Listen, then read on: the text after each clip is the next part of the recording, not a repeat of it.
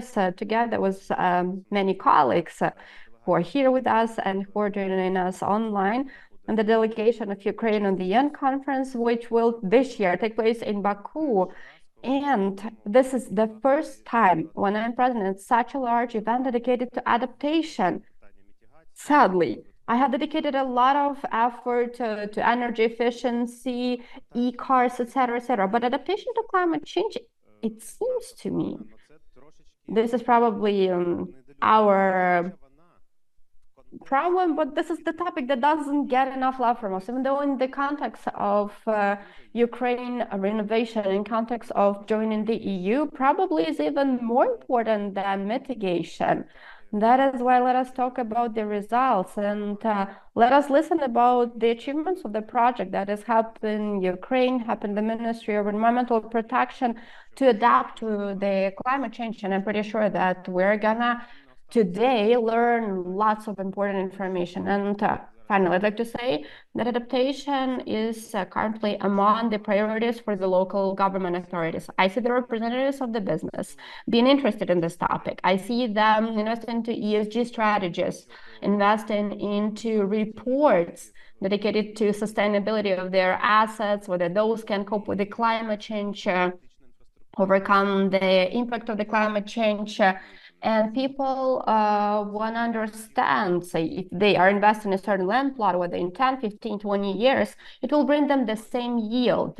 So there are multiple examples. There are experts who are working with this topic, and I personally see increase in attention to this. And that is why it will be extremely interesting to spend more time with you today.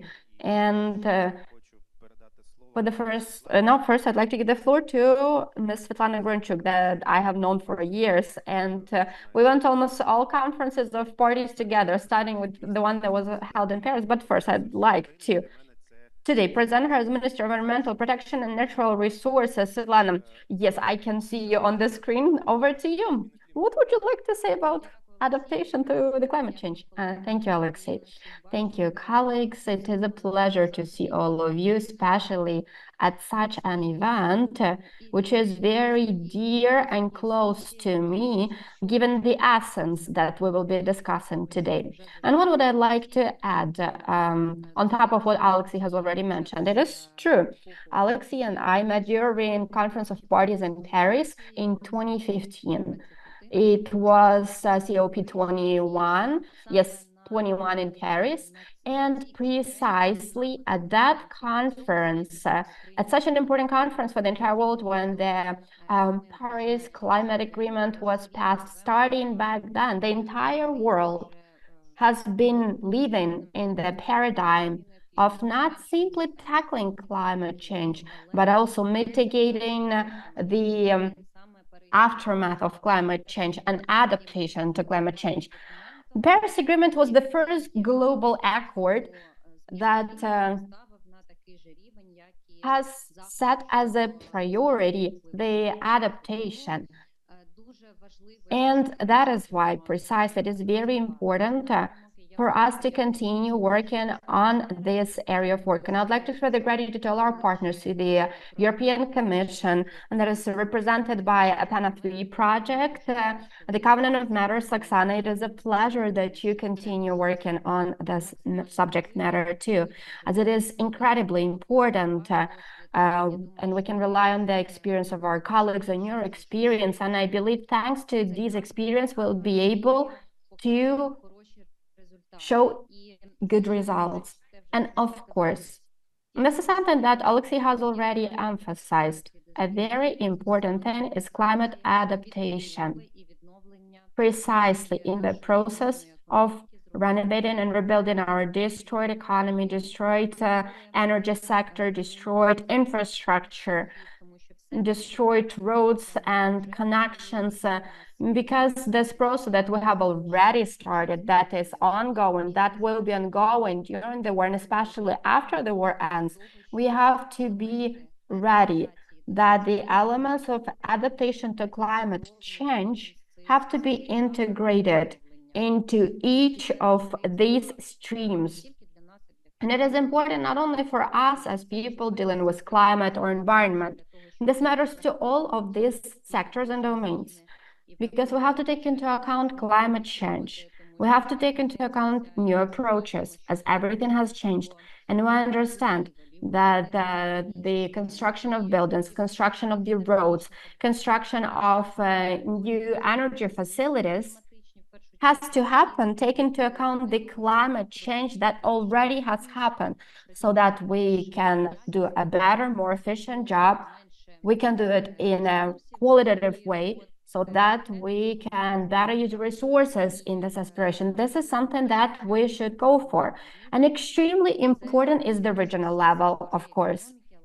And again, here I'd like to mention that all sectors of economy at the regional level are just as important. It is important for us to develop and prepare the regional development plans, the regional renovation plans, while taking into account climate adaptation. And it is a pleasure that today we already can see first results from the first pilot regions, first pilot project. I'd like to thank our colleagues from APENA 3 and Covenant of Mayors East. Today, we will be able to find out more about the results from Mykolaiv, Ivano-Frankivsk, and Lviv oblasts. And it is amazing that we have different regions of Ukraine represented, the ones that are located closer to the front lines, the ones that are located in the west of the country, because we need to cover the entire territory of Ukraine. I'd like to also add that the ministry is open for collaboration, and we will do everything to strengthen collaboration with all of our regions, that we will work a lot on the regional level specifically. Back when we were preparing the climate adaptation strategy, we understood that a very important component for adaptation is the bottom-top approach, because at the local level, we can see what are the bottlenecks. And we can also think about the approaches that can be introduced to prepare our development plans, renovation plans, climate adaptation plans, in our case. That is why precisely work with the regions, climate adaptation, and preparing the plans, and then building this hierarchy that is bottom up, will be the main approach. Therefore, colleagues, thank you so much. Thank you for all the effort, and I hope that we're gonna do an even better job in the future. You can rely on the Ministry of Environmental Protection, Natural Resources, and my support personally. I'd like to wish us all a very fruitful day today. We will be able to find out more about results. We can think about what can be improved further, what can be done in an even better way. I'd like to wish you a fruitful day once again. And one more time, I'd like to emphasize it once again, since I have been appointed, I keep saying that all the time. It might seem that you're in wartime, climate change and environment does not matter that much. But in fact, these are some of the key matters, because we have to understand what we are fighting for. We're fighting for our future that has to be clean. We need to preserve our land, our soil. We need to prepare our country for the change that is happening globally. We should not be behind global trends and tendencies. And there is a lot of work ahead of us, a tremendous responsibility. Therefore, once again, I'd like to wish us all a fruitful day, and let us keep up the good work to work for the result that our country is expecting from us. Thank you. Thank you. Madam Minister? Well, adaptation is a priority not only for these three regions that were mentioned by the minister, but the entire country. This is a very important signal, especially for the project that very efficiently worked on three regions. But I believe that other regions are also willing to have projects like that. And this is something that the representatives of the project should discuss with the minister or her deputies. Yes, I see that Ms. Svitlana nodded her head, so she fully seconds this statement. Okay, now let us give the floor to our colleague, Torsten Wöllert. He is the Minister of Advisor on Energy, Climate and Environment. Torsten. I believe that same as Svitlana, you have spent your whole professional life in Kyiv. I heard so many good quality advice from you. So I'm not gonna only listen, but I'm also will be taking notes. So someone in Brussels who heard something and soon will have to implement that as he's the advisor there.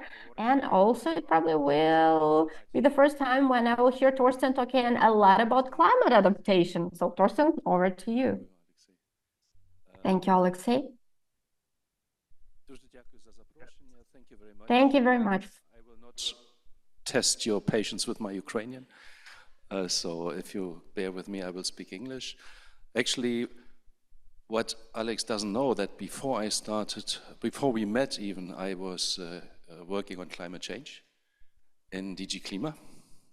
And I'm very happy that now in Kyiv also we are making big strides to integrate this, because what we called in DG Klima was, the magic word is mainstreaming. I don't even know how this is in Ukrainian. Mainstreamovat? Це дуже цікаве питання, тому що мейнстрімінг... This is a very interesting question, because mainstreaming does not have an exact analog in Ukrainian. When I was writing a large report, mainstreaming is like integration of something, someone, and setting priorities. So this means two words in Ukrainian at the same time, because in the EU, they set a political priority,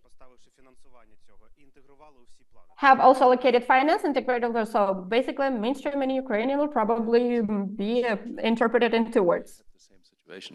Either we say mainstreaming, or we have to take several words for it. But it's a very important concept, and we see a very relevant example here now with this project, with the 3 pilot regions. You have to think about this when you do planning, when you do investments. Even when you talk about education, you need to make this part of the whole concept. And that's why I was very glad that we could launch this project, and it also coincided with the adoption of the climate adaptation strategy of the European Union in February 2021,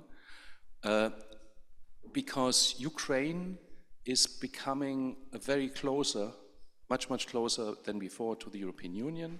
We now have this new process where we have negotiations about a future membership, and climate adaptation has many dimensions. One main dimension is, of course, the big political dimension, that we have a strategy, that we have policies. We are discussing now this year, next year, we will discuss how Ukraine will implement these policies in Ukraine, which is one of the parts of the process of becoming a member of the European Union. And then it goes through everything that the minister said, and I'm sorry, she said so many things that are on my speaking points that I will not repeat them.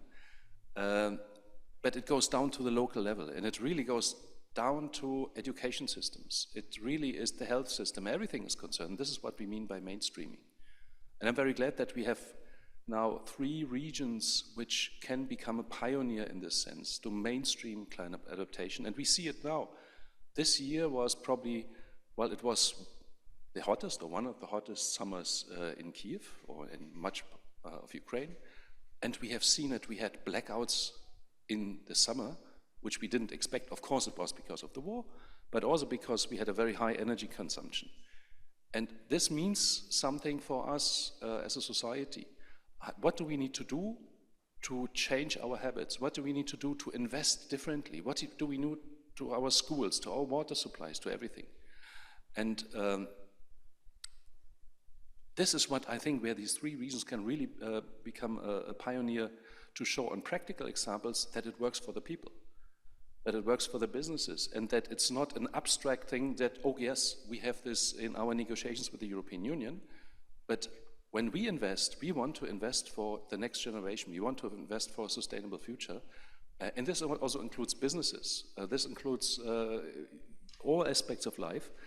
And I hope that also we can show in these 3 regions as frontrunners that practical samples which are relevant on the spot, in the region, do work. And I'm very glad also that this is, well, to abuse the word mainstreaming a bit, also with the Covenant of Mayors, because we have started to work in this context with many Ukrainian regions and cities on energy efficiency.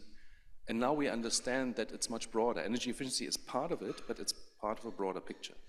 And I'm very glad that we are in this dialogue, and I'm very glad also that we have, the ministry on board, that we have the regions on board, and also that all the experts here in the room, can bring this message also outside this room.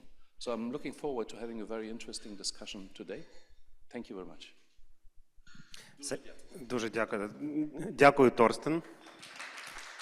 Thank you very much, Torsten.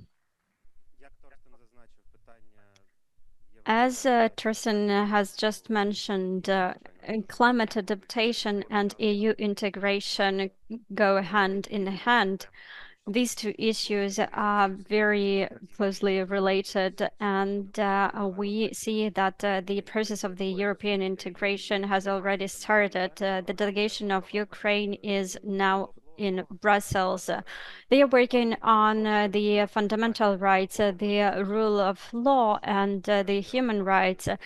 The environmental specialists and our cluster will be reviewed in a couple of months, 4 months to be precise. But it doesn't mean that we can sit and rest right now. No, we have to work even now. We need to act now.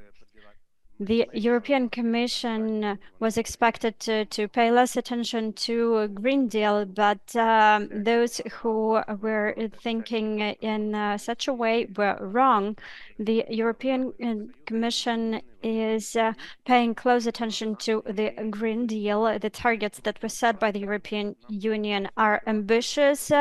We need to stick to those targets anyway, and we will have to attain them. In this endeavor, we are not on our own. Luckily, we have our European colleagues with us. They have the know-how, they have the skills to share and the knowledge to share with us. Therefore, I would like now to present APENA 3 project, and I would like to give the floor to Project Director from APENA 3, Stefanis Lawless, and APENA 3 Team Leader, Christos Tsampanidis. I'm sure we have them online, and we would like to see them on the screen now. Yes, good day, everybody. Yes. In fact, I am not Mr. Lolos. Mr. Lolos, for a very last moment, unforeseeable situation, cannot attend today. He is the project director. However, I'm the team leader, so I can speak on behalf of both of us. First of all, we would like to congratulate all of you for the initiative to have this event, and we are very happy, very pleased to be in position to organize, or more accurately, to co-organize with Covenant of Mayors this very important event for the ministry and for the climate adaptation in Ukraine. As an introduction to APENA 3, as told also before, European Union and climate adaptation are going hand by hand. So APENA 3, the initials themselves are meaning approximation to European acquis. This is the third project. It was APENA 1 and APENA 2 before. So this emphasizes the significance that this project has for the European approximation for Ukraine. This is a European Union funded project contracted by European Union Delegation to us, to the consortium of Enviroplan and ESIS. Enviroplan and ESIS are both international companies. Enviroplan from Greece, ESIS from France, with ESIS being very strongly established in Ukraine several years and in many domains. Personally, I'm the team leader coming from Enviroplan. This project has two main beneficiaries: the Ministry of Ecology in the past, Environmental Protection and Natural Resources currently, and the Ministry of Regional Development in the past, currently is Ministry of Infrastructure. But beside these two main beneficiaries, this project has several final beneficiaries like the oblasts, the municipalities, the business, local civil society, and so on. APENA 3 is not a project which is focusing only to climate adaptation. It's a very wide project. It has a very strong component related to environmental impact assessment and strategic environmental assessment legislation, This is our component one. It has two major components related to waste management, regional waste management plans, and project priority waste investment projects. These are our components 4 and 5. And one of our major components, and very successful up to now, is the climate adaptation component. It's our component 3. Which is the regional climate adaptation strategies with implementation plans. And in parallel, we have two horizontal components. This is a component 2, support to local civil society and business sector, related to all the fields that I described before, climate adaptation, waste, and so on. And also the component 6, which is stakeholders' involvement and communication plan. The importance of component 3 related to climate adaptation was become understandable before. It is obvious currently that worldwide, nowadays, everything should be considered under the umbrella of climate adaptation, climate change in principle. So that means climate mitigation and climate adaptation. The consideration of climate change should be dominant in every sector of our life. So adaptation, armor, protection against climate change is necessary because, okay, with mitigation, we try to avoid climate change, but in a degree, this is unavoidable. So we accept it and we try to protect our lives, our operations, our infrastructures against this climate change.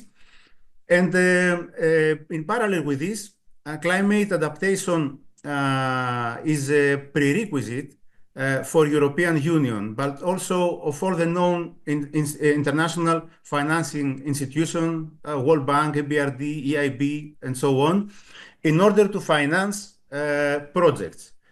No project can be financed if nowadays this cannot prove that this is harmonized with climate change, climate proofing, and similar issues. After this general introduction, let's say that in our scope, we had to develop 3 regional adaptation strategies with implementation plans.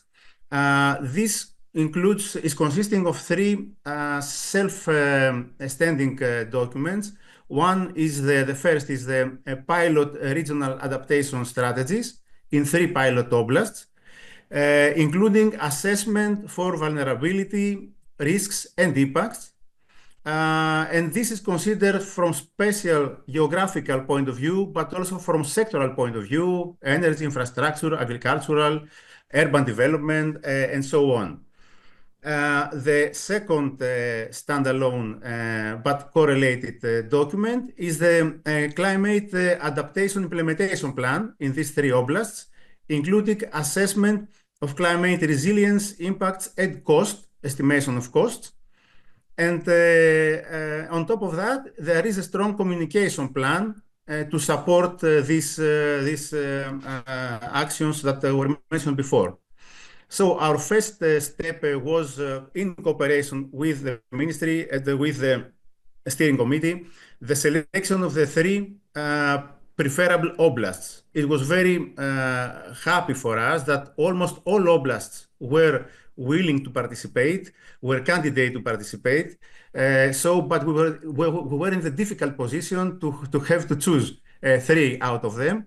As I told before, this is a pilot project, so the pilot character is domaining because it's the first regional plans in Ukraine.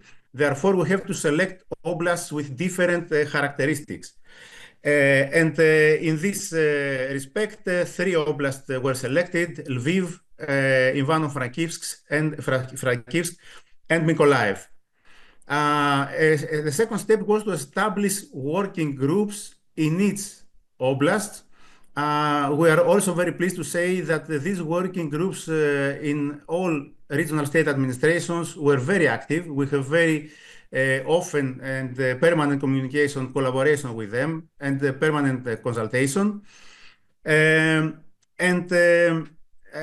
As we told before, because of the pilot character, there was no clear, let's say, specifications of how the plans and the strategies would be implemented. So a very strong part was to develop the structure, the content, the methodology, and the specifications of these adaptation strategies and implementation plans. For this part, which was very significant, we had permanent cooperation with Ministry of Environmental Protection, which department is very active and very well educated in this field. We had continuous interaction, and finally, we concluded to the methodology for all the steps of the plans and the strategies that were consulted also with other stakeholders. And after having these specifications, we proceeded to the execution, as I told before, in permanent cooperation with the working groups and with the regional state administrations. Also, we were very happy to have continuous synergy with other EU funded projects like Covenant of Mayors, like EU for Climate, exchanging experience, exchanging data, exchanging, consulting about the methodologies, or having common events with them, like today's one. Of course, we must not ignore that in the implementation of our project, we have the great difficulty, as all of us have, to face the war conditions in Ukraine after the specific date, which make the life of all of us, but mainly of the Ukrainian partners, of the local partners, very difficult, and also of the RSAs and the working groups. It was a political decision not to change the oblasts, not to change Mykolaiv, which is under very hard condition with the war situation. We think that we managed to do the best under the current circumstances to satisfy the needs of the project and the needs of the beneficiaries. At the current stage, we can say that we have finalized the first document, which is the strategies, the adaptation the pilot adaptation strategies. These have been submitted by end of June 2024. We have received some comments on this. We have already addressed and incorporated these comments to our next submission, which is going to be the final one. And currently, the other two stages, the implementation plans and the communication plan are ongoing, are under elaboration, are in a very advanced stage, and they are going to be concluded very, very soon. I ask you to give the final summary, please, because we're running out of time. Thank you. Yes, I will conclude. I would like to conclude with two topics. The first of all, that we told this is a pilot project, so this is very useful to be a guide, to be expanded also to other oblasts, to other regions. This was also mentioned before by the previous speakers. And I would not like to forget to give my gratitude to all who interacted with us, to EUD, to Ukraine, to Ministry of Environmental Protection, to the working groups, to regional state administrations, to the other projects like Covenant of Mayors, and of course to our team of experts, which is really an excellent team with very strong local experts, Ukrainian experts, like Mrs. Krakowska, who will speak later, who was the thematic coordinator, and from also the international experts. Thanks a lot for your attention. Thank you very much. A round of applause for our colleague. I hope you hear that your speech was approved by the audience. Thank you very much. І зараз я хочу надати слово пану Алексу Гітельсону. And now I would like to give the floor to Alex Gitelson. He is EG's Managing Director, Regional Director. And as far as I understand, I should stand over here just not to have the beam coming right at my face.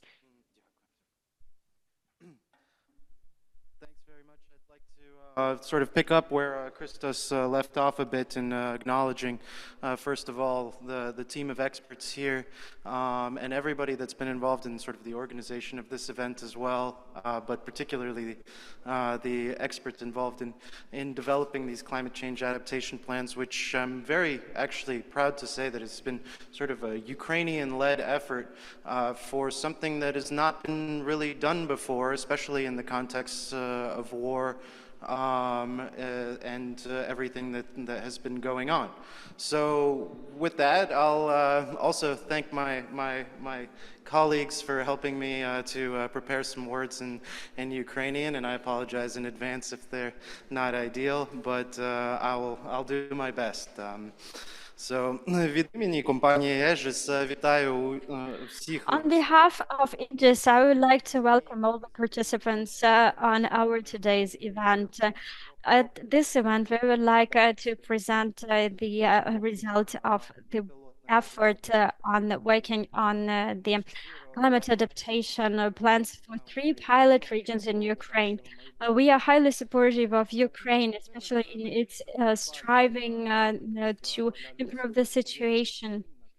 And we understand that climate change is one of the biggest challenges for the humankind. Therefore, the adaptation to new climate conditions would be a prerequisite for thriving of humankind in the future. We need to take care of the attainment of climate goals, and we have to make sure that our environment is clean. For over 3 years, we have been working on climate adaptation plans in the pilot regions. In order to work on this task, we have found best Ukrainian and international experts.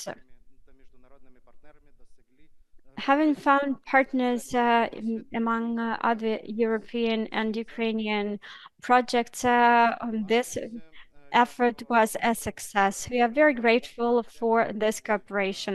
We hope that the results of our work would be of great help to Ukraine in general. Today we will present the outcomes and outputs of our work, and we are open to your comments. Thanks. Appreciate it. No need. I'll do my best. I'm still learning. I apologize. One last moment just to acknowledge also the local beneficiaries and the oblasts that have been working with our experts, the working groups that have been working with our experts, as well as the cities and mayors that have been involved through the Covenant of Mayors in this really interesting sort of innovative project that really requires a lot of engagement into a topic that is not necessarily very familiar to Ukraine, but we're to Ukraine and much of Europe, really. With that, I think Ukraine is leading the way again in its resilience and innovation. So thank you, and Slava Ukraini. Дякую. Здається, завжди, коли Thank you. Well, it seems to me that every time a foreigner speaks in Ukrainian and sticks to the timing, we need to offer them a round of applause. And now I would like to give the floor to Oksana Kisil. She is representing Covenant of Mayors East project. I do not think that we need to talk a lot about the Covenant of Mayors. This is the project where the governors and the local leaders talk over the phone and discuss the most important issues. Thank you, Alexei. But there is still some unresolved matter, and we also require assistance from the ministry. But what are we going to do with the climate neutrality? What will be the level of it by 2050 for the communities? We have to take this box too, and we have to resolve this in the course of a dialogue. Imagine that there are 200 mayors behind me who made a political decision that they will be working with climate change mitigation and climate change adaptation, and of course, energy poverty. And each of them is looking at the horizon until 2050 with the interim 2030. So I would like to mention that one of the achievements of the Covenant of Mayors, of over 200 mayors who are in my thoughts now, who are also present here, is that we have managed to raise a certain amount of leaders who, together with Ma'am Svitlana Hrynchuk, by the way, thank you so much for emphasizing the importance of the regional level, can equally speak about the climate change adaptation, because developing leadership, developing this critical mass of mayors who will be submitting a request to the state is of utmost importance. This didn't happen overnight. And it took us about 4 or 5 years to achieve that as the Covenant of Mayors, so that we would have this leadership at the local level. And also we'll be dealing to the climate change adaptation. But we have some leaders. We have Ivan, we have Ola here. We have Alla from Mykolaiv, Amalgamated Community, and Mayor of Mykolaiv is currently in New York. And during the Global Covenant of Mayors, he is also solving climate matters. But there is a team behind every single leader. And it's been 4 years since we have been nominating manager stars. I believe that in 2025, we're gonna also separately award climate manager stars, because we need to highlight those leaders who are standing behind the mayors. The mayor is not gonna bring together a working group. The mayor is not gonna be diving deep in every single matter. This is something that the team does.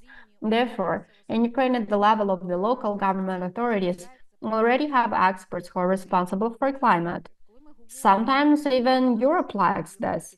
When we say that we need to move towards the EU, I actually recommend some of the EU countries to come to Ukraine and to study energy management in Ukraine and climate management in Ukraine, because over these years, we have trained energy managers so well. They understand what is the evaluation of risks and climate-related risks. They understand what are the threats for their localities. They understand what are the vulnerabilities of different sectors.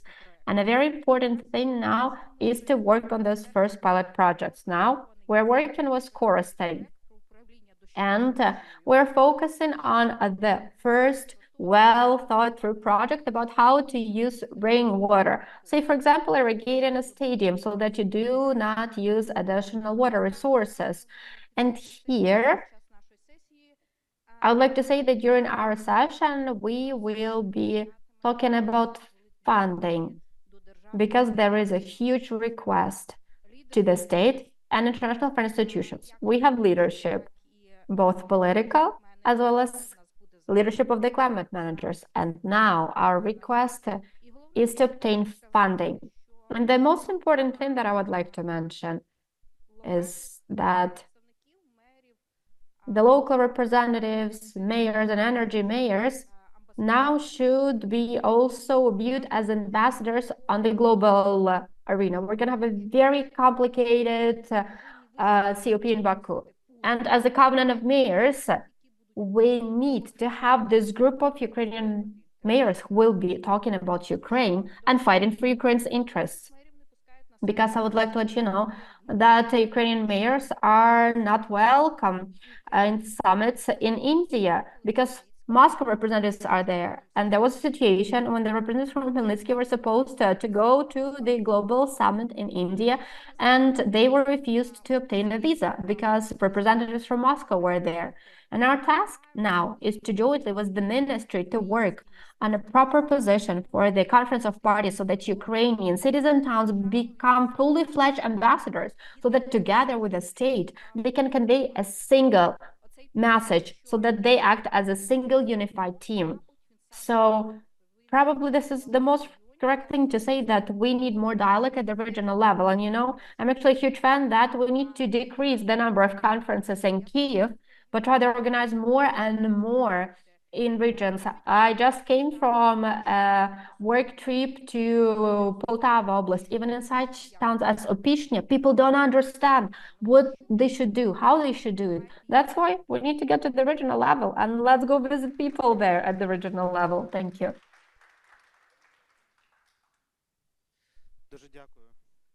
Thank you so much. Thank you so much, Oksana. The days have passed when the climate forum, such as the Paris Agreement, everything that was organized in 2015, 2016 was something for a very small group of people, enthusiasts.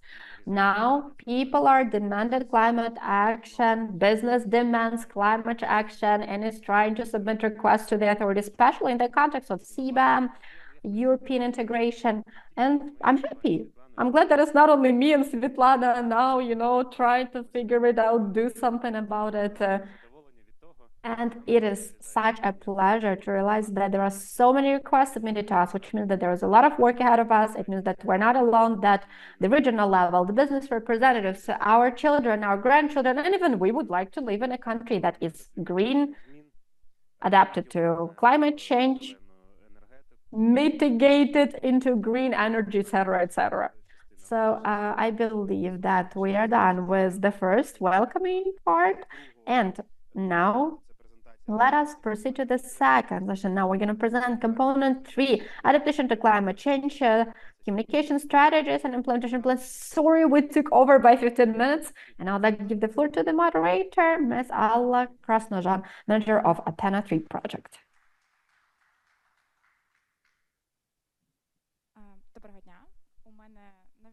Greetings.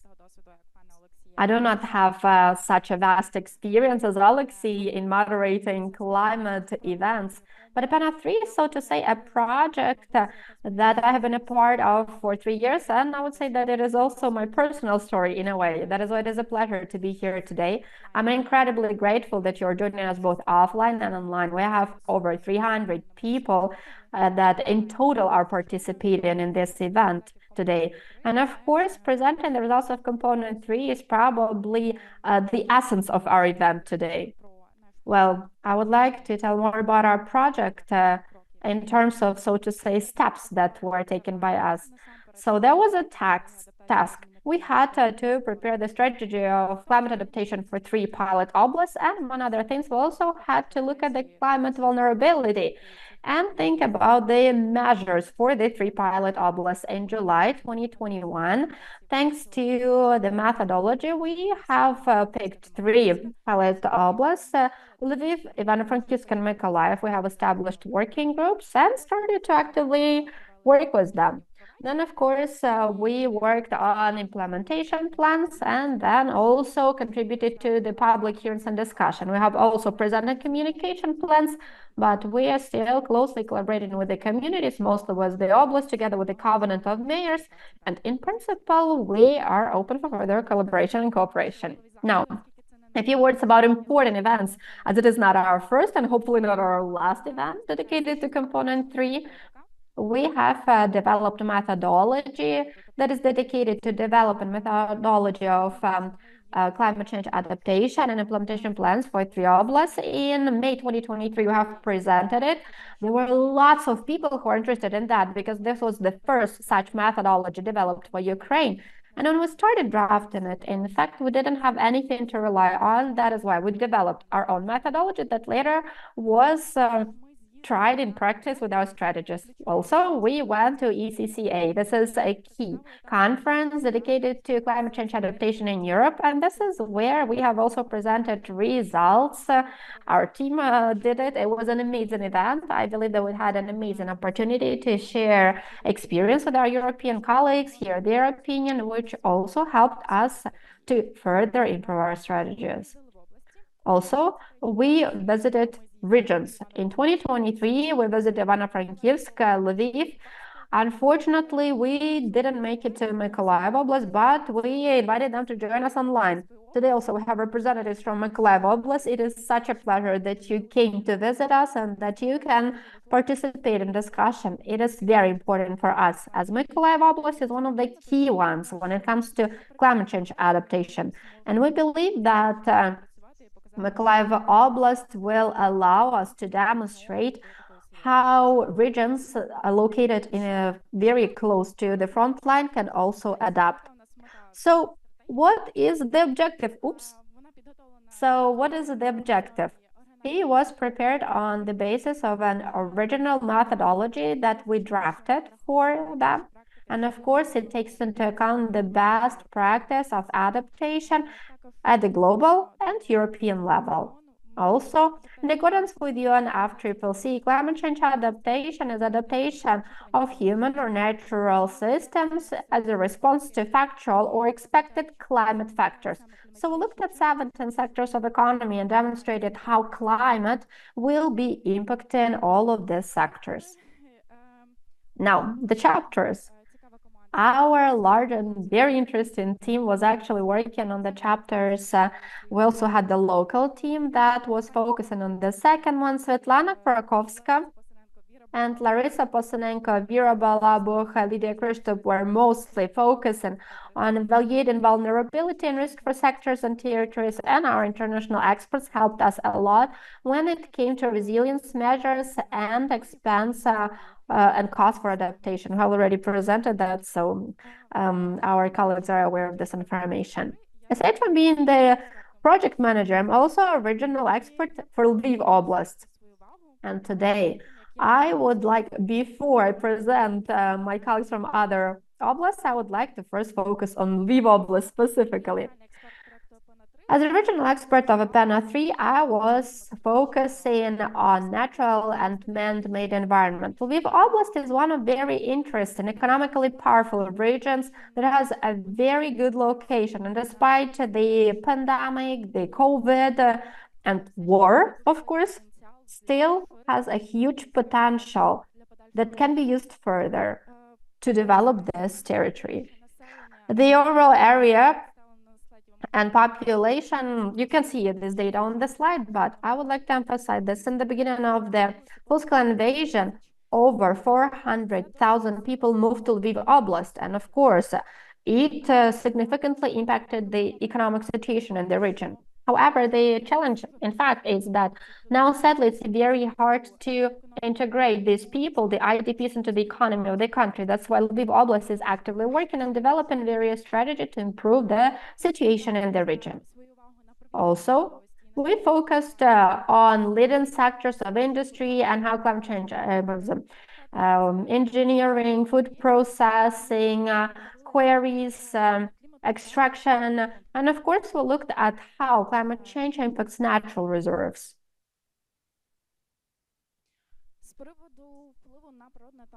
Now, talking about impact on nature and main environment. This is something that is online in our strategies, is that the damage done as a result of war aggression is over 33 billion Ukrainian hryvnia. So this is direct and indirect impact. The vast majority of it, of course, has to do with soil clogging, the result of explosive ordnance. And recently, during the OSCE forum, Ms. Svitlana Hrynchuk also mentioned that the transformers were shot at in Podberitsi, shelled at in transformers, which had not only local impact, but actually cross-border impact, because back then, a huge amount, over 48 tons of transformer oil created lots of pollution that also started crossing border to Poland, Romania, Hungary, and other countries. Aside from armed hostilities, also there was a damage done to the environment as a result of cutting trees illegally. This is probably one of the main issues in Lviv Oblast, as well as damage as a result of uncontrolled landfills. And sadly, still we have this problem with the waste and garbage there. And also our strategy was supposed to not simply be drafted, but integrated into other strategies at the regional level and at the national level too. First and foremost, development strategy for Lviv Oblast 2021-2027, various programs that cover different economic sectors affected by climate change. We hope that our information will be useful for all of these departments and their further planning activities.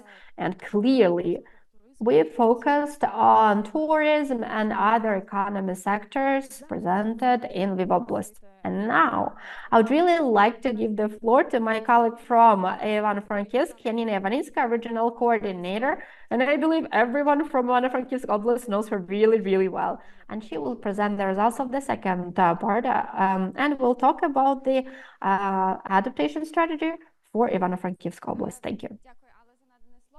Thank you, Alla, for giving me the floor. Greetings, colleagues. Greetings to everyone joining our event today. And I would like to talk about Ivano-Frankivsk Oblast. And, I would like to make a non-typical presentation. I would like to speak about uniqueness.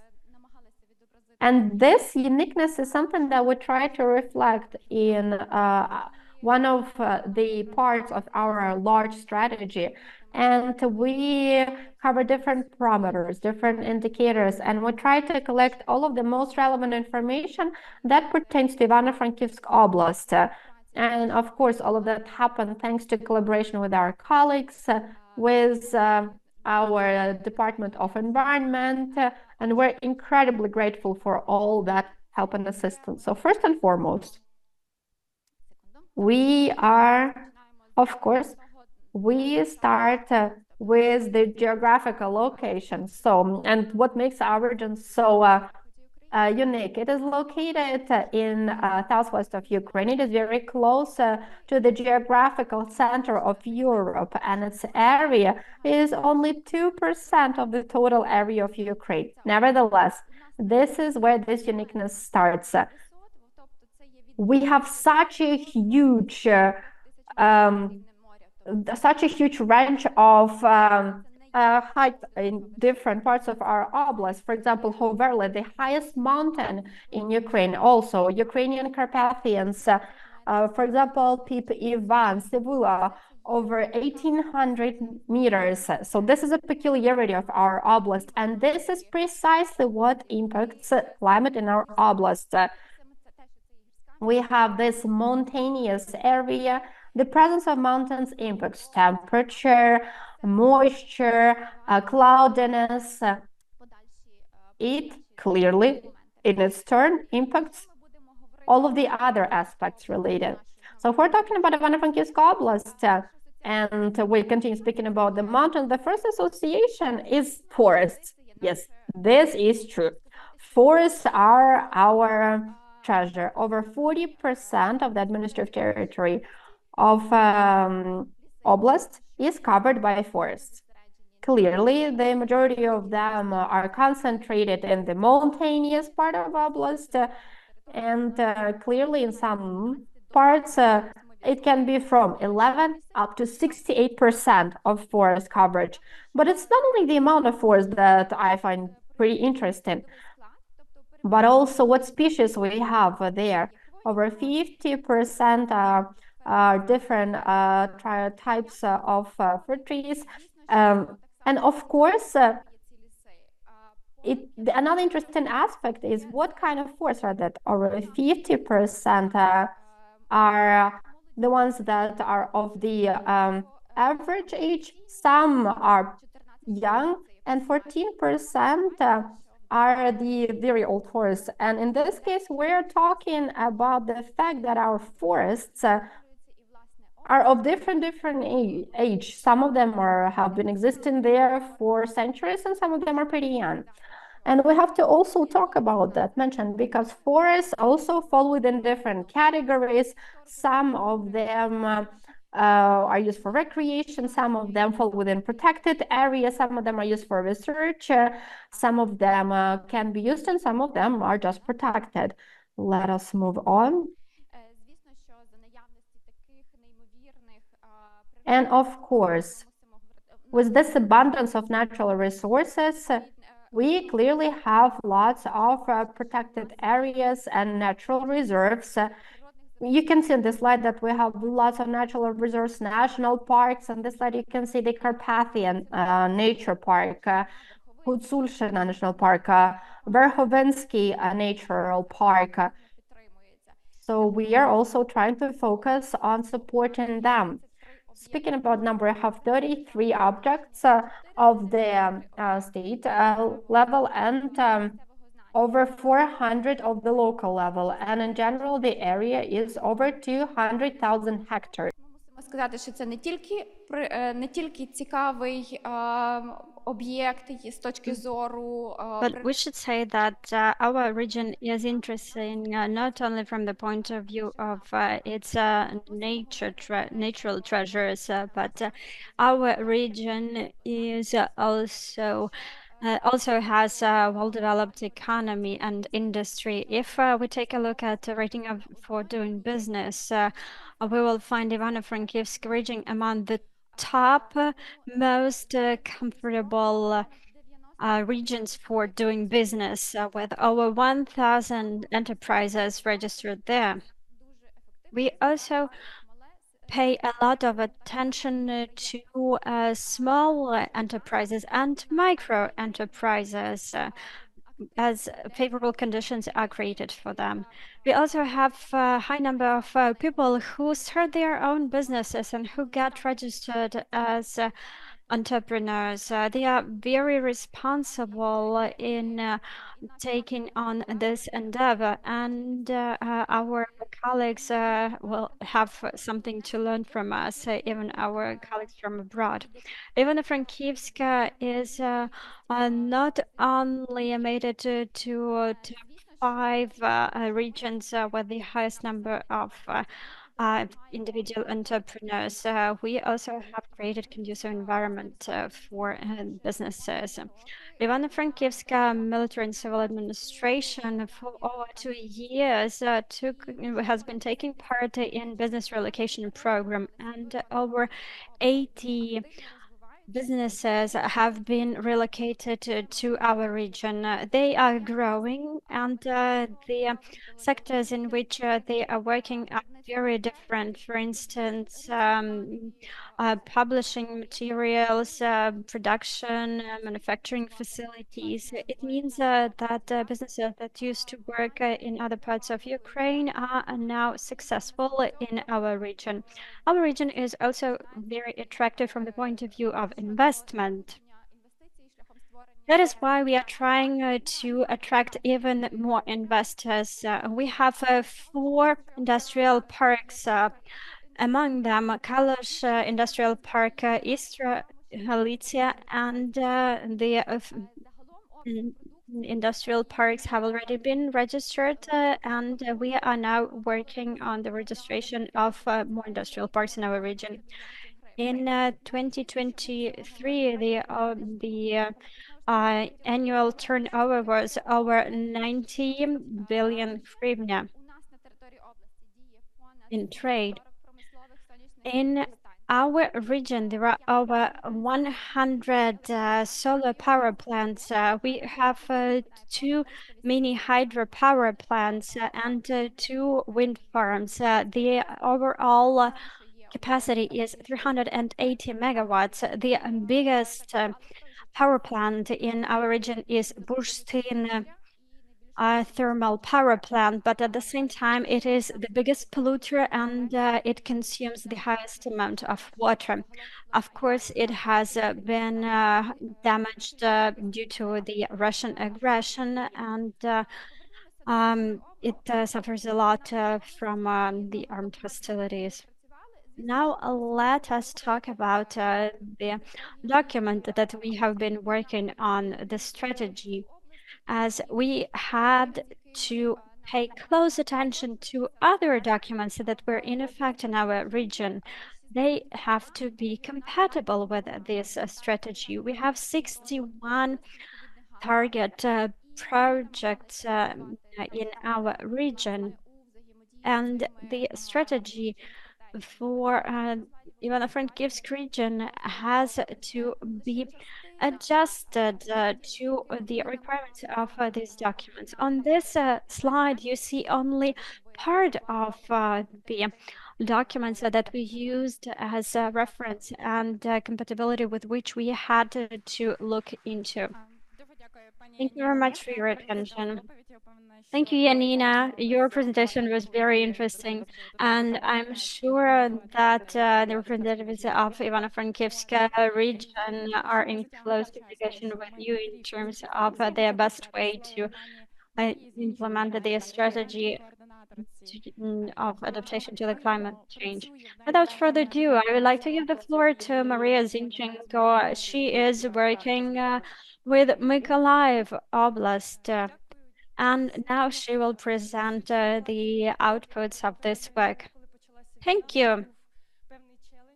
While regarding Mykolaiv region, we had to resolve quite a conundrum. With the beginning of the war, we had to decide whether we will proceed with Mykolaiv region or not. It was one of 3 pilot regions pre-selected before the full-scale invasion. And Mykolaiv region has one peculiarity that makes it stand out. 140 kilometers long coastal area. And its economy is also diverse. The lands are arable lands, and over 2 million hectares of lands that could be used for agriculture.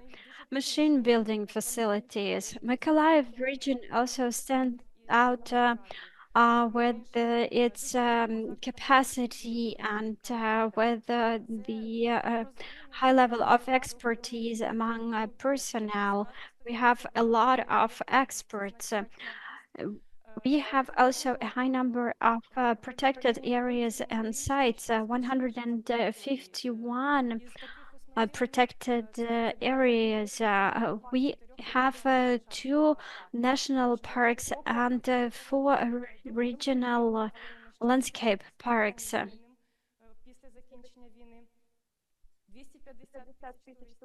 250,000 tourists used to visit Mykolaiv region before the war, and we hope that this trend will remain after the victory. Our region is getting its energy from diverse sources, 30% from solar, and we also are using wind energy, 15%, and also nuclear power. Sorry, 12% of solar.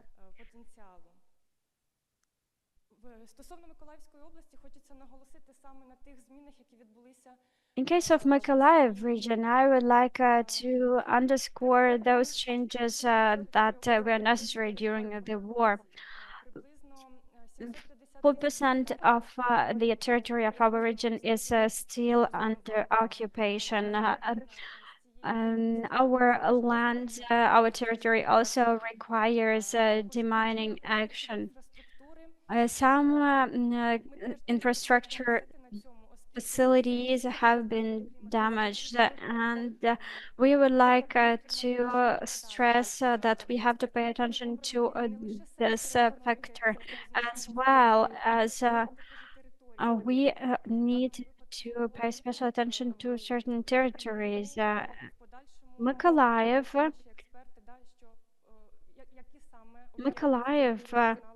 has a certain infrastructural damage that has to be taken into due account. Mykolaiv region is among 10 Ukrainian regions that were affected the most by the hostilities. The overall damage is worth about $7-8 million. The biggest damage was caused to the healthcare and educational facilities. Some industrial facilities have sustained certain damage and ruining as well. Some of them were relocated. Another factor to mention is the port infrastructure. It was damaged as well. There is illicit mining in the temporarily occupied territories, and its proper impact is still to be looked into. Agriculture also sustained great losses. 288,000 hectares of lands require survey and require inspection from the point of view of mining. 105,000 hectares have already been checked. The territories of our natural reserve fund also have sustained certain damage due to the armed hostilities. On the slide, you see the scale of the damage caused. Some damage was caused by the fires. As my colleagues have already mentioned, we had to take into due account the documents that have already been in effect in our region. We were surprised to discover that there were some long-term documents, strategic documents in the region that already contained certain prerequisites for the climate adaptation strategy. I don't know whether it was just a hunch or whether it was caused by the fact that this issue should be high on the agenda and it was long due. But we were happy to see that some documents already contained relevant information. Climate adaptation strategy will help in providing sustainable and eco-friendly life of the citizens of the region. And now I would like to give the floor to Alla. Thank you for your attention. Well, I am non-key expert. I'm a APENA project manager, and now I'd like to give the floor to Svitlana Hrynchuk. She is our expert. She's key climate change expert of APENA 3 project. She's a scientist, she's a researcher, and I'm sure this is the person who is going and saying at every platform possible that climate change matters, that we have to act on that. Thank you very much for your efforts, Svitlana. And now I would like to give you the floor. Thank you for giving me the floor. And I would like to thank everyone present here today. And I would like also to thank all those who are watching us online. We had over 300 people who registered to this meeting, and it means that there is a certain degree of interest in the topic in Ukraine. Well, if you ask me how relevant are the issues of climate change in a country that suffers from terror from the Russian Federation, the answer is it is highly relevant. We are looking forward, we are looking into the future, and we are trying to improve and to make our country better for the future after the victory. And today I would like to present chapter 3 and 4 that are dedicated to the climate change adaptation strategies and the scenarios of specific adaptation. Today, I would like to tell you more about the scenarios that are used for the regional models. These are scenarios that are called RCP 4.5 and 8.5 scenarios, representative concentration pathway scenarios. Let me explain in greater detail. Over here, you see arrows, and you see the increase of the temperature, and you see the temperature increase that would be above the forecast or above the permissible level. We wanted to take into consideration the risks, therefore we tried to take into consideration some extreme scenarios as well. If you scan the QR code on this slide, you will be able to see for yourselves to which extent climate change, taken into consideration the temperature increase, will impact your life, depending on which year you were born in. This excessive heat will cause extreme events like heat waves or floods, and you will see what is the probability of these extreme weather conditions happening during your lifetime compared to people who were born earlier. I would like to say that we used a lot of data.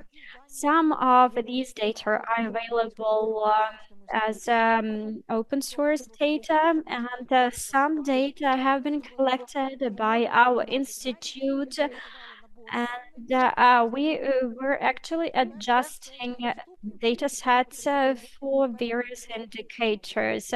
All these data are available, but they require certain processing by specialists, by experts. We have already presented the methodologies, and now I would like to speak about the future. Well, before we speak about the future, let me go back in history. My colleagues, our regional experts, have already mentioned the trends, but I would like to say that you see the years and you see the fluctuations in temperature and precipitation throughout the year in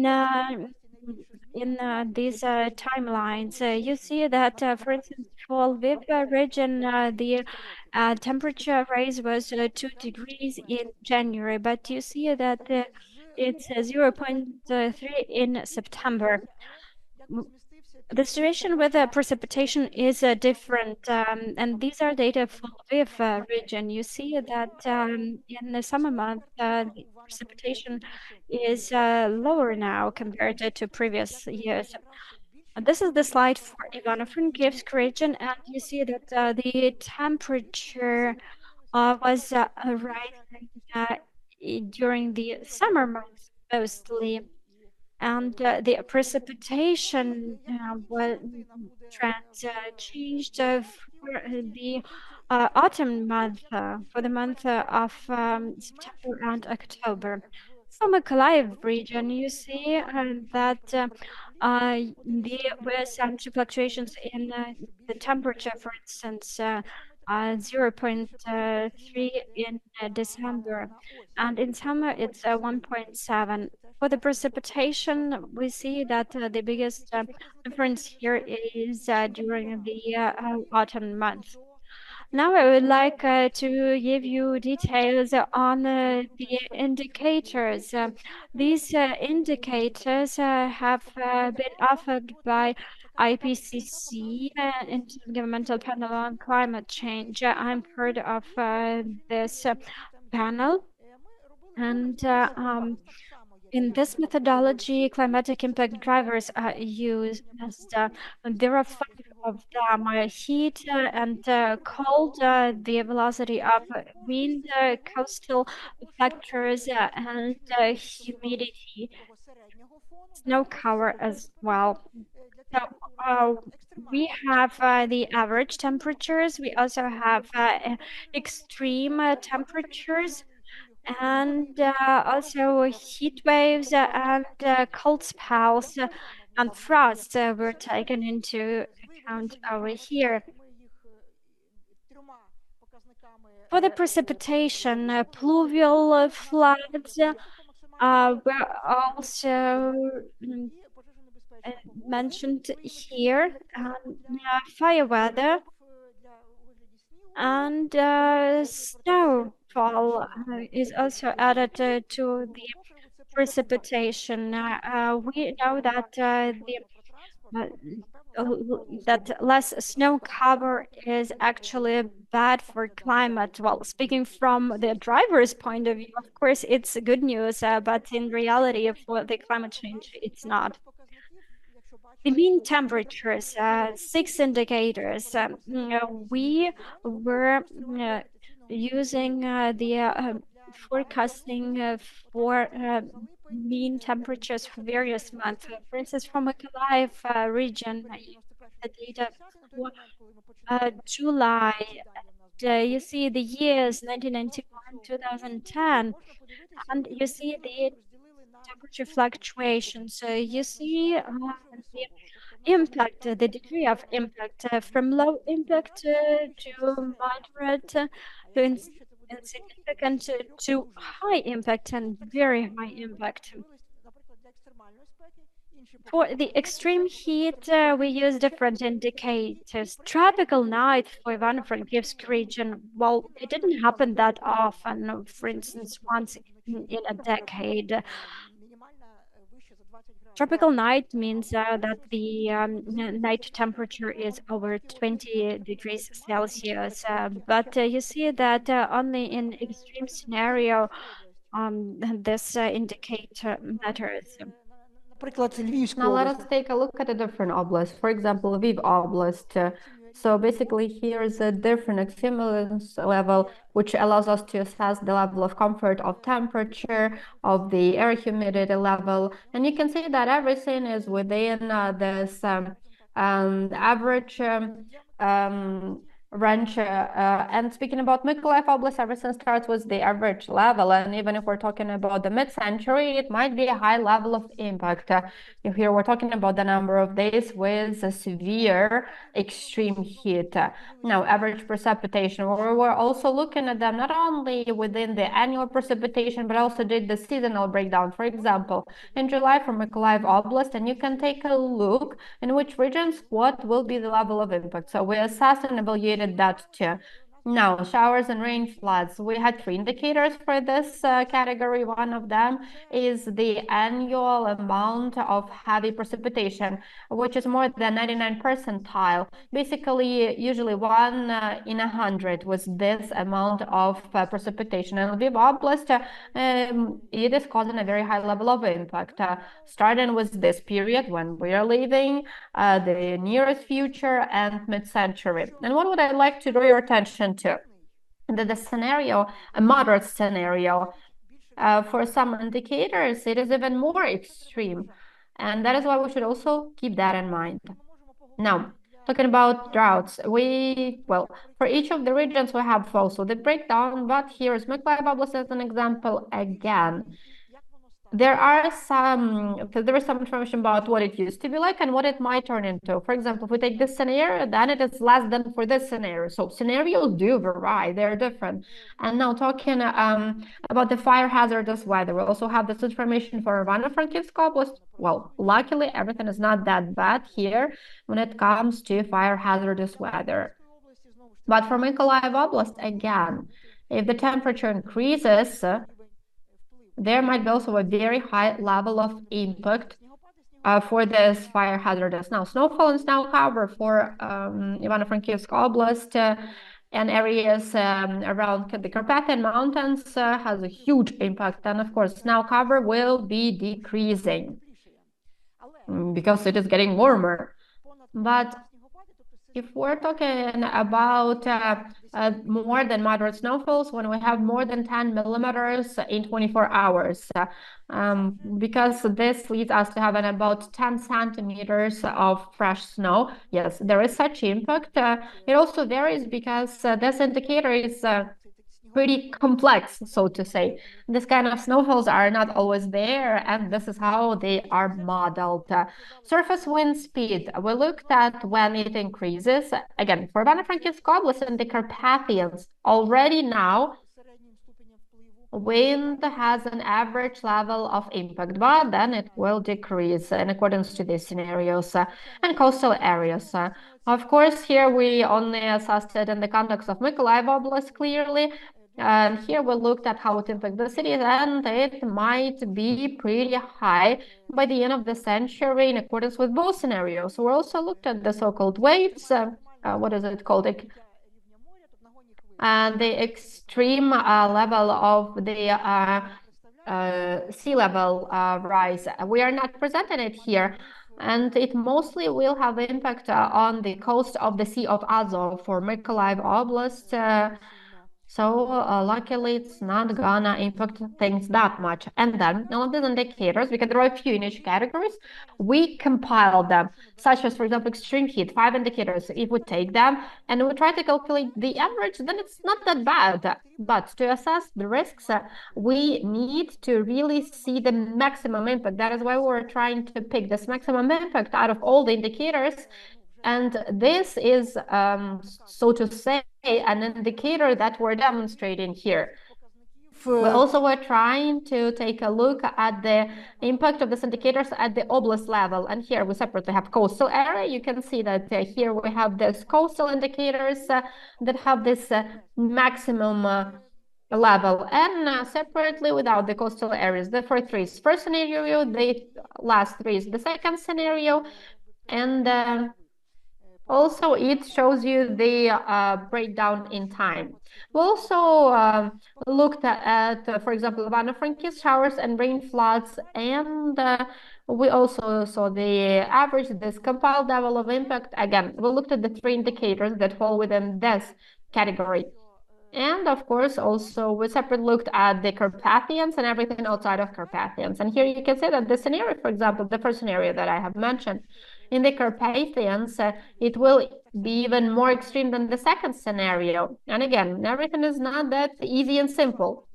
And it's the same in Lviv Oblast. We also separately looked for the Carpathians and territories outside of Carpathian, basically mountainous area and non-mountainous area.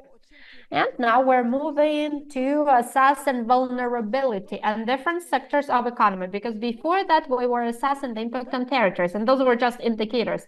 And now we're talking about sectors of economy. When we're talking about vulnerability of sectors of economy, we understand that their vulnerability is different to this impact. And this vulnerability does not depend on the geographical location. If it is agriculture, it will be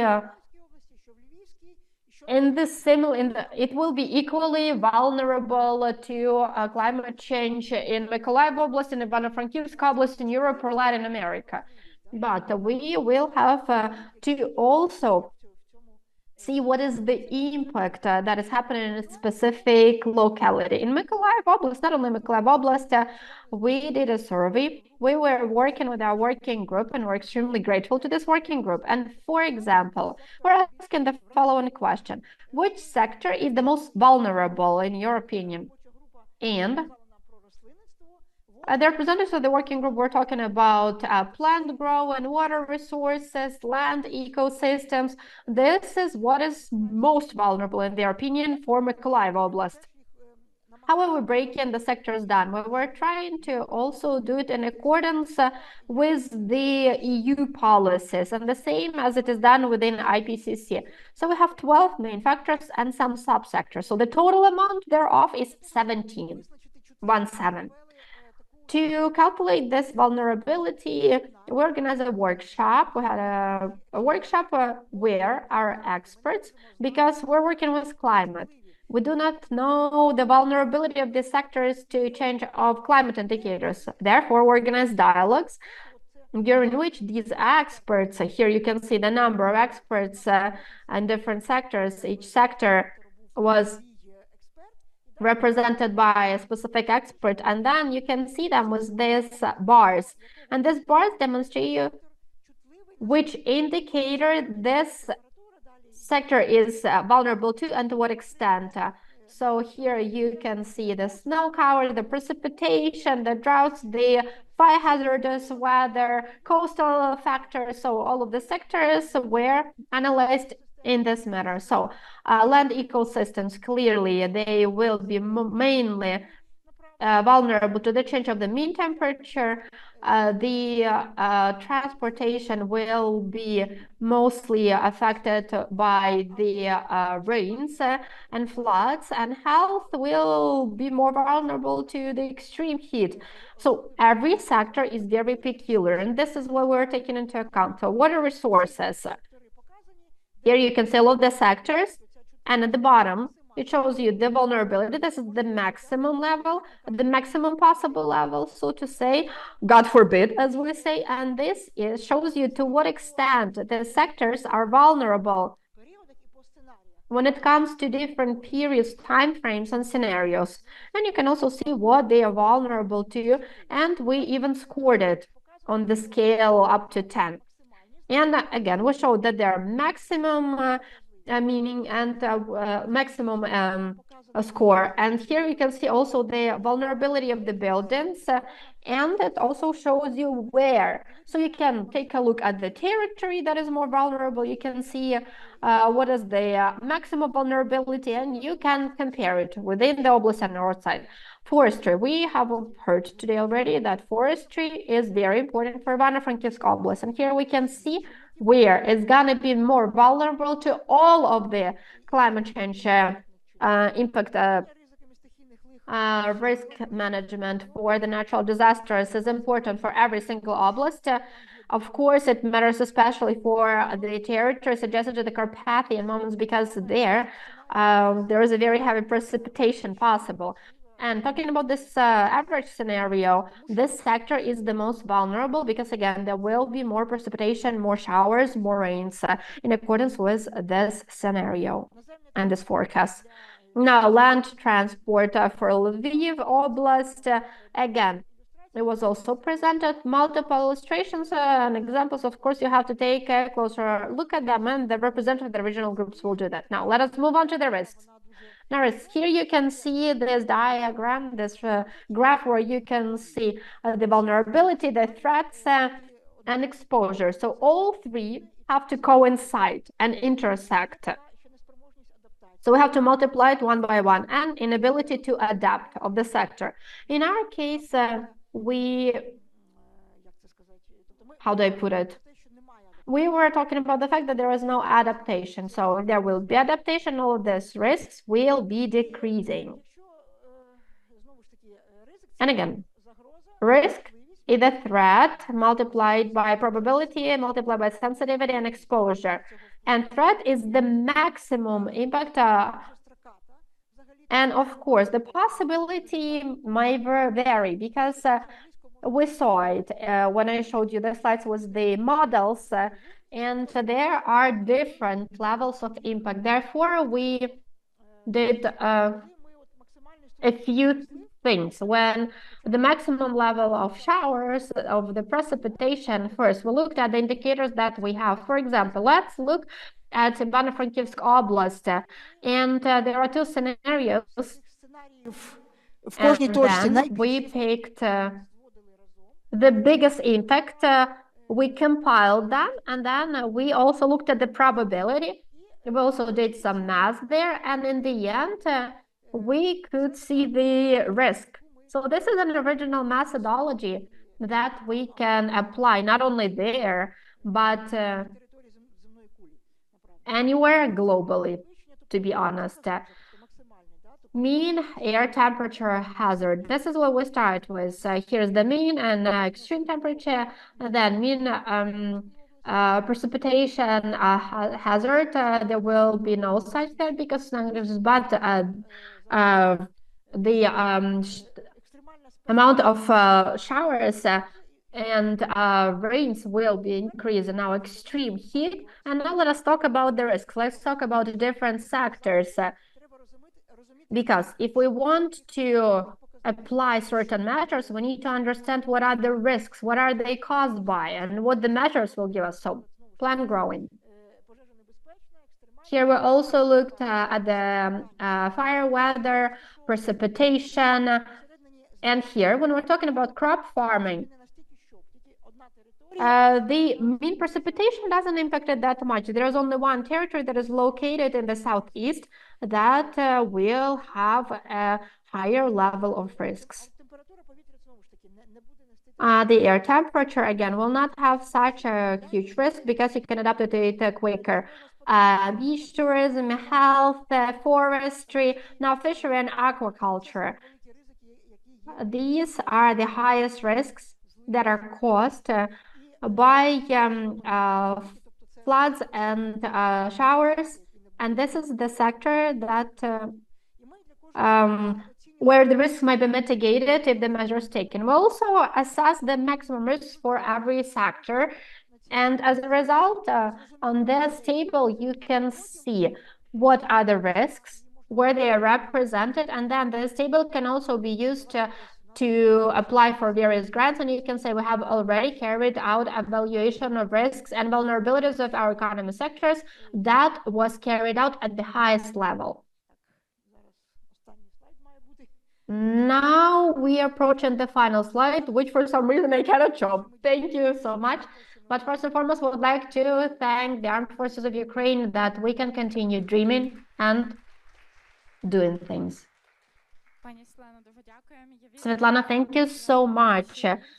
I'm pretty sure that you could have shared so much more information with us, but in fact, you said a key phrase that we were trying to detect maximum risks in every region, and we were trying to pick key areas. And now let us give the floor to the next expert, Antonis Sakalas, the international expert of APENA 3. Antonis, are you with us? Yeah, I'm with you. Yeah, Good morning perfect. from Athens. Yeah, sorry, we are a little bit limited in time, so the floor is yours, please.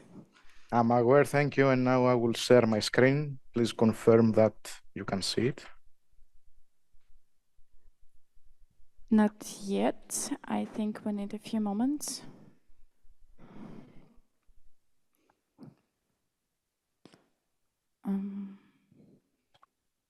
Can you please try again? Maybe. Oh, yeah, perfect. We see your screen. Yeah, perfect. Great. Good morning from Athens. I'm Antonis Sakalas. I'm the international climate adaptation expert of APENA 3. I wish I was with you, but obviously due to the circumstances, we have to do this online. We're shifting from the part where we discussed the scientific part of the strategy, which contained all the assessment of the different vulnerabilities and risks in the future climate, and moving to a more policy level where we describe the actions and the measures we proposed in the strategy. We assessed the cost. They are a core part of the strategy, and they will also be followed up in the implementation planning by creating a roadmap. We're in a very good stage where we prepare this document, and soon will be available for consultation. A few things before we start. We have to say that the structure mentioned by Christos in the first part of the day was prepared through our methodology that we prepared with the support of the ministry and different stakeholders. The sectors of interest were based in the EU policy sectors as presented before by Svitlana. There is some difference between the different oblasts, mainly because Mykolaiv has a coastal front, and obviously there is a sector on the coastal environment. We developed some thematic pillars, we call it, or the key actions. Imagine this strategy as an umbrella. It contains for the different sectors thematic pillars or actions which contain different measures in order to mature a situation, a problem currently existing or needed in the future. It has throughout it different measures in order to support adaptation to climate change. And we treat all the different results based on the current situation from the oblast, the future climate projections, and all the feedback received from the RSAs and the working groups. And then we prioritize the measure and propose adaptation costs and a roadmap for the implementation. And you can see here that our measures target the avoidance of a future impact, either the reduction in the intensity or the extent of a current impact, or the support in the restoration in cases of current and future extreme events. And all the measures, we developed a methodology because of experience from our experts throughout Europe and international projects on climate adaptation. We have administrative reforms, very important to proceed these strategies into reality. We have studies, different research projects we're proposing on different sectors of the economy. We have works, very important to be implemented. The projects, we propose also the provision of equipment and supplies. We have proposed a monitoring mechanism, which is very important as soon as the project is institutionalized in order to monitor its implementation. We have also proposed warning systems, communication, very important throughout the project.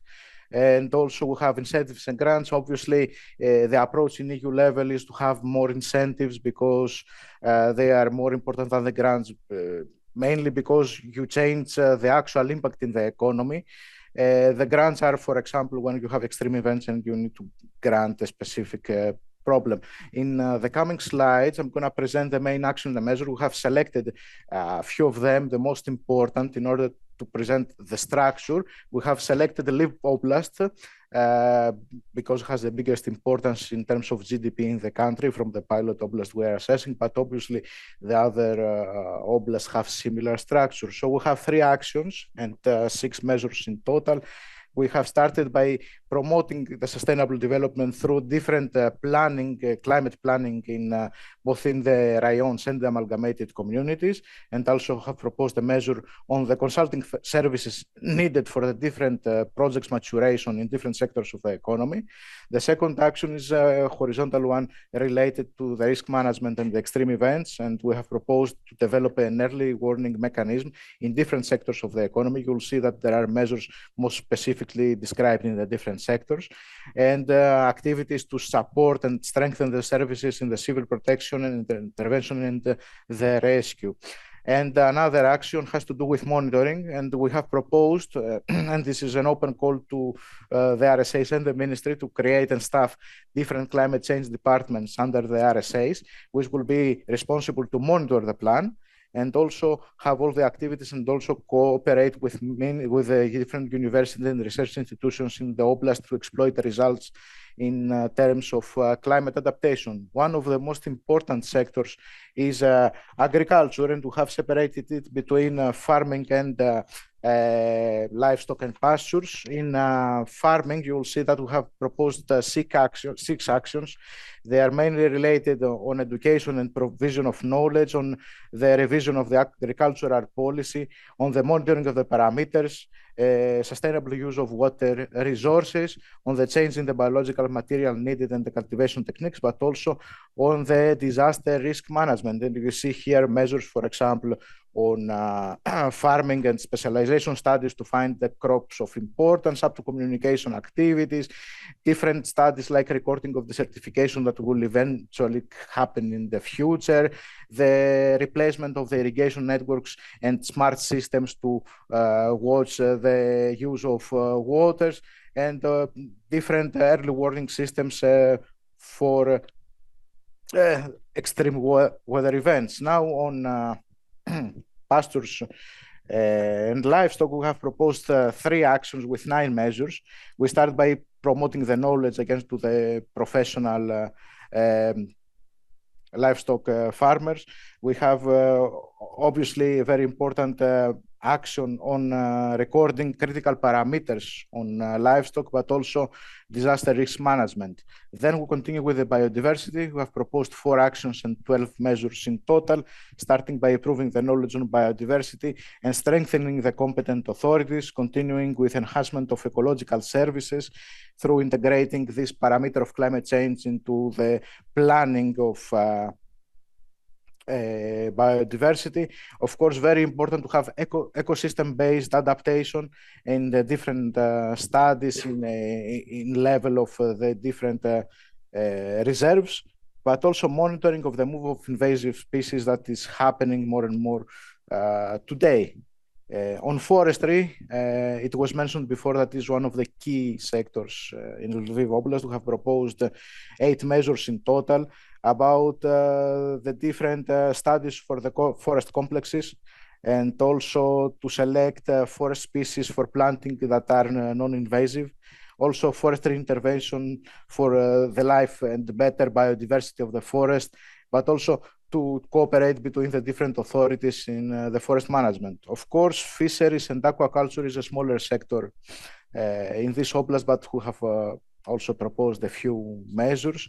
We continue probably with the sector with the biggest correlation with others and the biggest important, the one of water resources, where we have proposed 6 actions in total with 14 measures. Starting with assessing the impacts of climate change in the water resources with specialization studies, monitoring networks on water resources, water conservation in different sectors of the economy like agriculture, tourism, industry, housing, modernizing the water supply networks, also promoting the treatment of wastewater use through different incentives in sectors of the economy, activities and land uses that are compatible with the availability of water resources, integration of climate change in the different master plans and other planning in oblast level, but also awareness raising to the public. The next sector we assessed had to do with disaster risk management, and we separated in 2 different subsectors between floods management and forest fires management. On flood management, we proposed 3 actions with 12 measures in total, starting with the assessment of impacts from the zones that have the highest risk of flood events, and the preservation of and restoration of wetlands, as they are very important for natural flood protection, but also the proposal for construction in specific areas with risk of stormwater storage projects with the promotion of nature-based solutions. Also, the development of a telemetric network for the measurement of the precipitation and water supply in the most critical water bodies, but also integrating the risk of climate change in the flood risk management planning, and also the protection of soil from erosion through different studies in the most vulnerable parts assessed from our study. And in forest fires, we have 10 measures aiming to prevent and manage forest fires, with studies for the most vulnerable parts of forest, but also strengthening the infrastructure to improve fire protection in the forest and install early warning systems, but also rehabilitation of the forest damaged areas in Lviv Oblast. We continue with healthcare, a very important sector in the oblast, and of course is associated with the current situation. In the oblast, we have proposed 3 different actions with 11 measures in total. We're starting with horizontal activities for the management of the health emergencies through a holistic emergency plan on the health sector, by also identifying the most vulnerable population groups at rayon level. We continued by strengthening the sector, like assessing the adequacy of the health system in Lviv Oblast, but also awareness raising and communication activities. In tourism, we have proposed 3 actions with 11 measures in total, starting with a promotion of the competitiveness of the different alternatives forms of tourism in the oblast, with different studies like a climate risk and vulnerability study for the cultural tourism, but also promoting alternative forms of tourism like ecotourism or birdwatching in the most mountainous areas. The second action is related to adapting the product, the facilities, the services, etc. And we have proposed the development of bioclimatic infrastructure in tourism areas, and also to provide incentives to the tourism businesses to improve both the thermal comfort and save water, install renewable energy sources, etc. And the third action relates to the adaptation of climate change and the resilience enhancement in terms of extreme weather events, like communication technologies to disseminate the information in cases of extreme events to the actual people. The next sector has to do with the critical infrastructure. Again, it's divided in 2 subsectors: energy infrastructure and transport infrastructure. Starting with energy infrastructure, we have 5 actions with 12 measures in total, starting with horizontal activities like incentives for energy saving and energy upgrading, but also research and development in energy management, like smart grids and energy demand, to mitigate the impacts of an increased need for energy in the future. Now, on terms of the use of energy, we have proposed the adaptation of the infrastructure to climate change by different climate risk and vulnerability assessment studies on the existing and planned infrastructure, and also to protect the water-powered energy production facilities in cases of low availability of water resources in lakes or rivers of the oblast, but also research and development in energy infrastructure in the industrial sector. On transport infrastructure, we have 4 actions with 10 measures in total, starting with improving the design of the transport infrastructure with a study to identify the most vulnerable sections of roads and railroads, awareness raising to the users of those infrastructure. We have airport transport adaptation to climate change by a special study for the international airport of Lviv, but also specific measures on like planning on investment in new materials and elaboration of studies on the current network within the cities. We continue with the built environment, where we have proposed 4 actions with 13 measures in total. They start by the adaptation of urban planning to climate change, by recording of urban green and blue spaces in the oblast and the bigger cities, and also improving the rate between the built space and the green space in the oblast. Also have proposed the development of bioclimatic infrastructure in public and private buildings. And also in terms of floods and landslides, we have proposed to strengthen the protection by incorporating the parameter of climate change on the different technical studies, and also incorporating climate change into the spatial planning in the oblast, and preparation for extreme events for the built environment, like grant mechanism in cases of disasters. The last sector is cultural heritage, with 2 actions and 8 measures. They correlate between the improvement of knowledge on the impacts of climate change, like the elaboration of a special study on the impacts of climate change on culture, and also the management of climate risk, like management plans for the key monuments and cultural elements in line with UNESCO, which has prioritized climate adaptation on the cultural heritage, and the preparation of a special study for the UNESCO World Heritage Historic Center of Lviv. All this, of course, cost money. We have identified in total 168 measures for Lviv Oblast with a total cost of 12.6 billion hryvnia, if I have converted the money right. And you see that they are distributed in different types of costing categories. One last thing here is important to say that we did this assessment by analyzing the total cost of adaptation in Ukraine based on literature review, and then for a specific 7-year period, which we believe it's essential for maturation and implementation of the projects, a total cost based on the GDP of the oblast, and the different categorization in the cost per sector is based, of course, on the role of the sector to the oblast economy. And you see here that the most critical sectors are farming, water resources management, floods protection, and energy infrastructure, and of course the horizontal key measures that are correlated with different sectors of the economy. Now we go to the part of the assessment of the measures and prioritization in order to make a roadmap. We are in a very advanced stage in this second deliverable of the implementation planning. We evaluated the different measures presented before through different characteristics.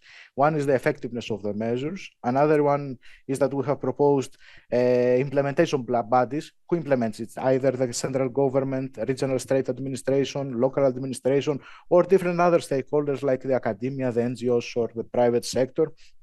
We have also identified funding sources, financial mechanism for the different measures. Based on the vulnerability and the risk, we have also prioritized the measures of first or second priority, and we have also proposed an implementation period which consists of the maturation and the implementation horizon of the project.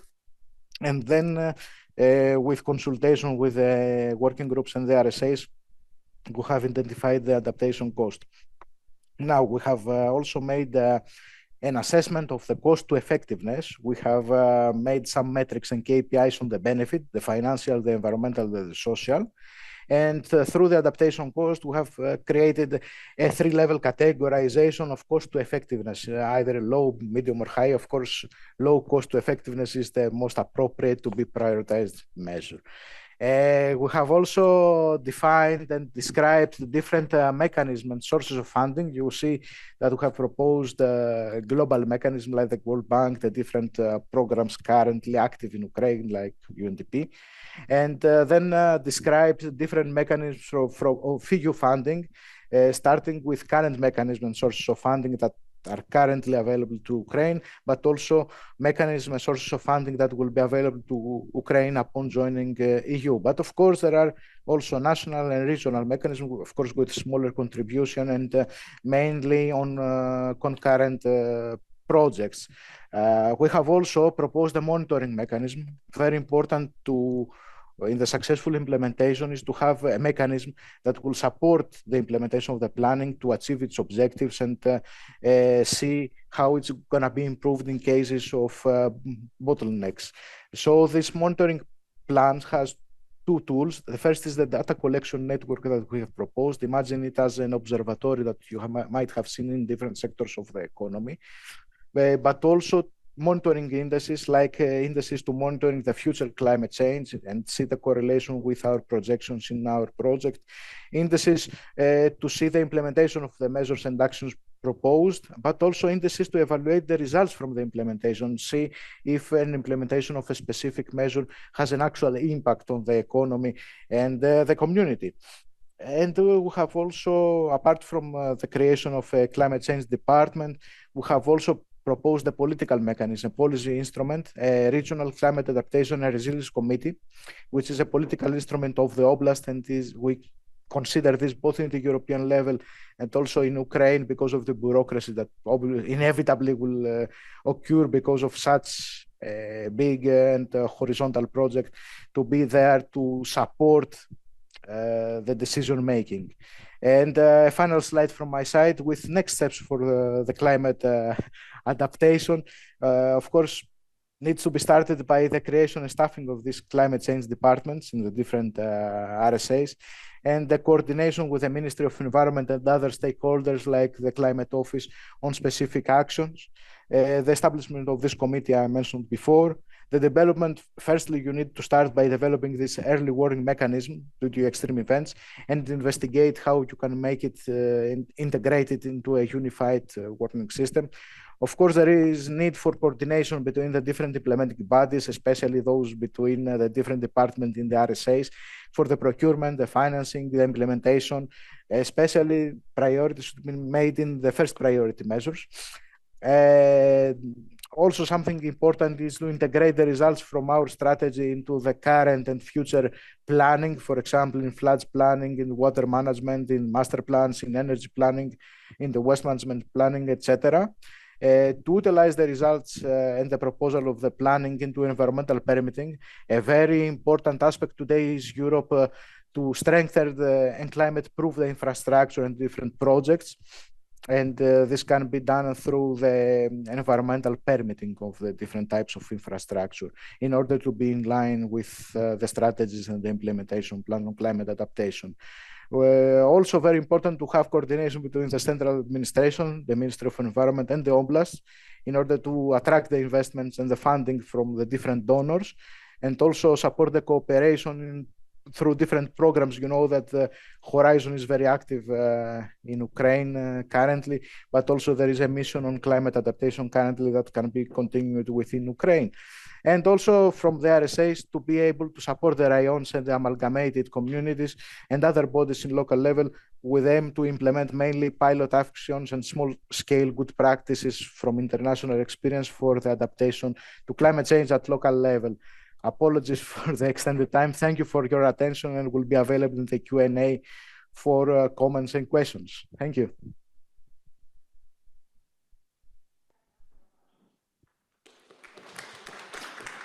Дуже дякую, Антоніс. Thank you, Антоніс, very much. It was really one of the main part, I suppose, for today's. Я впевнена, що регіони сьогодні приїхали почути з приводу адаптаційних заходів. Well, I'm sure that regions were present here. Our regional representatives are here today, and they wanted to hear more about the adaptation measures and the sources for funding. I'm sure that we will have more time to talk about that in detail. And now I would like to give the floor to our final panelist for this section. I hope that she will be brief. I would like to give the floor to Yulia Melnik, and she will tell us how to communicate with the regions, how to talk to the stakeholders about the adaptation to climate change. Yulia, over to you. And greetings, dear colleagues. Well, I hope you can see my screen. Can you see my screen? Hello, I am Yulia Melnik, and I'm a senior communication expert of APENA 3 project. I have been working for a number of years in NGO sector, and I have been engaged to a number of advocacy actions that were related to the climate change. I am communicating closely with the local government.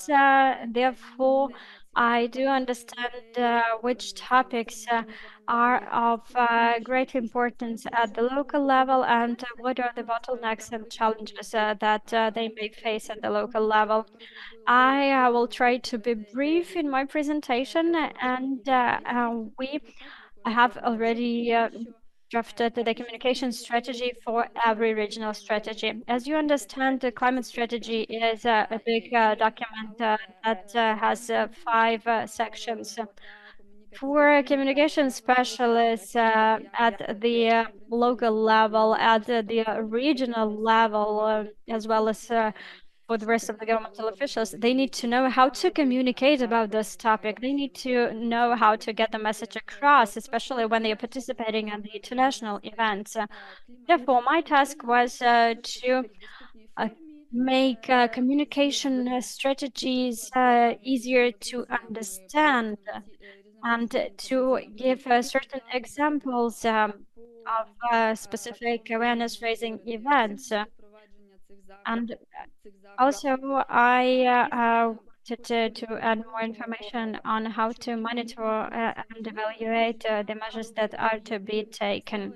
Why is communication important? Because it increases the level of trust, and it allows you to better implement decisions that are made both at the national level as well as by the local authorities to communicate information about different projects and programs, among others, climate programs that need to be adopted at the local level. And that is what is important to also properly communicate this climate strategies and climate components. For example, and the ones that the local councils are dealing with. And this was the main objective when developing these communication strategies. Why is it important to communicate about the climate change? We see every year that in summer, well, let's take the example of the last few years. The extreme heat waves. In winter, we haven't been observing extreme snowfalls. Also, terrible floods, the ones that are now happening in Europe. They can also happen in spring. Therefore, we need to increase the awareness of population about why is that happening, because this makes people more responsible. Let me give you a very simple example. Currently in Ukraine, we have a huge problem with people burning down dry grass. I also am from a rural area myself. I know how hard it is to do anything about it, because people's logic is the following. My parents did it, my grandparents did it, and I'm going to do the same. But when parents and grandparents were doing that, the climate was different. And we see such incidents as recently in Poltava Oblast, when a huge territory of 700 hectares burned down in the forest, some natural reserve, and even some houses burned down. This needs to be changed. And communication climate strategies and adaptation measures are very important to do so. First and foremost, we're talking about climate change adaptation because it is important to tell people about what needs to be done.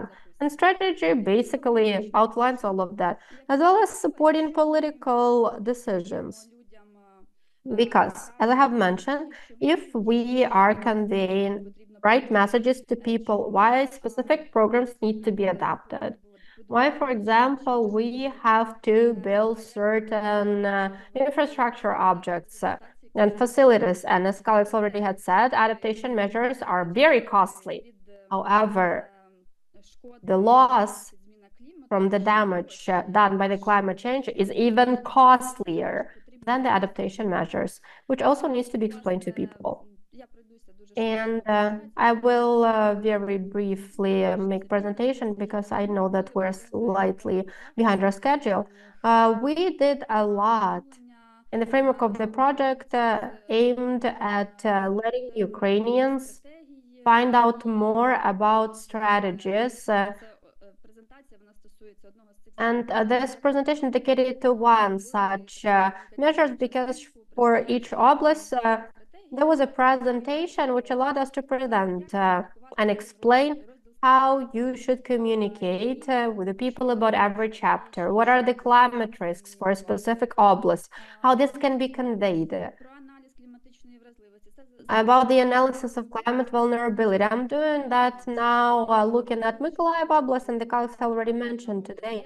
This is a very important agri-oblast. How to communicate about adaptation measures. What groups of target audience need to be picked and selected for specific types of messages. And also how to properly structure these messages for these groups of audience. We have also prepared a list of messages for the regional administration so that they can use it from now onwards. So they don't have to come up with something new, but rather just refer to the communication strategy and based on what they find there, build their internal communication. Also, roles and responsibility. Who can be responsible for what? Because sometimes oblast administration or a local administration might lack resources, so they can collaborate with the partners. Also, monitoring and evaluation. And a huge role is attracting investment and grants. Because to implement strategy, you need money. To look for this money, you need to have good communication with partners, donors. That is why communication strategy is so helpful. So the key conclusions that we're preparing for each oblast is that it is important to call the population to deal with the climate change together. That this is a challenge for all of us. The only way out is to unite our efforts and to adapt to the climate change. Thank you so much for your attention. I try to be very brief because I understand that we are behind the schedule. And I would like to wish everyone a fruitful event. I will stay with you until the end of the event, however online. Thank you so much, Yulia. Well, I think that we will have more opportunities for colleagues to talk to you about communication, etc. There are a few questions, but sadly, we are limited in time. So now we're going to have a coffee break. You can chat with the colleagues. You can interrogate the experts about the opportunities and about the next steps. And I would like to mention that the next panel discussion will be dedicated to national and regional policy of Ukraine on adaptation to climate change. On the past to you, the moderator will be Svitlana Hrynchuk, and the Deputy Minister, Victoria Kirvieva, will be present there, as well as Fabian Perscher from DG Climate and representatives of our pilot oblast. Thank you so much. And now, please join us for a brief coffee break.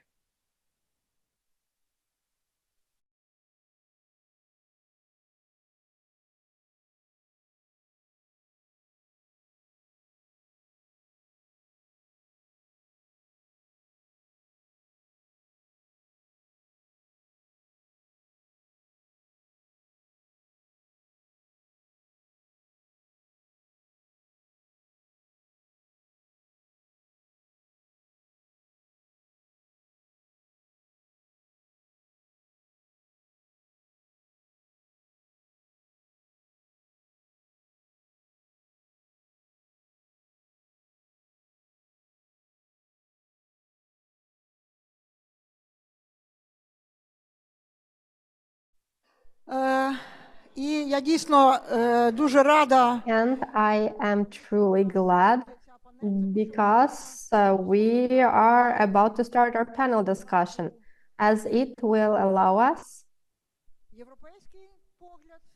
to bring together European view on climate adaptation, our national view on it, as well as the regional view on climate adaptation.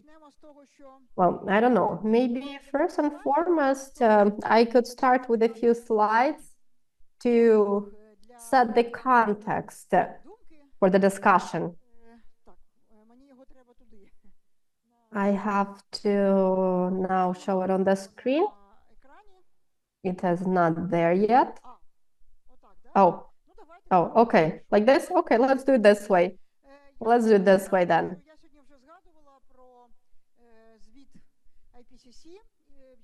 I have already mentioned the IPCC's report that I have also participated in, that I also have the IPCC's report that I also contributed to. We also showed the risk diagram, the pie chart that showed you all of the risks and threats, and all of these arrows are bringing together three different components and different impacts: society, ecosystem, and climate change. And all of them are impacting each other.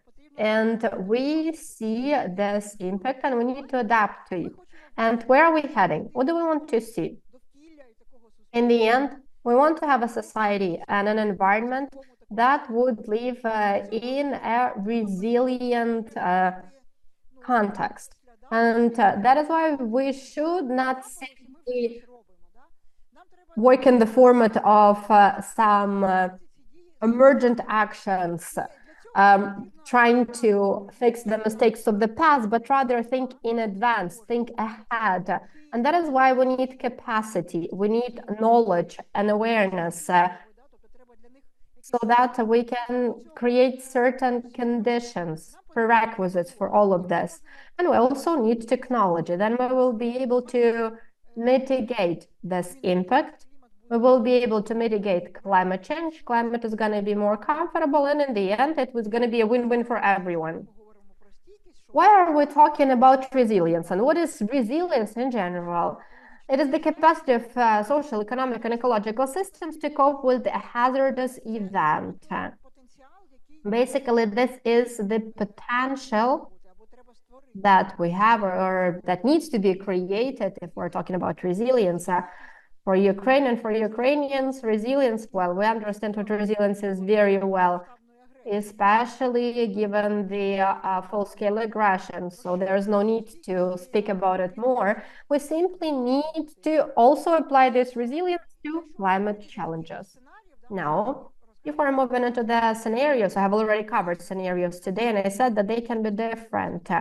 So now I'd like to mention the climate resilient development. And here you can see a better scenario and a worse scenario of our future. And on this path, there can be different events happening because we cannot foresee everything. But if we're doing that while walking a greener pathway, we will be in a better position to cope with them. Because now in Europe, there is this terrible flood with a lot of damage done. And probably could have been foreseen, not a few days in advance at the hydrometeorological centers, but rather think in advance. Maybe not construct something, maybe strengthen the shoreline to do some preventative measures. And then all of these events would have way less impact. So to start working this space, at the top you can see the already lost possibilities. This is something that could have been done. That could have been done if we listened to the scientists. And I'm glad that finally people started listening to us, especially in Ukraine. Therefore, now I would like to invite here Vice Minister, Madam Victoria Kireyeva, the Deputy Minister of Environmental Protection and Natural Resources of Ukraine. Also, we're going to have the representatives of the DG on Climate Action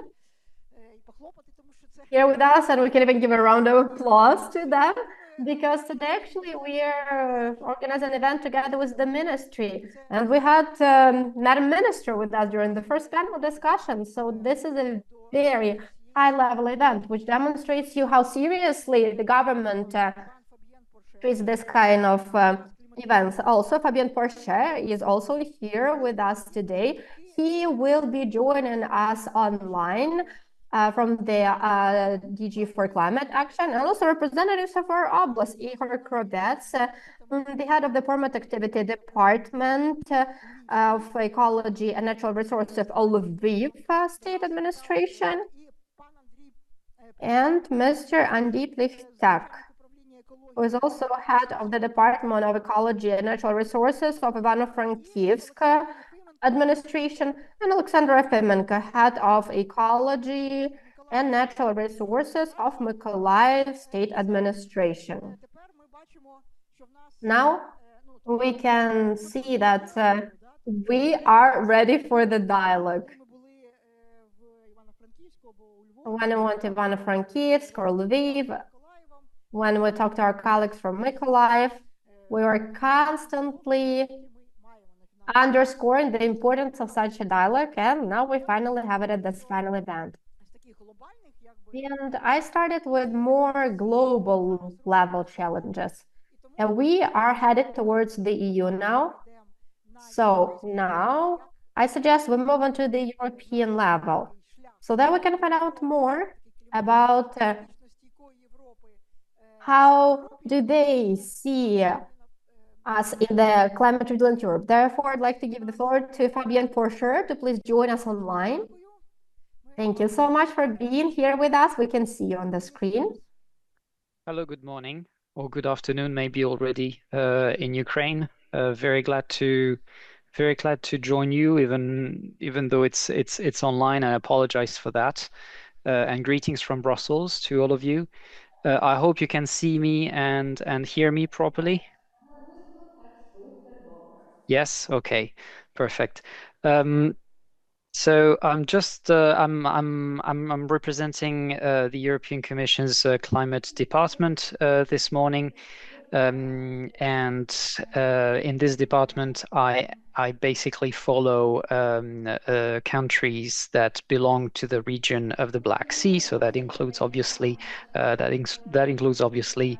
Ukraine, and I'm going to try and give you a sort of snapshot of the latest policy developments on our side on adaptation, including the very latest development. Obviously, adaptation is extremely important in the context of green reconstruction. When we tackle the issue of green reconstruction, very often we talk a lot about how to reduce the footprint of the Ukrainian economy, and that's excellent and that's absolutely needed. We also, however, need to take this opportunity to increase the resilience of Ukraine as a country, as a society, in particular, as we know that our continent, the Black Sea region in particular, warms up faster than the rest of the world. And adaptation per se has been relatively, let's say, discreet in the accession process, in the EU accession process, at least for now,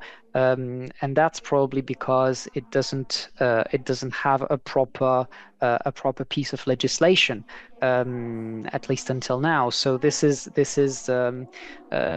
something to be kept in mind. Our approach to adaptation so far has been a sort of horizontal 360-degree approach that does not necessarily reflect entirely or at its legitimate height or relevance in EU accession discussions. That's very important to take into account.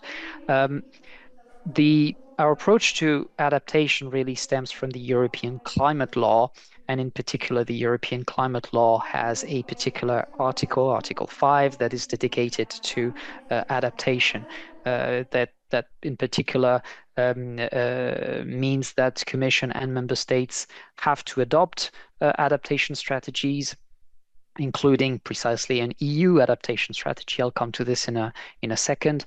The Commission has to adopt guidelines for projects on adaptation, and the adaptation measures need to be mutually supportive, have co-benefits with, for instance, nature protection, be based on nature-based solutions, and have co-benefits also with mitigation measures. So that this is the broad, very broad approach that we start from. But indeed, from the EU climate law, the bulk of our approach really resides in the EU adaptation strategy that already dates back to 3.5 years ago, February 2021. That is a little bit admiral ship on adaptation. It does not include, as I said, proper legislative measures. However, it includes something like 50 actions across all fields, like ranging really from transport to agriculture to disaster risk reduction, even macro fiscal measures, water management, health, obviously, infrastructure, environmental policy. So it's really, really wide ranging. And it has the overall objective of making the European Union climate resilient by 2050, fully adapted to the impacts of climate change that have now become, unfortunately, unavoidable. This strategy aims at making our action on adaptation smarter, more systemic, faster, and also more international. In particular, smarter by making us wiser, more knowledgeable about adaptation. So this applies in particular to health. For instance, we started a European Climate and Health Observatory to improve our knowledge about that. We also have launched a number of calls under our research and innovation program, Horizon Europe, to improve knowledge gaps on climate impacts and on resilience, and to create a repository for Europe-wide disaster risk data. More generally, and probably some of you are familiar with it, we have the Climate Adapt Knowledge Exchange platform that is really the repository of knowledge about adaptation that we have considerably invested into to broader its base, its user friendliness as well, and outreach. And this really is handled by the European Environment Agency in Copenhagen. We also want to, obviously, through this strategy, make adaptation more systematic through improving adaptation strategies and plans, fostering local, individual, and just resilience, integrating climate resilience in macro fiscal policy. This is absolutely critical, and promoting nature-based solutions. Faster as well, so accelerating the rollout of these adaptation solutions, reducing the climate-related risks, and I'll come to this in particular in a minute. Ensuring, one way of doing that, one way also of going faster and deeper, has been for us the launch of the mission on adaptation, the so-called mission on adaptation to climate change, and the Horizon Europe, again, our leading research and innovation program, with now, under this mission on adaptation, over 300 regions and communities covering 40% of the EU territory, engaging and committing to work together to accelerate their transformation towards resilience, with additionally operational support being provided at technical level. The Commission published its assessment of progress of this strategy in a year ago, in October 2023. So our assessment is that we're off to a good start with a vast majority of these 50 measures already being applied, but obviously there's still quite a lot. To do. In order to improve the awareness about climate risks and to foster this discussion among stakeholders that is absolutely critical. One of the actions, and I was asked specifically to refer to it this morning, one of the actions under the strategy is the climate resilience dialogues. So that was just that's an action that was just concluded before the summer in July 2024.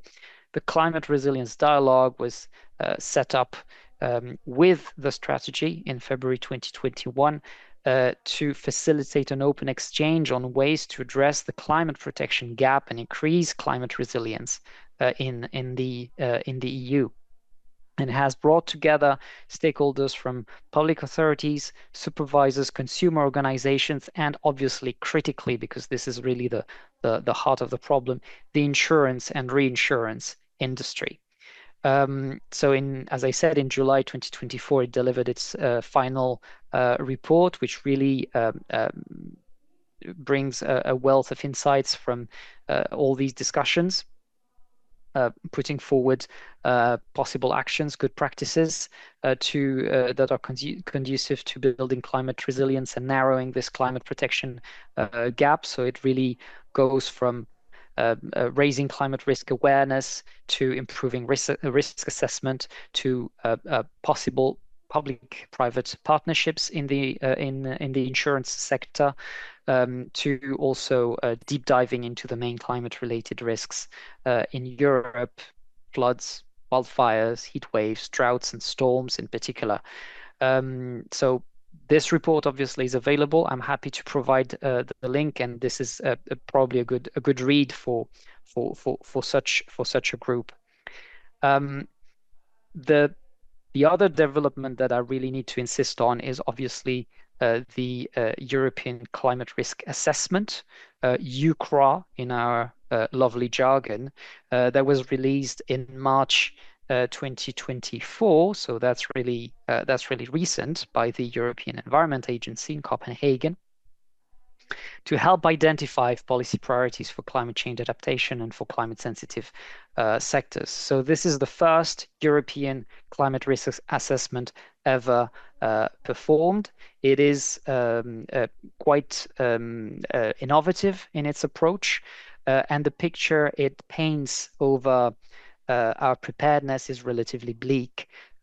Overall, its conclusion is that Europe's policies and adaptation actions are not keeping pace, just not keeping pace with rapidly growing risks. It identifies 36 major climate risks for Europe as a continent within 5 broad clusters that are ecosystems, food, health, infrastructure, economy, and finance. And more than half of these major climate risks demand more action now. 8 of them are particularly urgent: to conserve ecosystems, to protect people against heat, protect people, infrastructure from floods and wildfires, and to secure the viability of European solidarity mechanisms. What really the EUCRA, the Climate Risk Assessment, insists on is that climate impacts can cascade from one system or from one region to the other. So they have a cascading sort of cocktail effect that we barely understand so far, and that will likely take us unprepared in the coming decades, or even in the coming years, if we do not understand them properly. On the same day, we released a communication, us meaning the European Commission, on managing climate risks in Europe to respond to the EUCRA, set out how the EU and its member states can better anticipate, understand, and address those growing climate risks. In particular, through improved governance, better tools for empowering risk owners, harnessing structural policies such as better spatial planning. In particular, this applies in particular to regional authorities, and the right preconditions for financing climate resilience. You probably, and now just a final word on the next steps, and then I'll be happy to hear about other speakers' contributions.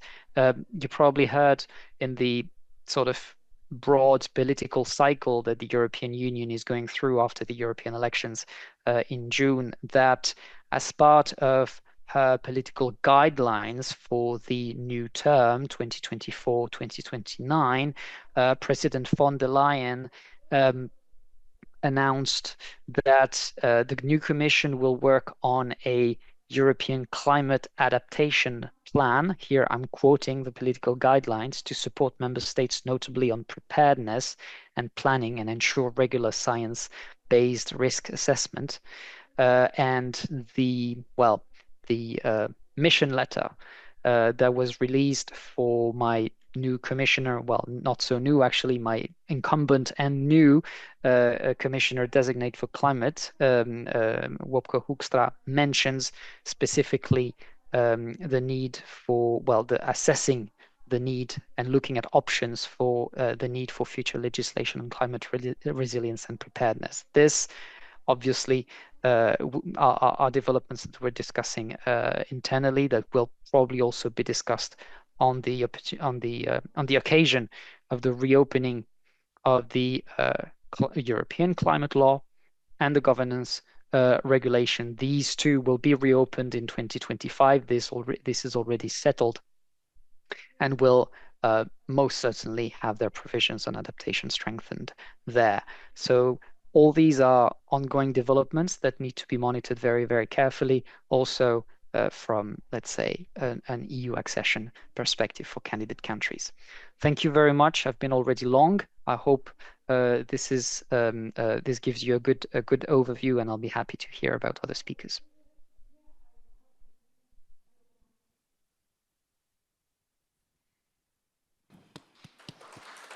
Дуже вам дякуємо, і дійсно дуже Thank you very much, Fabienne. It was of great curiosity for us to listen to what you have just said. Being in the know, I'm working in the same field. We are already carrying out the vulnerability and risk assessment. We are also discussing climate resiliency here in Ukraine, and it means that we are moving fast. So it could be the case that in the nearest future, we will be on par in terms of our environmental and climate legislation. And even before Ukraine joins the EU family, we might already have the necessary legislation in our country. And now I would like to give the floor to Victoria Kireva. We have this unprecedented opportunity to ask Deputy Minister about the biggest achievements of Ukraine in terms of climate adaptation, and what can we do with those achievements? Good morning, everyone. Well, I have a lot to say on this topic, and first and foremost, I would like to thank the European Commission. I would like to thank APENA 3 project and Svitlana Hrynchuk in particular for advocating for climate change. We also have Oksana Kisilova here. Thank you for your effort. We have been promoting the climate change adaptation, climate adaptation at the national and at the international level. But in order to work in this domain, we need to hear from the scientists. We also need to hear from people at the local level, and we also have to be realistic about our goals and targets. Today, we all understand that climate change is here. In the past, we have been fantasizing about climate change. It was just some hypothetical future. But today, record high temperatures have been registered. July has seen unprecedented heat, and the temperatures are expected only to increase in the future. We see the climate conditions and extreme weather in European countries now. We know what is happening in Poland and in the Czech Republic today. We see that weather has changed. We see that conditions for our lives have changed, and we need to adapt. We need to implement climate adaptation measures not only to preserve our life quality, but also in order to preserve our health and in order to improve in our economic conditions. Ukraine is an agricultural country. Therefore, all the climate changes have impact on the agriculture. Last week, there was an agricultural conference, and not all the speakers at that conference are climatologists, but even they know that the time has come. Finally, we have the ministry representatives sitting over here. We have the representatives from the regional state administrations, and we are all here together talking about the climate adaptation. I remember that a couple of years ago, people didn't even know what this topic was about. And our three pilot regions, Ivano-Frankivsk, Lviv, and Mykolaiv regions, were very much invested into the process. We were all very much concerned about the data from Mykolaiv region that was hit hard by the armed hostilities, and we know that Lviv and Ivano-Frankivsk oblasts hosted relocated businesses and IDPs. But I would like to say that these pilot projects have to be scaled up, and we hope that other regions of Ukraine will follow the lead. We expect new pieces of legislation to be passed in the nearest future. And these pieces of legislation will contain detailed description of the duties of the regional state administrations in terms of the climate adaptation plans being drafted. The regions will be obliged to draft and to design these strategies within 2 years. And there were some questions from the regions who already have some plans and some strategies.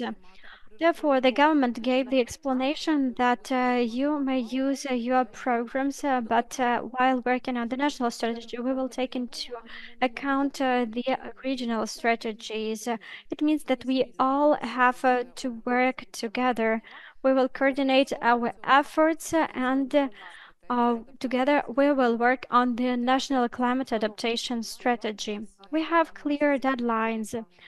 In May 2024, the climate adaptation policy implementation plan was set, and we hope that the European Union will help us in this effort in terms of supporting of our experts and also international experts. We work closely with Fabienne in the part of approximation of Ukrainian and EU legislation. We hope that being a candidate country, we will have support for Ukraine, and we hope that the European Union will help us to put all these good efforts into implementation. Thank you so much. You have actually responded most of the questions that people have asked during the registration.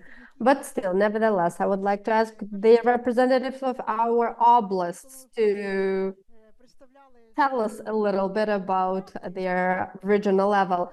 Andrei, I remember when we were presenting the refs, you immediately said, please, come on, start doing it. We need it here and now. So the question is, what are you happy with? And what are you unhappy with? Maybe you would like to also give us some piece of advice, because other oblasts also have to do something in this context. So maybe you could adjust something. So over to you. Hello, everyone. Svitlana, thank you so much for introducing me like this. It is also a pleasure to see you. Well, why was it happening that way? Well, first and foremost, I would like to express the gratitude to the ministry, to the experts from the European Union, to thank Svitlana Hrynchuk, because we had so many questions to her and the experts. We received so many answers from them. Sometimes we didn't receive answers to the questions. Nevertheless, we worked together hand in hand. And Svitlana contributed a lot to develop this strategy for Ivano-Frankivsk. And it's amazing that we have it. And it is great that we were among the pioneers. And it has both some pros and cons. And now we have to figure out what do we do with it? How do we implement it? How do we turn it into life? What was expected? Why did I immediately say back then, come? Because when the project started and when the full-scale invasion of the Russian Federation started, the project was put on hold for a moment, and we didn't know how the events will develop further. And that is why that was what I said as the head of the department to finalize the strategy for our region. Let me put it this way. Before the strategy was developed, I did have certain thoughts about climate change. Or to be more precise, there was one thought about climate change because I'm very ashamed and embarrassed of that thought now. But after the strategy was developed, well, so to say, yes, this is the irreversible process, not only for Ukraine or for the EU, it is global. We globally observe this irreversible process that is ongoing, that is continuing. But we have to understand how should the humankind prepare for this climate change? How do we adapt? How do we act?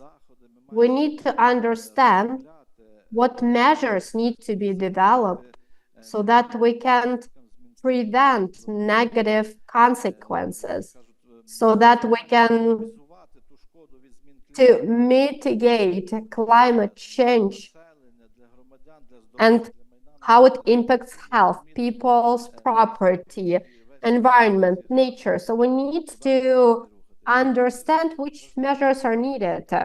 Another important thing when it comes to climate change is also to give more awareness to undertakings, to businesses, to authorities, so that they know which sectors will be more resilient, which sectors will be less resilient. It is important for the local authorities because they need to rely on that. If there is no point in investing into something, why even waste time and resources? That is why, Svitlana, I got the answers to all the questions that we had as they are outlined in the strategy, and I'd like to thank you for that. But I understand also that the war is ongoing in our state, and I have only one question left. How can we implement all of it? How can we turn it into life? Because measures are pretty ambitious. And I don't even want to give you any numbers when it comes to funding. Clearly, we will not be able to implement it without the ministry support and without the EU support. I'd like to thank the ministry because the ministry is now passing all of the relevant legislation to harmonize Ukraine's legislation with the EU acquis. So yes, we are walking the correct path. Yes, before that, we had a program dedicated to environment protection. We still have it. It's until 2025. We have the program of air quality monitoring in 2025. We have the program against floods by 2025. And I understand that given the strategy, we also need to change all of the aforementioned documents. We need to also do a lot of work with the local authorities, with the executive branch of power, with businesses. And as a result of that, we are expecting, as the Oblast administration and as ministry, to convey all these messages to local authorities. We need to demonstrate. We need to clarify where they should head, in what direction. Thank you. Thank you so much. Well, yeah, to be honest, today we had a very good example of how it needs to be conveyed. The communication strategy will help you with that. We also have implementation plan, which says the priorities. We don't have to do all of it overnight. It's impossible. No one does things that way. Clearly, you have to set your priorities, and then, from what I understand, get in touch with those who could fund it. Maybe even someone at the local level could help you with that. That is why I hope that we will continue our collaboration. We're always open for that. You know that. Our team is always ready. Now, let us give floor to Ihor. We also had very interesting, very important event in Lviv, and you managed to bring together so many people. We organized trainings there. Well, it was probably the final event, right? When we came over, and what was your impression? Thank you, Svitlana, for giving me the floor. I would like to express the gratitude to all the participants of this project, APENA 3, especially the EU, and I would like to thank you, Ms. Krakowska and Ms. Kisil, who from the Covenant of Mayors, who is our expert, and Allah, of course, and all those people who contributed to that, especially our colleagues from the Ministry of Environment. Thank you for picking us among 3 oblasts so that we could be among the pioneers to experience all of this.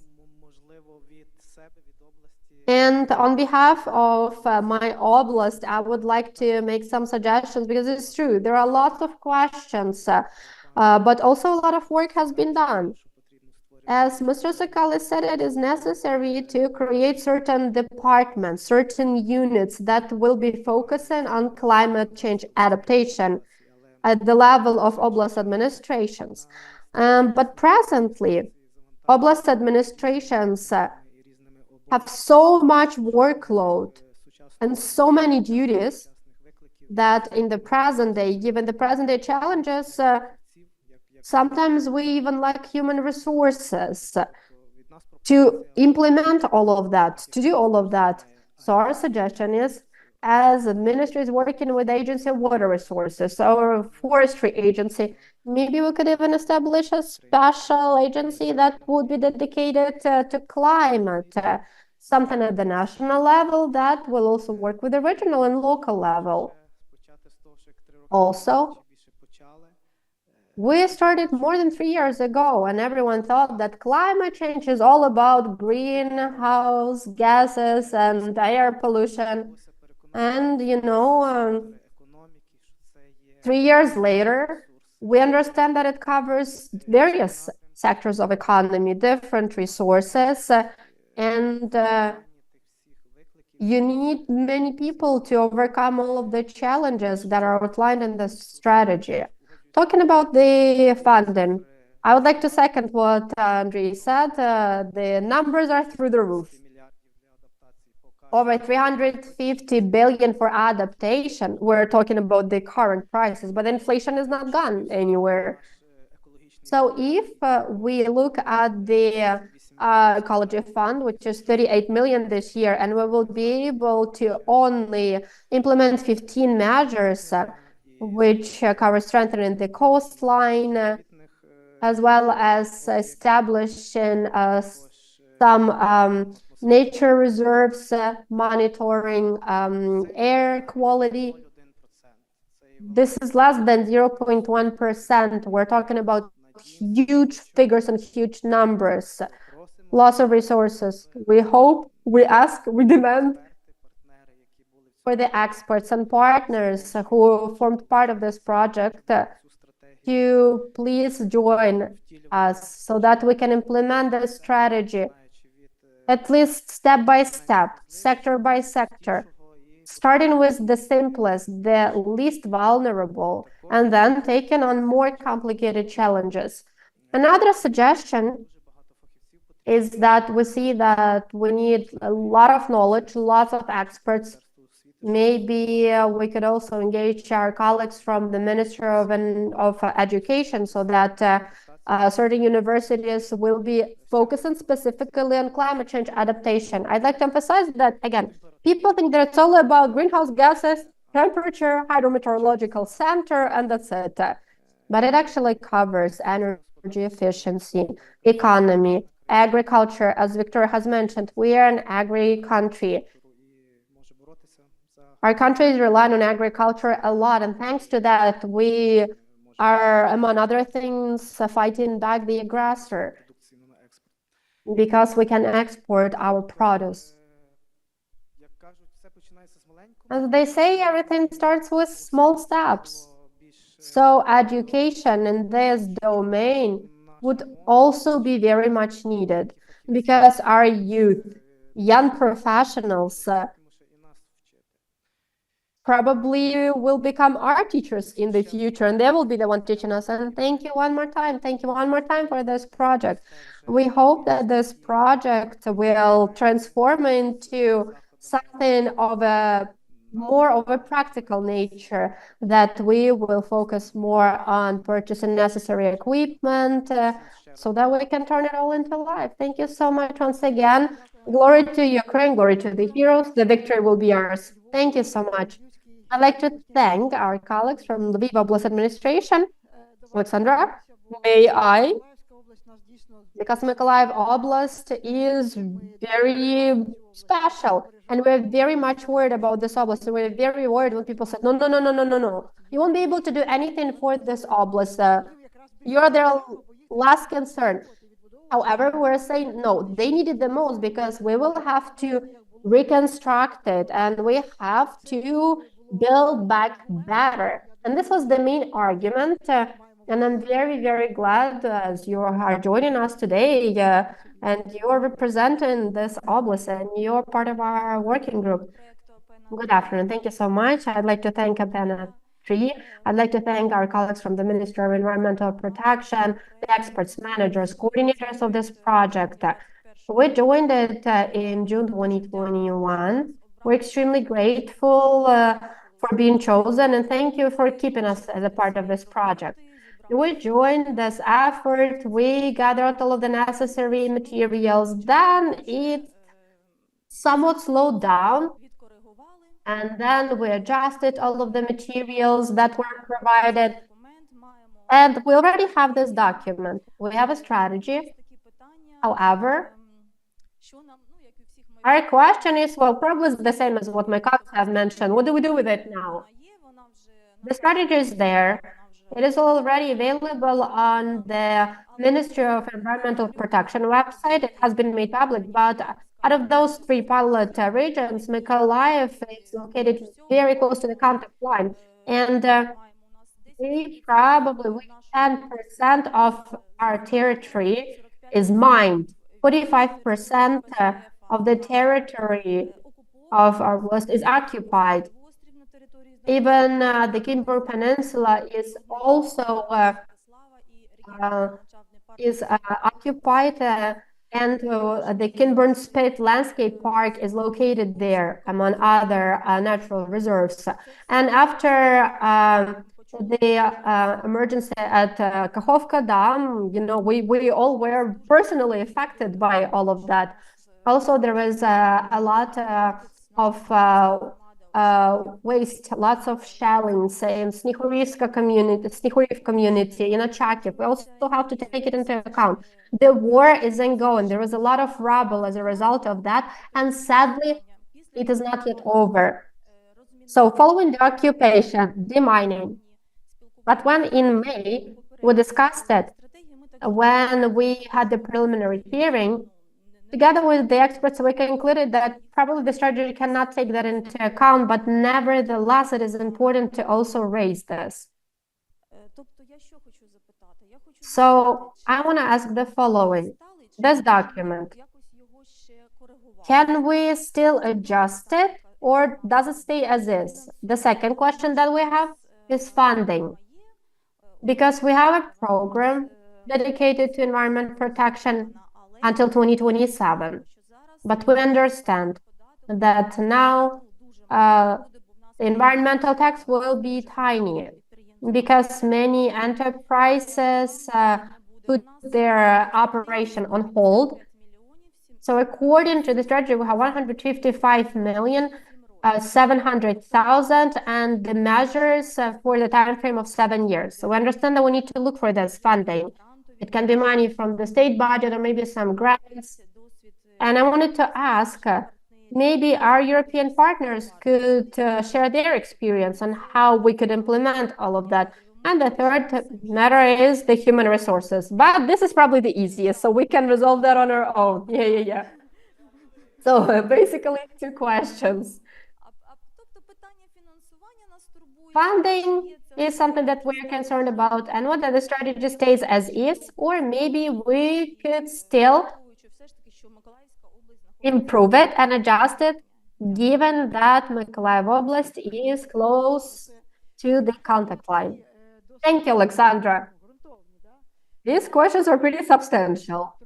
And I would like to comment about those things that I'm aware of, talking about funding. I already saw some projects where it mentioned that only those regions or those projects that already have developed the risk assessment. So you're already ahead, you can already apply, you can already submit your documents. But yeah, probably Victoria is the one who will have to answer most of the questions. So what do we do with that? Our project is over. I'm just saying that our component work on our component has ended back in June, but you know, this is it happens so that we are organizing this event has happened slightly later. So yeah, I don't know. This is probably a question to Ms. Victoria.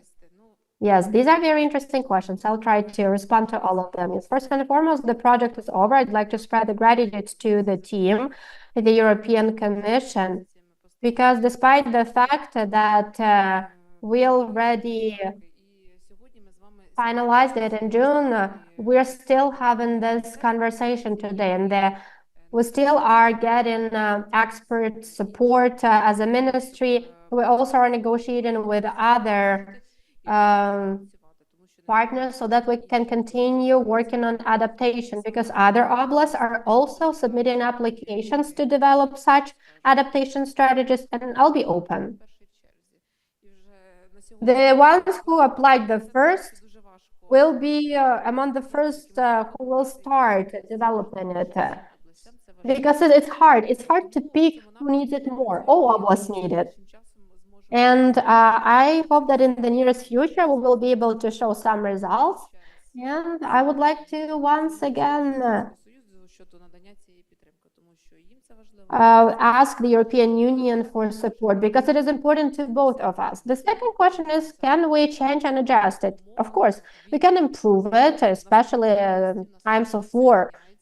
Everything changes very quickly. The conditions, the context is changing. When the law will come into force, you as the state officials will have to adopt the strategies at the regional level by decision of the regional council. And to adopt them, you have to also develop clear plan of measures, because strategy is a document that covers everything. Each oblast needs to set the priority. So you set the priority, you approve it at oblast level, and we understand that to obtain money to do something, you need to have the project, paperwork, budget, and then you can start the work. Ну, давайте саме елементарне те, що зараз актуальне. As soon as you have clear plans, you will know what to do next. For instance, if you were to think about the solar panels being installed, what do you need to do? You need to carry out the assessment of the future costs. It means that you need to prioritize certain issues. We need to find also funding for the specific measures that will be set out in the action plan. Let's be realistic. There is the war ongoing in our country. The priority will be the reconstruction of the areas that have been most affected by the war. But the reconstruction and recovery has to take place under the principles of nature-based solutions. Therefore, in Mykolaiv, the reconstruction will take place in accordance with the measures that are covered by the climate adaptation strategy. The action plan and the strategy contains already this notion of nature-based solutions, and all the future efforts have to be with regard to the nature-based solutions. This notion that was mentioned by our European colleague Fabian. For 3 years already, we have been working on this strategy. We are working on the measures. We are trying to make Ukraine a better country, and we can be the role model for the rest of the world if we have the support of the rest of the world. Thank you for your optimistic comment. Well, I can share my personal opinion. Well, of course, the circumstances change. And when we speak about the climate change, it takes place on a daily basis.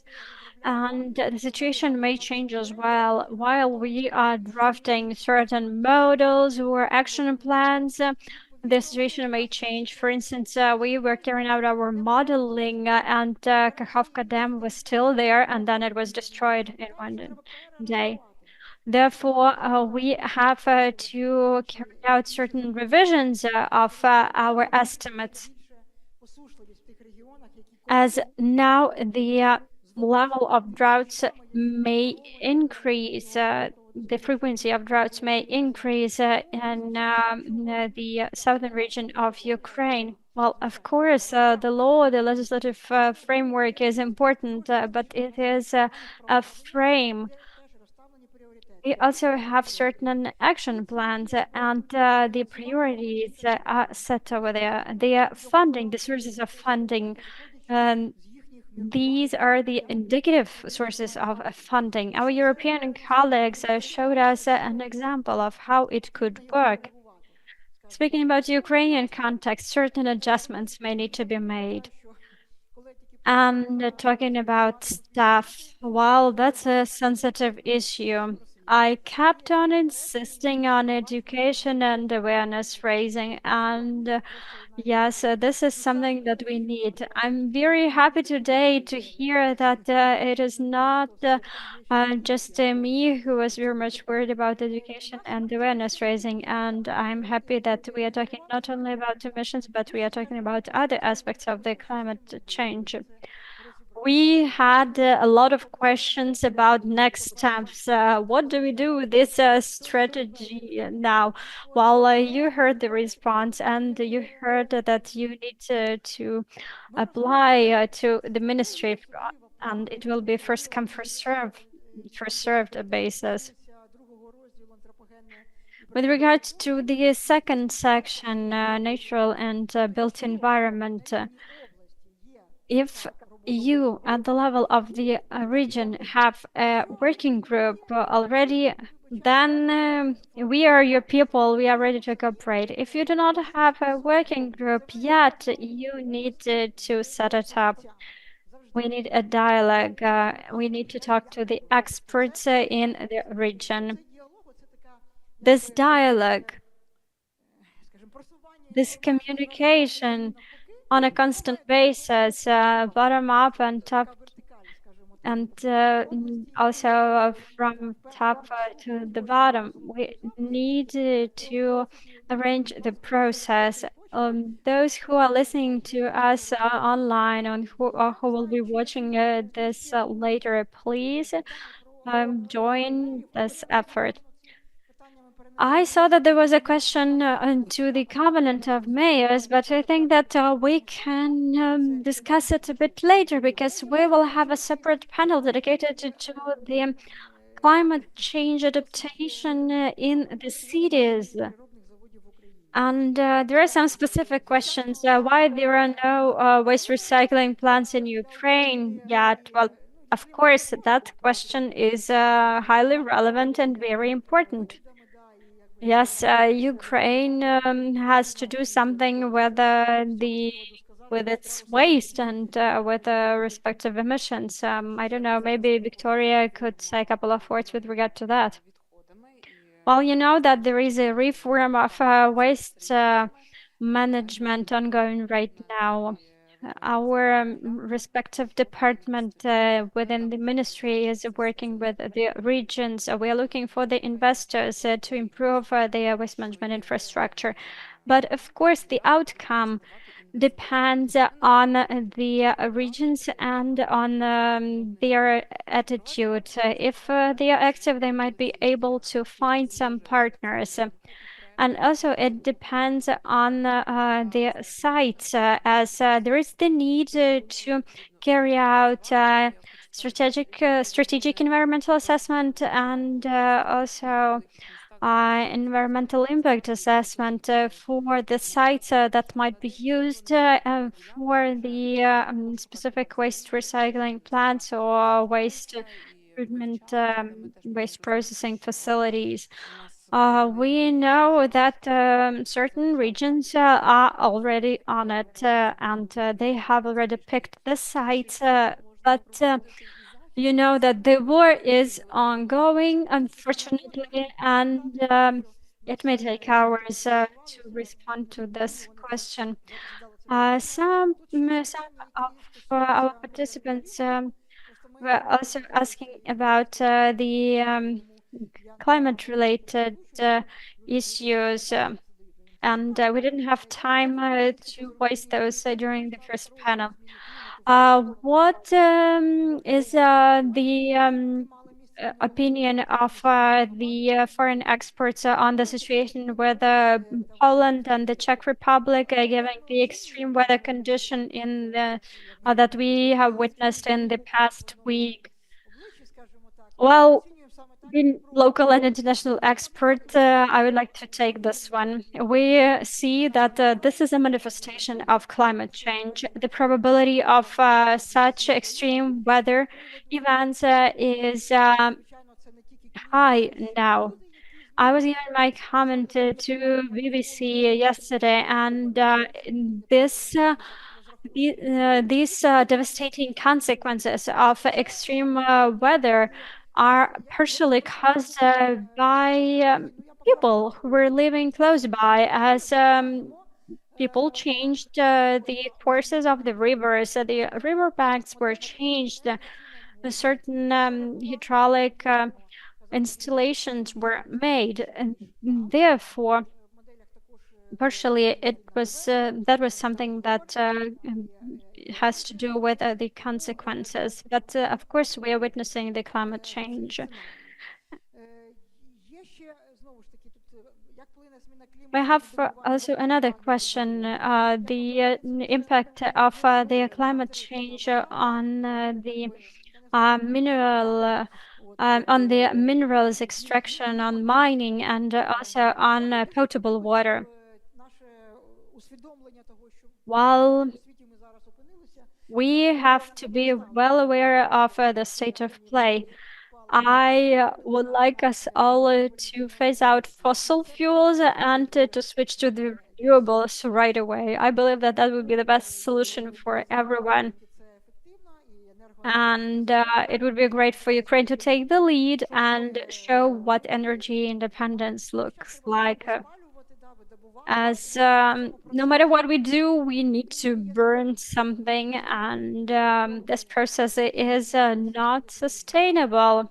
If we do not have fuel for power generators, we will have no power. Wind and solar power are more sustainable. I don't know, maybe someone would like to add to that.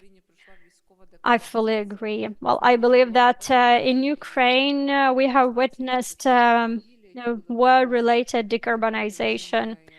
The biggest polluters in Ukraine currently are not operating at that capacity that they used to be operating in the past. Therefore, I'm grateful to the Ministry of Economy that is offering some incentives for the renewables. We have the power, we have electricity, and we keep on with our lives despite the power outages. We have to remember that in Ukraine there is additional impact on the climate as the emissions from the military hostilities, and we need to take that into account. The military aggression, Russian terrorists are unfortunately causing a great setback in terms of Ukraine's commitments under the Paris Climate Agreement. Not only we have to curb the outcome of the global climate change, but we also have to tackle the war-related emissions. Thank you for your comment. Well, yes, we mentioned the forest today. We mentioned the wildfires and fires at the contact line.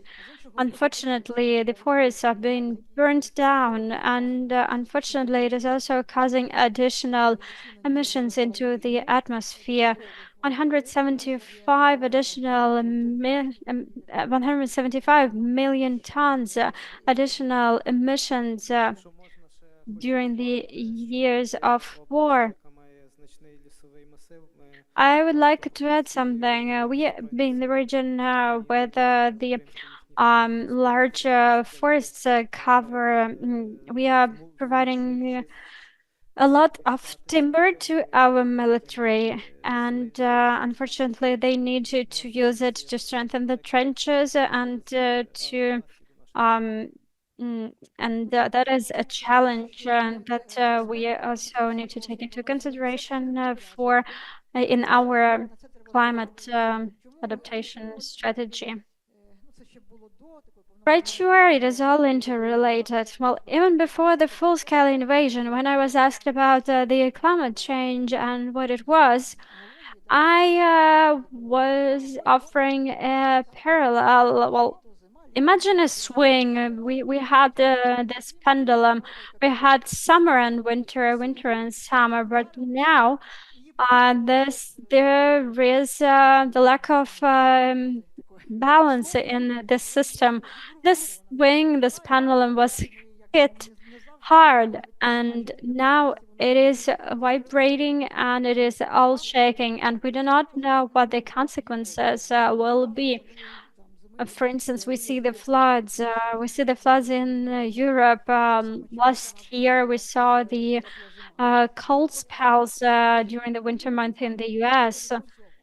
And with the climate change, we have to be prepared to basically anything. To adapt means to be ready, to be prepared. Let's take a look at the Mediterranean season. Well, probably the climate will be drier there. If we talk about the northern countries, northern part of Europe, they will have more rains. Well, Ukraine is somewhere in between, and well, our future is defined by these scenarios and by the scenario that we will actually have unfolding in our country. We need to be prepared to both drier weather and to the weather with heavier precipitation, as both scenarios are actually probable. We have a number of questions. There are some questions about Kyiv. What about the marshes around Kyiv? Do you want to include certain measures with regard to those marshes in the climate strategy for Kyiv? Well, the city of Kyiv is, of course, very important, and the marshes, well, of course, they are important for as the carbon sinks. And, well, this is our nature-based solution. And, of course, if we were to prepare a strategy for the Kyiv region, of course, we would pay special attention to the marshes around Kyiv into it. Another question. Do you agree with the moratorium on mining in Polissa? Well, with regard to that moratorium, to that ban, well, certain estimates should have been prepared. Well, we need to understand that, well, economy is one thing, and certain forecasts are one thing, but we will be the ones to tackle the consequences, and we will be the ones living in that territory. Okay, we have another question. We will take one question from the audience. Please introduce yourself. My name is Olga Kulik. I'm the head of the Department of Energy and Green Economy from the Federation of Ukrainian Employers. I am also representing a secretariat of this body at the national level. Taking into consideration the fact that I am a representative of businesses, I would like to ask on behalf of businesses. Well, I do not remember what is the name of the first speaker on this panel from the European Commission, but he mentioned the following. Taking into consideration the fact that taking measures on the climate change, well, it also has impact on business and on business operations. And he also mentioned Denmark, he mentioned Copenhagen, and he mentioned public-private partnership. We have been in close cooperation with the Danish industrial confederation, and we have the following question now. While preparing this strategy on climate adaptation,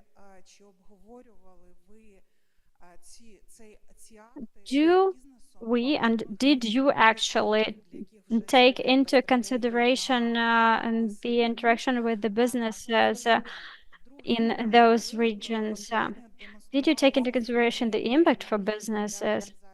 And when you also mentioned the estimates for the cost of those strategies, did you take into consideration the costs for businesses to carry out the necessary adjustments in order to adapt? For instance, the energy efficiency measures, some energy saving measures, if required by these strategies, for instance, maybe some CO2 traps or water purification measures. Did you take into consideration these figures from the point of view of cost for business, and did you communicate with businesses? I know that many entrepreneurs from Lviv, Mykolaiv, and Ivano-Frankivsk regions have a certain stance on this. Did you communicate with them? And if yes, what was the outcome of this communication? Thank you for your question. Who would like to respond to it? I'll be very brief. First and foremost, the strategies are available on the ministry's website so that all those interested could look at them in accordance with the Aarhus Convention. They should have been published too. They are there. I'd like to also mention that there were discussions, public discussions organized in oblasts, and it allowed us to invite lots of people. I don't remember which oblast, but they even had a record in Zoom when people could not join anymore because of the threshold of how many people can connect. So maybe representatives of the oblast working groups will tell. So did you discuss it with business or not? Well, we constantly collaborate with business when it comes to environment. We constantly tell them what they should do to preserve the nature. And this environment protection is also gonna do good things for them, because they will start implementing more energy efficiency measures. They're gonna make their product better, which will allow us to cut emissions, which will allow them to pay less environment tax. And as a result, that makes their produce cheaper, and it can become more competitive as a result of that. So there are some enterprises and businesses, especially businesses that have foreign investors, are very happy about that, because they understand the less emission, the better the equipment, the more modern it is, the more competitiveness it gives them. So business understands if they invest into environment and energy efficiency, the better it is gonna be for them, and it will make their product more competitive. Thank you. Would you like to add something? Yeah, I would like to also add to what my colleague has just said. This strategy precisely will give business an opportunity to understand in which direction it should head, because this strategy outlines the risks for business, among other things. And this strategy, of course, requires collaboration with business, so that business could reorient, probably cut their loss, cut their expenses for doing business, and to improve their activities to make it greener. And that is why the strategy is the document that allows business to better understand how to develop further. Thank you. I can also actually add, it is true, strategies are available, they are published. What we presented today, the risk that we mentioned, it was just an overview. But actually, you can take a closer look at them. And I have also mentioned that we worked in various sectors, and it is important to find out what are the vulnerabilities for them. And we looked at the sector in general. Say if it is crop growing, then it is crop growing in general. We're not separately looking at growing wheats and separately growing apples. But those two different crops respond to different factors in a different way. So a specific business needs to adjust it. But the approach, the overall approach will stay the same, because first we have to understand what are the vulnerabilities. There are 32 indicators. If it's not a coastal area, then it's going to be 30 indicators, by the way, and see where are the biggest risks and do separate calculations for them. But the approach will be the same. For this oblast, they are available. You can already use them as a foundation. Let me give you an example. A business that is constructing roads. Say, for example, Ajis is an engineering company and builds a lot of stuff like that. And when they do, they have to cut trees. And Lviv Oblast, for example, is vulnerable to that. Now, the question is, which trees do we plant instead? The ones that we have cut, or maybe some different species of trees that will grow better given the climate change? And then we refer to the strategy and we introduce change. This will already be an adaptation and mitigation, because we're talking about trees. This is just a quick example. But again, in every specific case, you just need to look, you need to rely on these principles and do things. I would like to add, while coming to the conference, one company contacted our oblast administration. They are doing the additives for fodder, and they won a grant, and they wanted to get the environment-related recommendation from us. The business understands that they are using too much power, and that is why they want to see our opinion, whether we're supportive of their plans or not. So this is an example from today.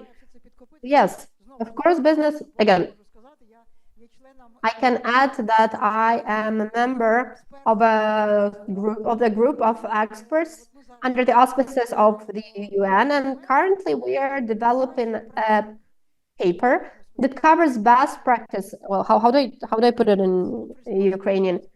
Principles of responsible investment. And these practices will be very soon made public during the COP. And these criteria will allow you to pick companies who comply with the relevant net zero requirements, and they will have a priority to obtain grants, etc., during different bidding procedures. In our strategies, you can also see, for example, some measures that will be incentivizing businesses to implement certain activities. And there are lots of them there. I just would like to encourage you to take a look at it. These strategies are huge. They actually are huge. We didn't mention how many pages there are, but this is more like a guideline. So, you open a certain chapter, you read it, you find information about the bowels, you find information about forests. This is the second chapter. Again, if you want to find out more about climate change, then you open a different chapter, you look at the indicator, read about it. You pick the sector, you read about the risks for that specific sector and threats, climate-related threats. And then you will better understand what can be done and how you can use it in your work. Again, it is huge. There are more than 550 pages, tentatively. But yeah, you can find something that will be useful for you. Are there any more questions? Oksana? We have 10 more minutes. I need only 1 minute. I comment. Alexander, I disagree that the easiest thing is to find staff and human resources. Zhytomyr is a very advanced city. And now in Zhytomyr, there are about 36 or 38 programs and strategies that cover energy and climate. Zhytomyr realized that there's an entire chaos, and we had to organize a corporate team building. We had to bring people from various structural units. We had to go to the forest, and we had to figure out sector-related issues. I think that it actually is the most complicated matter at the level of the oblast administration. It is necessary to figure out sectors, because if we're talking about water, it's not only work with the water supply companies, but it is also work with the rainwater. In Torsten, currently we're developing a detailed pilot project dedicated to rainwater management and use of such water to irrigate stadiums, using it in recycling. This requires cooperation with different structural departments and units. So the first thing that I would like to recommend is some capacity building. The adjacent units and departments should get together to figure out what you have available and how are you going to cooperate, because there clearly will be funding. You will be building your roads, you will be building something else, but something might go wrong if there is not this common understanding. The second thing, there should be a set of criteria at the national level. If regions have clear goals, tasks on adaptation, it should be a priority for funding. And this is what we had with the municipal energy plans. When one sentence was added to the law, which says that if communities have this plans at the municipal level, they will have the priority for state funding. So in any case, certain priority should be given. And a third comment that I would like to make is we do not have indicators. This is something important for the state, and this is something that we need to discuss. The state will be reporting, right? Or not reporting. The state is going to invest money and set targets. We need these sectoral indicators, and these indicators need to go down to the oblast level and then to the community level, so that this is one mechanism, so that it goes from the bottom to the top and report in the same way. And I think that this is the objective that we need to work on, the indicators that will allow us to measure how good we are at achieving our national targets. Thank you. Victoria, would you like to comment? I'll be very brief. I fully agree And we have already discussed it on multiple occasions, and we understand where are the gaps.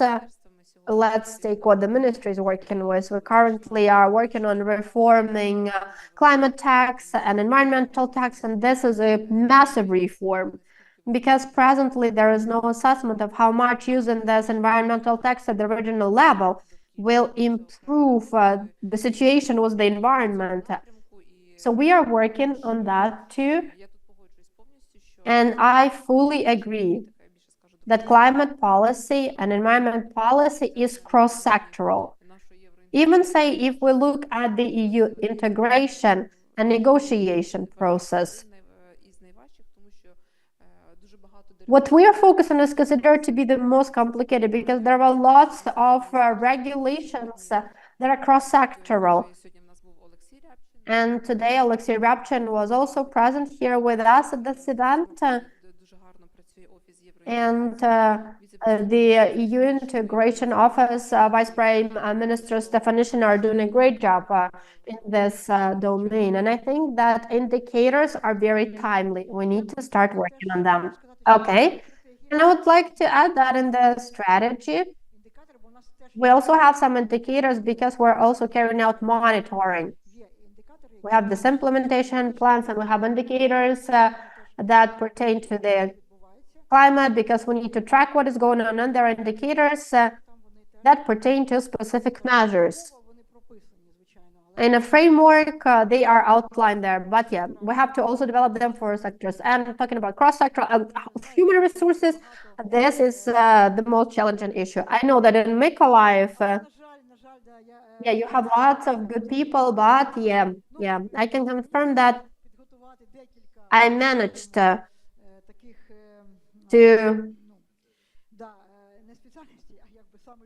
I managed to train a few people because yeah, here we're talking about individual people, not even dozens of people.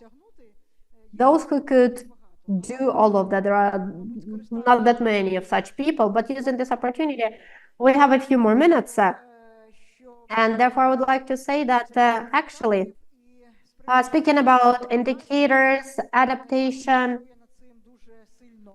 now, there is a very intense work that is carried out at the IPCC as the vice coordinator of these efforts in Ukraine. I'm encouraging all those who understand what I'm talking about to join this effort. I'd like to mention one more time that today and tomorrow, I'm waiting for those who are aware and have experience of working cities and towns, because the thing is that, yeah, we have lots of materials. I believe that Ukraine should also be one of the authors of the report on climate change in cities. You have to submit your CV to IPCC's mailbox, then you have to fill in the form, and then we will submit your application, and the IPCC's bureau will select people. Also, IPCC is planning to develop, there was an annex from 1994 dedicated to adaptation to climate change. It will be updated. Sadly, it takes time. Everything is pretty slow because there are lots of various processes, discussions with experts. So probably it's going to happen in 2028, 2027 soonest. Yes, sadly, climate change, as we have already heard today, and I can confirm that, is happening way faster compared to the way we are responding to that. Well, but what do?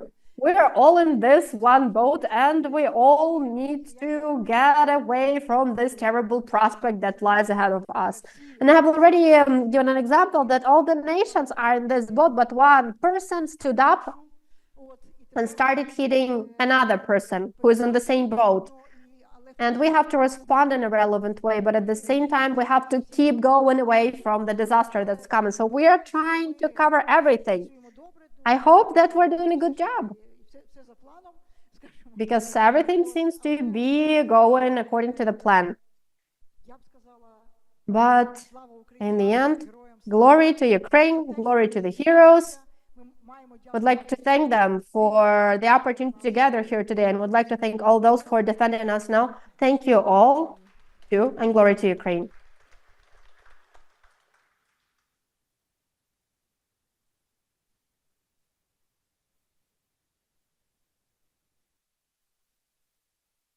яку буде модерувати вже Оксана Кісіль.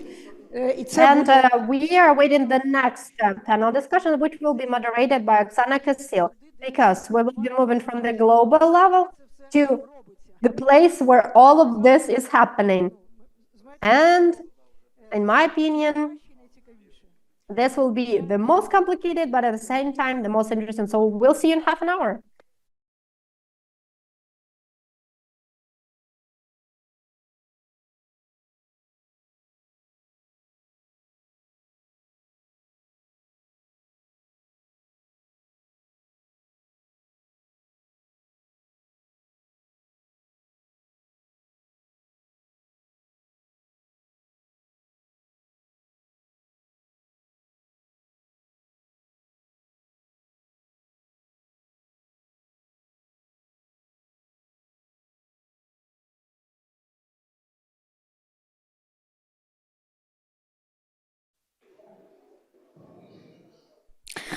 Загалом вже такі заходи, як коли ми говоримо про адаптацію до зміни клімату, треба проводити з відповідними ланчами, да? Тобто без м'яса. When we are running such events that are dedicated to climate change topic, I believe that we should adjust our menu accordingly and we should not serve meat. It's too heavy to digest. And how much time do we need to wait? Well, it seems that everyone is back from the lunch break. I would like to say that I cannot see our chat box. So if there are any questions on Facebook or on YouTube, I cannot see them, unfortunately. Should you have any questions to our previous speakers, please read them out if you find them in the chat box. This session will be dedicated to the cities and communities and their adaptation to the climate change.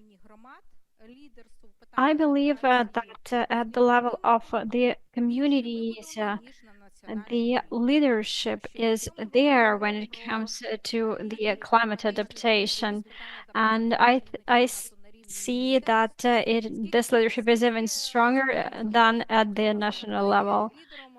Who are the leaders on climate change adaptation at the national level? Could you drop me a few names? All right, Svitlana Hrynchuk and Victoria Kireva. But we have 200 mayors, over 200 mayors in our Covenant of Mayors, and they all know what climate adaptation is. It means that we have these local leaders ready to act. At the same time, we insist on having proper dialogue with the representatives of various communities. And now I'd like to invite Alla Lutska. Alla Lutska is the director of the Department of Energy, Energy Saving and Innovative Technologies of Mykolaiv City Council. She is working in the city of Mykolaiv. She is working on energy and energy saving, but I'm sure that climate adaptation is the issue that is cross-cutting in her daily work. I would like also to invite Mr. Ivan Direv. We have mentioned solar power plants today in Ivano-Frankivsk region, and I believe that Ivan Direv can dwell upon that even further. He is the mayor of the Lena community. And I would like also to invite Mr. Oleg Serniak, mayor of Pustomyty community. We on purpose invited the speakers from smaller communities and big, and just one mayor from a big city. And we will go to Mr. Sadovy and we will talk to him about not only big cities but smaller communities as well. We will also be joined by IPCC representative. We will have Professor Sirkilkis with us. She's not here yet, but we will give her the floor as soon as she joins. And we will talk about climate change and cities. We had a chat for the organizers, and what was the first question that you saw in that chat? What was the first question? Well, the first question was about the risks, and you were asking whether we are ready for the risks. Well, I should say that the topic is so diverse that we see that we are discussing it from different angles today. We are talking about the resilience, and we are talking about the resilience of the cities. As far as Mykolaiv is concerned, I should say that given its location, geographical location, it is the capital of Mykolaiv Oblast, and it is located in the southern part of Ukraine. We see that there are two risks that are looming large at us. The climate change is of high importance to us. We see that September is the month when we still have temperatures like in August. We see that the temperature is increasing. Therefore, this heat is an issue for us. Another risk is the flood risk. These are our top priorities.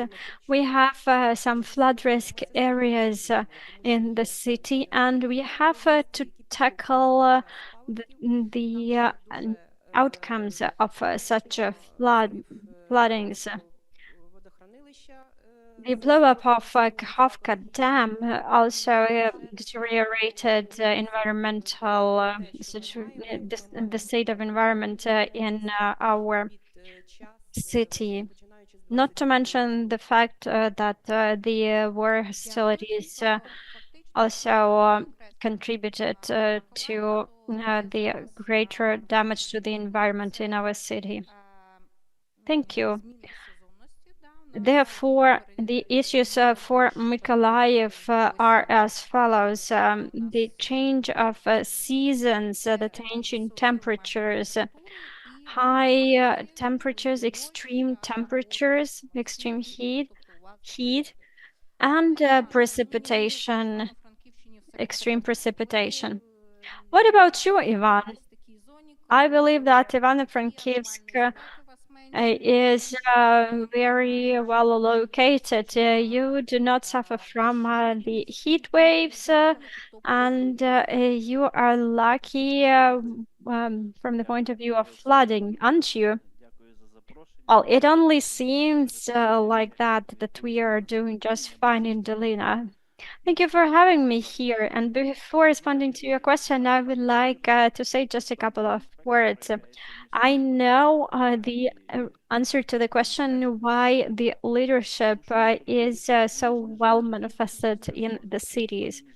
It is because people do not live in the ministries. They do not live in government agencies. They live in the communities. Therefore, the communities are the closest to the citizens, and that's why the communities pay attention to climate change and climate adaptation. The city of Dolina became part of the Covenant of Mayors in the part of energy cooperation back in 2009. The previous mayor had actually a different idea in mind. It was more about energy saving and energy efficiency. That was the reasoning behind our city joining the Covenant of Mayors. We filed a report for 2020, and we signed the documents for the next interim period till 2030. Well, actually, it's till 2050. the studies that we have seen here today, and I would like to thank from the bottom of my heart all experts from APENA 3 project for their support, are of great use to us. We have already applied some of the data provided by you in our risk assessment, and we added those data to our action plan. Hopefully, we will add even more information to our strategic documents. We need to switch to midterm planning for the period of 2025-2027. We need to pass our city program, and we will do that. We hope to incorporate more data into it. But the biggest wealth is our people. We have the Department of Sustainable Development and Climate Adaptation. There are two energy managers working in this department, Andriy and Snezhana. Our community knows what is our energy demand. We are keeping count of our energy consumption. We have special software for that. Well, what I'm pointing at here is that we can count specific figures, but we can count only what we can measure.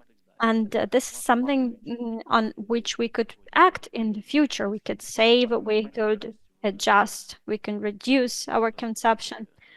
I would like to thank also Oksana, because now we are participating in one European project that will help us with a thermal insulation of one of our schools.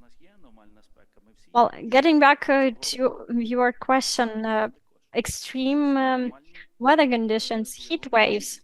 Yes, we have heat waves even in the Dolina community. Sometimes we have heavy precipitation, heavy rains, showers. When I was driving to you, it was pouring outside. Well, of course, it's good for those who will go to the mountains to pick mushrooms, but if you are driving, that is not such a positive condition. We do feel the consequences of climate change. Luckily, we didn't have gust of winds lately, but we have seen your studies, and we understand that sometimes the speed of wind might be much higher. We have this blue pine trees in our city, and they are waving under the wind, but it of course depends on the speed of wind, and we understand that there might be some stronger wind blowing, and we need to adjust accordingly. It is not true that we see no impact at all of this climate change. Well, it is true that Carpathian Mountains offer us some protection, and we have some favorable conditions when it comes to the weather, but still we feel the consequences of climate change. Thank you. Mr. Hrynchuk, we saw many photos of floodings in Lviv. If I'm not mistaken, your community is only 20 kilometers away from Lviv. How comfortable are you with this weather conditions? Maybe it is too soon for you to experience the climate change consequences. Maybe you will feel them only in a 30-year time. What's your take on that? Thank you for your question. Well, of course, we see the threats of the climate change. Of course, we have the same threats and we see the same risks as our colleagues have mentioned. The heavy precipitation in the western part of Ukraine, it is of great concern, as during the heaviest rains, the infrastructure cannot handle this amount of precipitation. When we have tropical showers, we do not have a proper infrastructure. The runoffs, unfortunately, are not able to cope with such a high load. Of course, it depends on the city. For instance, our city is a small one. Most people have individual heating system. And of course, the global warming, of course, we also see an impact of change in the water resources and aquifers. As now we have to dig even deeper in order to reach potable water. We have to drill for having water, and we have to have deep water wells. In our city, I believe that we should join forces in order to tackle the climate change, and we need to adapt as well as other cities. Well, I think that we should talk not only about climate adaptation, because we are always trying just to respond, to react, but unfortunately the situation is deteriorating. In general, we as a society and we as people who live on Earth should talk about climate restoration. If we do not act on climate restoration now, if we do not reconsider our attitude to the environment, it may cause some devastating consequences for the humankind in general. I would like also to say a couple of words in terms of personnel, in terms of human resources. We heard some controversial opinions today. Some were saying that special departments should be set up. But it seems to me that climate adaptation and climate restoration should be a guiding principle for any governmental official and any citizen. If we're talking about digitalization, well, not only IT specialists are involved. If we are talking about integrity, we cannot expect lawyers to resolve all the issues. We cannot rely only on one agency to handle the situation. Therefore, we all need to be aware of this phenomenon, and all our documents have to be adjusted accordingly, and all our actions have to be taken with due consideration to climate adaptation. Some people say that it is irrelevant, that it is not the right time to speak about all these topics, but I disagree. Of course, first and foremost, we need to help our defenders, those who are at the front line, but at the same time, we need to think about children, because children have their childhood now. They cannot wait, and we all live on our planet Earth. We all are using its resources. Today, listening to our European colleagues sharing the experience, we have to be aware of the fact that 2 years from now, we will be the role model for our European colleagues and for other countries worldwide. 2 years from now, we will be running events and sharing our experience and success stories of climate adaptation. Oksana, I would like to add.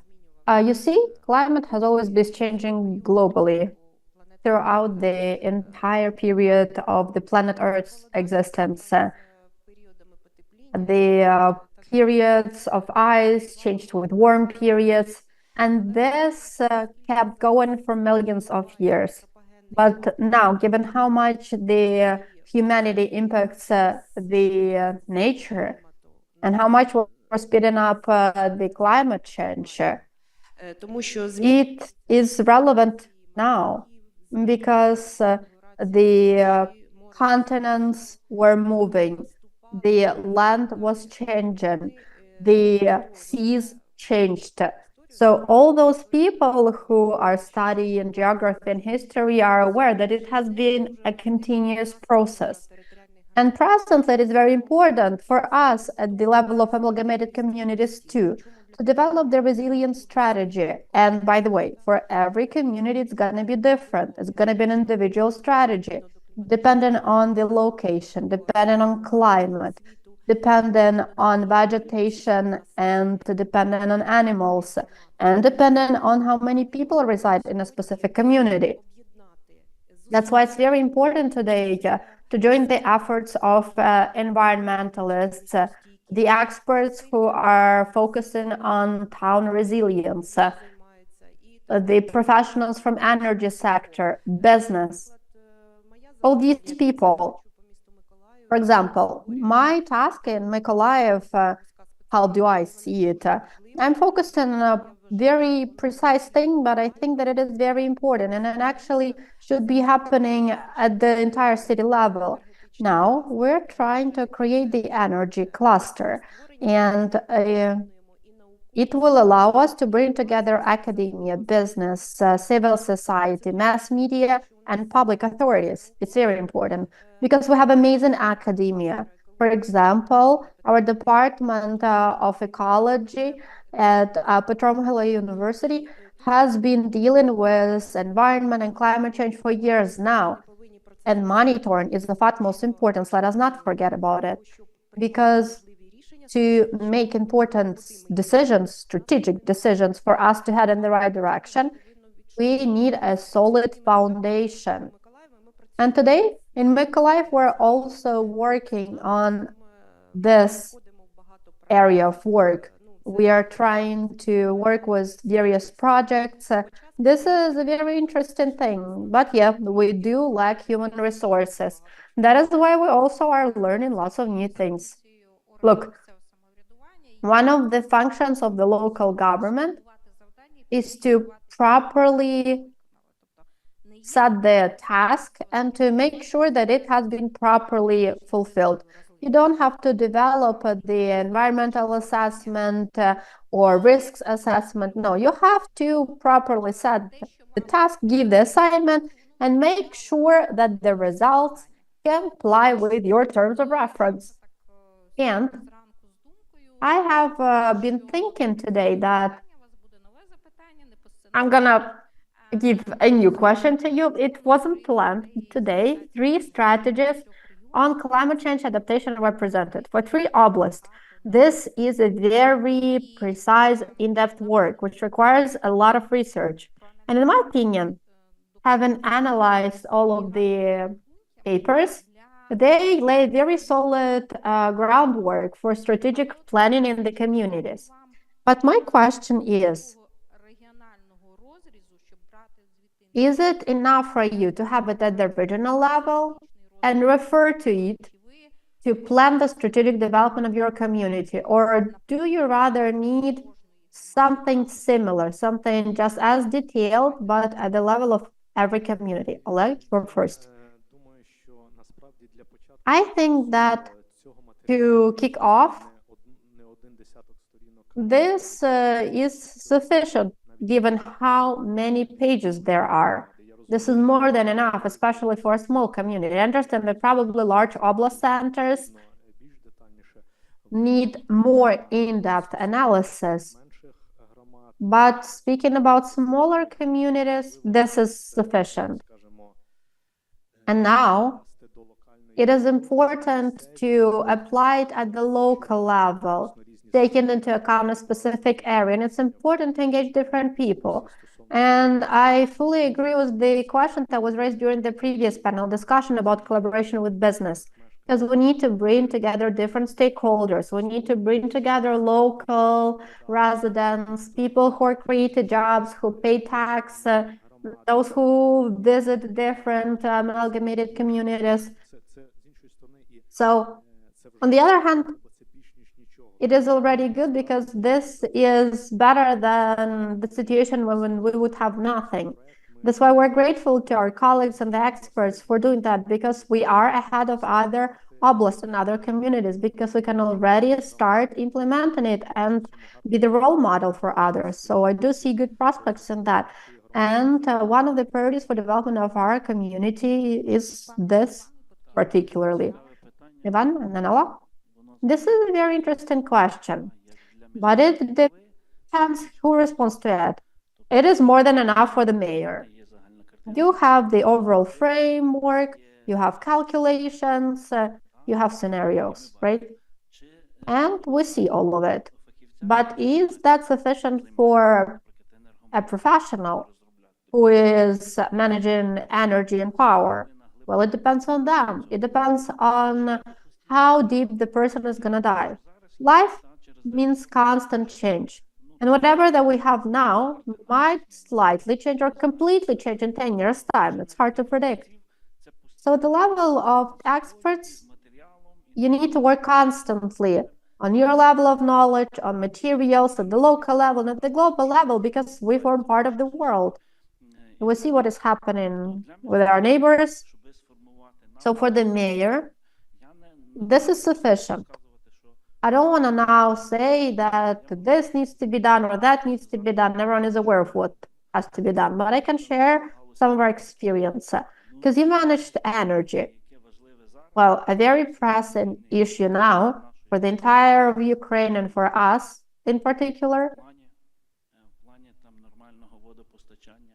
And say, if we're talking about water supply and water discharge, we have built the new power plant for 40 kilowatt, and it is now working.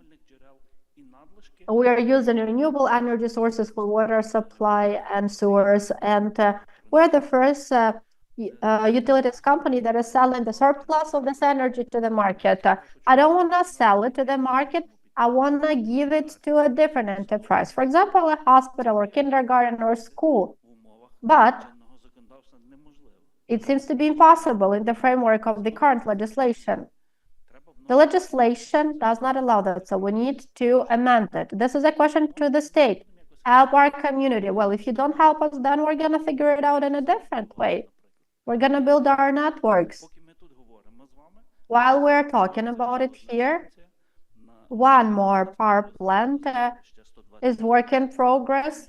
The wastewater treatment and water intakes, and I think it will be commissioned by the end of September. Let me check. I don't want to lie. Let me make sure. Just give me a second.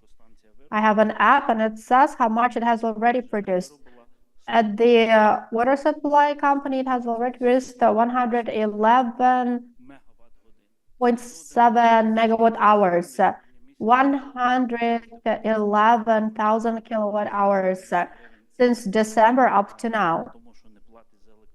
So basically, the water company has already earned a lot of money because they don't have to pay for powers. And we have also agreed with our partner, Ukrainenergo, and we now are building 2 solar power plants for children's hospital and kindergarten. And these are private investment. So we have allocated the land plot for the hybrid power plant, 10 megawatt of solar, 48 megawatt of storage.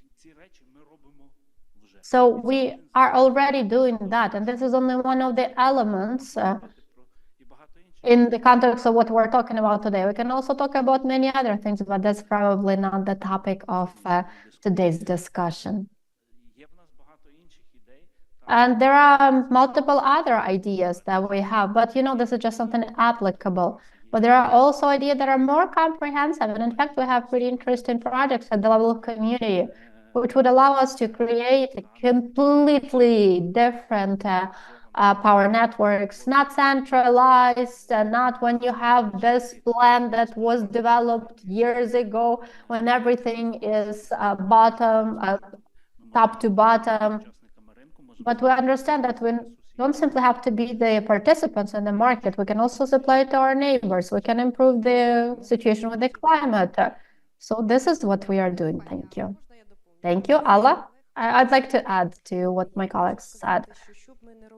I wanted to say that no matter what we do at the local level, every expert should have a strategic vision for the future, should understand how their community will develop and how their country will develop in general, not only the country alone. So if we talk about Mykolaiv, I'd like to say that there are multiple projects that are implemented, lots of ambitious plans, and I believe that we will be able to implement them. And you know, for example, when you come to an apartment with multiple rooms that needs to be renovated completely, what do you start with? With the pipes, sewers, electricity. I'm sorry for this comparison. And you know, Mykolaiv reminds me something like that, when we have to renovate everything from scratch. But we have a strategic vision of where our city is headed. And it is important to bring our people back home, and we also must be decentralized from the power viewpoint. And our mayor is probably the leading figure for that. So he is laying the way for us, and we as a team are following him. And we are strategically thinking about what we need to do and analyze what cannot be analyzed for a specific reason. And we have a very good experience with the help that we received from the local donors, international donors, local experts. I'm talking about creating a network of experts. This is what the Covenant of Mayors is doing.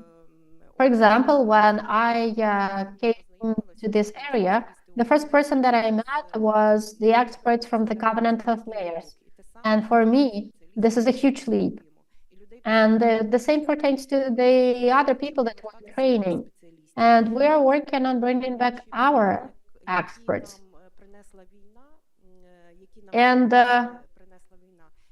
war has led to lots of change. And we need so many years to recover from it. We see our strategic future. We are drafting projects.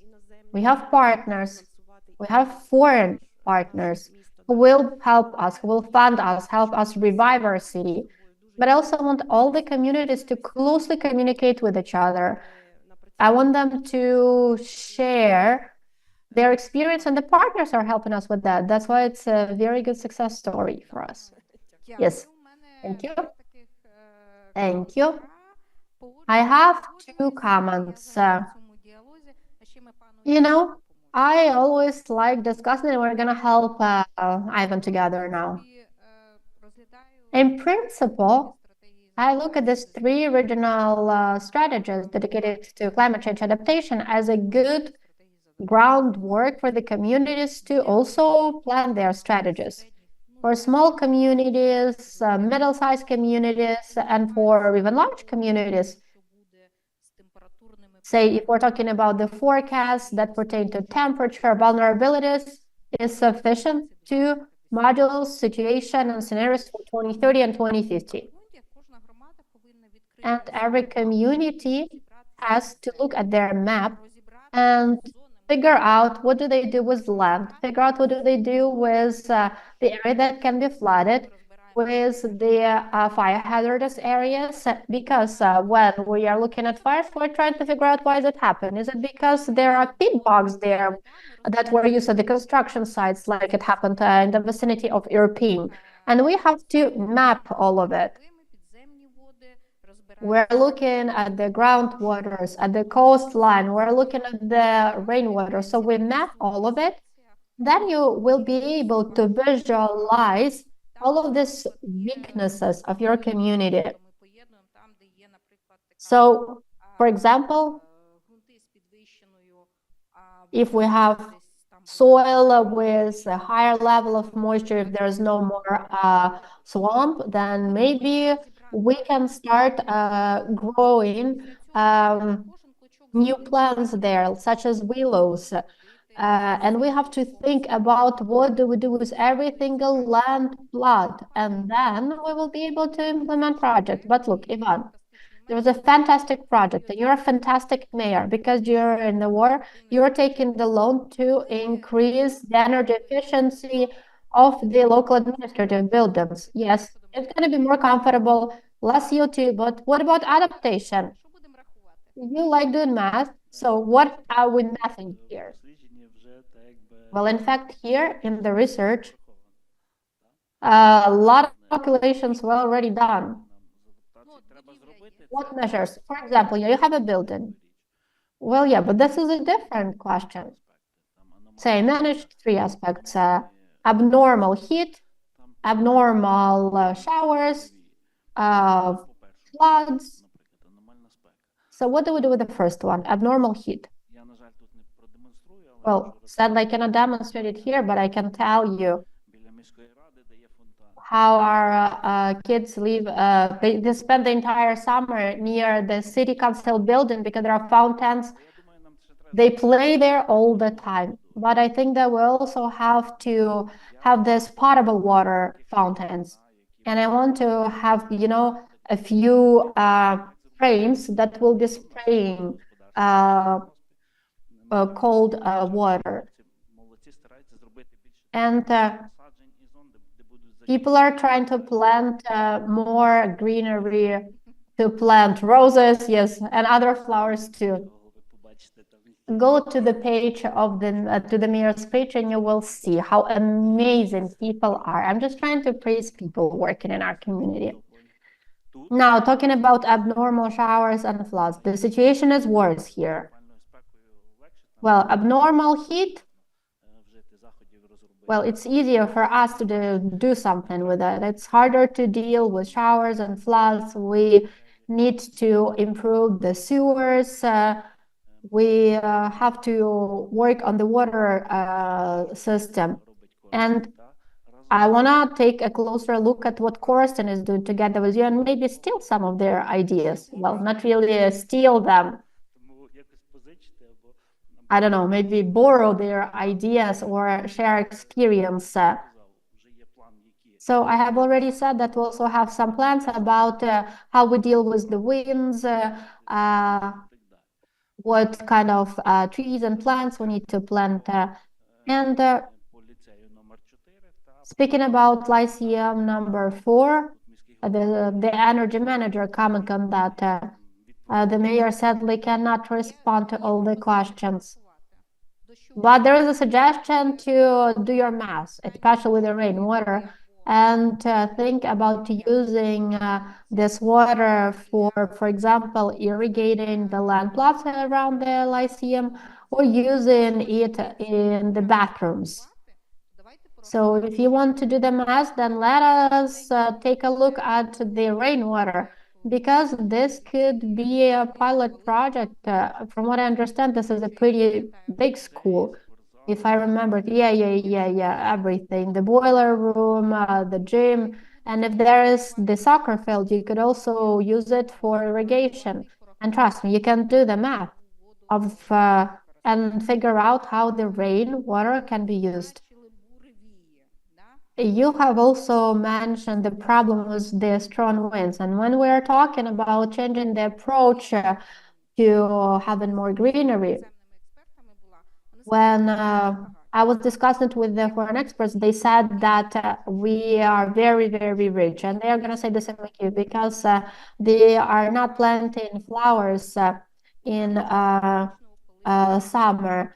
And they are not planting petunias flowers, which means that we need additional resources and we're using water to water these flowers.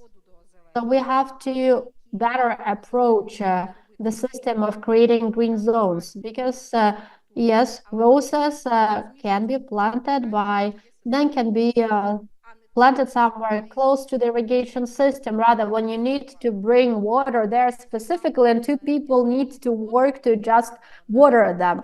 So this map of green areas is something that is very much needed too.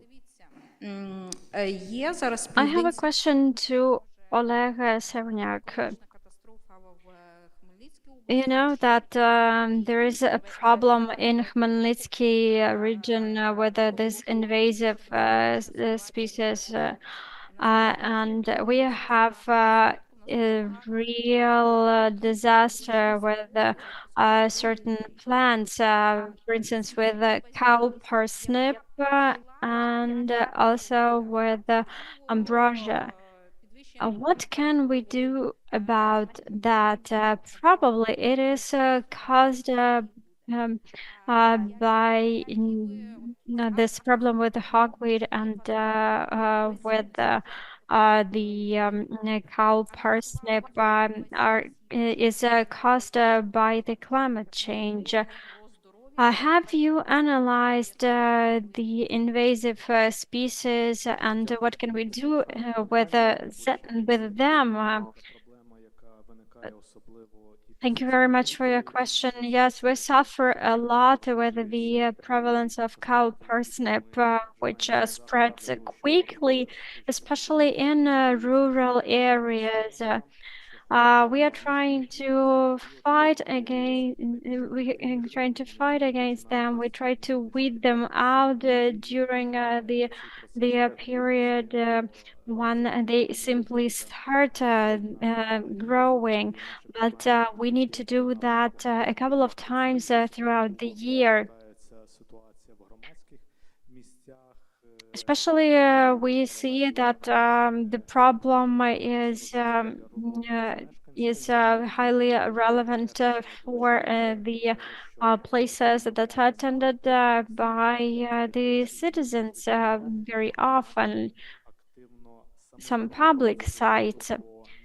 We try to weed them out by ourselves. Not anyone can weed out the cow parsnip. Unfortunately, there were some cases of people having burns after trying weeding out cow parsnip without prior preparation and without being trained to do that.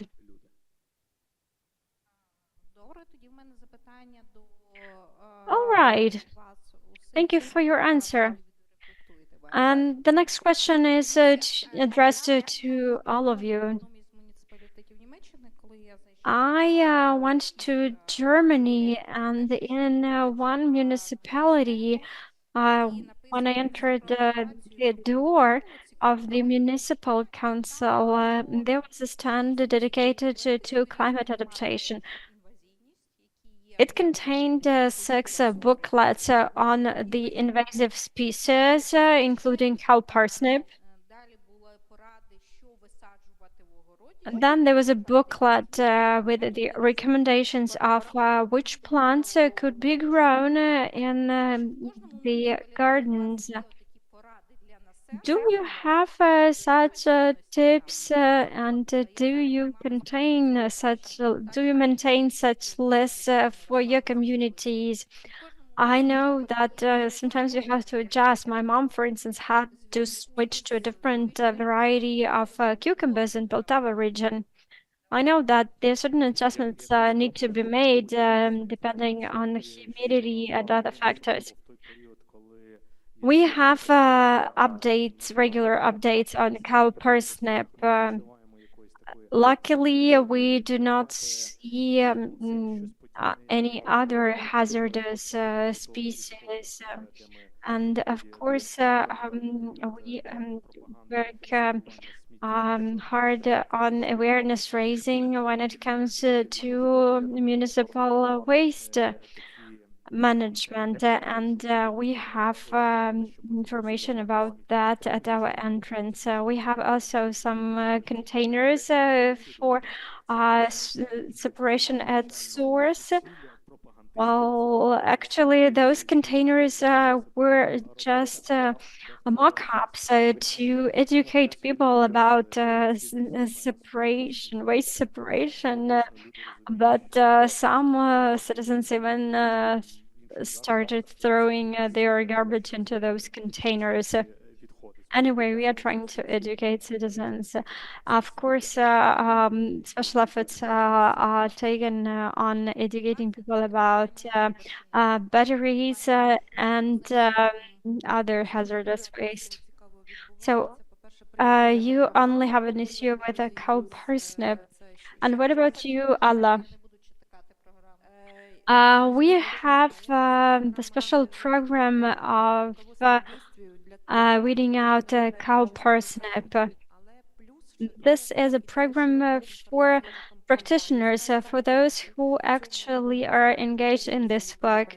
But we also are trying to raise awareness. We have booklets with the relevant information. And unfortunately, we have some citizens who have a lot of plants and plant species growing in their territory and who are not maintaining well their territories. Some weeds are very tall and they do not take care about their territory. And we also have some events for students. We are collecting also the taps for different bottles. We have a special campaign for collecting caps for bottles, as this is some special plastic that might be reused and that could be used for drones manufacturing.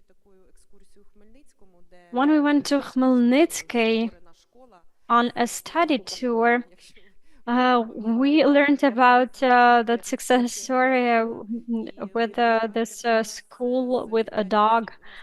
Well, I got back very excited and inspired. Now we have similar approaches. We started with kindergartens and schools, and we have our academia talking about different invasive species, about cow parsnip, about hogweed, and we keep on working in this direction. We need to be ready to the climate change. We need to be ready to climate adaptation. I would like to add, well, Oksana, I see you. I do understand what you are pointing at, and you are right to do so. As if you are able to identify the problem, then you will be able to solve it. Well, we do not have those many invasive species, just cow parsnip. I don't think that we have any issues with with other species. Well, we know that there are some trees that we are not supposed to grow in our territory. Well, it is right of you to bring it up. This is our homework. You are right. We need to undertake some responsibility. We need to take certain commitments, and we have to work on that. Thank you. But we need to perform a balancing act over here, as we have, our municipal workers saying that they would only plant pine trees because the leafy trees will drop their leaves in fall and they will have more work. Oh, it was just a joke, but yes, you need to be aware of the species that could be included into local landscaping programs and which should be avoided. Yes, awareness raising is important. Unfortunately, sometimes we fail, but now we are inspired by our German colleagues, and hopefully we will follow their lead. To be honest, I do not think that you will be able to take all those climate adaptation measures on your own. But you need to create a conducive environment for communication with the citizens, and you have to act together. I have been listening to my mom complaining about cucumbers. For 2 years, there was no harvest at all. And she has been using the same variety all the time. But the climate has changed. The soil has become drier. Its humidity went down. Therefore, that variety that she used to use is not harvesting anymore. Therefore, she just had to change cucumbers variety. There are some other issues with some vegetables, and of course, the local governments could become the reference points for the information. You could become these information centers. You can see yourselves as the main communicators, as the messengers, while speaking to the citizens. The war is ongoing, and it brings a lot of grief with it. I have seen it myself. I have seen other people suffer. But we need to think about history. We have to make right history for our children. Our children have to remember forever who is the enemy and who are our friends. They need to remember that Russia is a foe. We cannot have that history being erased as it's done in Georgia. And when we talk about risk management, it has to be added to the duties of the local governments, the risk management system. And we need to have the proper warning system in place. There are some Telegram channels that are run by the local governments, and they could be used for warning the citizens should there be some extreme event. For instance, tropical nights, we could offer some advice for vulnerable populations. Some tips could be added, for instance, what to do in the case of a heat wave if you're feeling unwell while being outside. And here comes the key question. We will be discussing climate adaptation for years in the future, but it would be good to see some tangible results.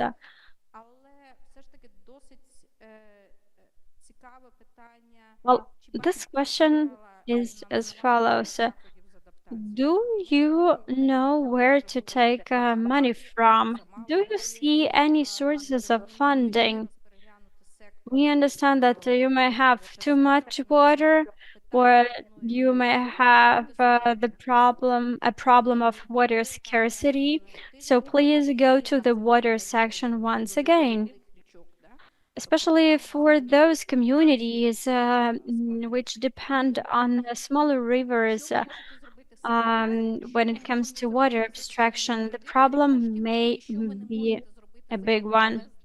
What can you do with the loan funds, and what is actually impossible without proper cooperation with the regional and central level?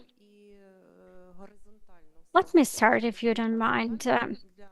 We can have the horizontal cooperation, and we already have it for the warning, and we know how to respond to the climate change, to climate challenges, and to man-made disasters.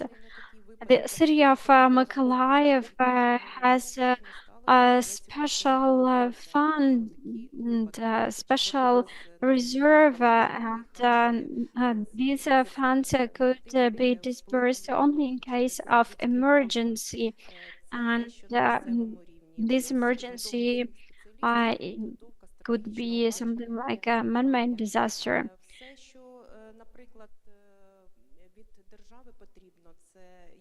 or a natural disaster. We also need some agility in terms of the decision-making process, as in the past couple of years, we see that there are some controversies and some discrepancies in the legislation.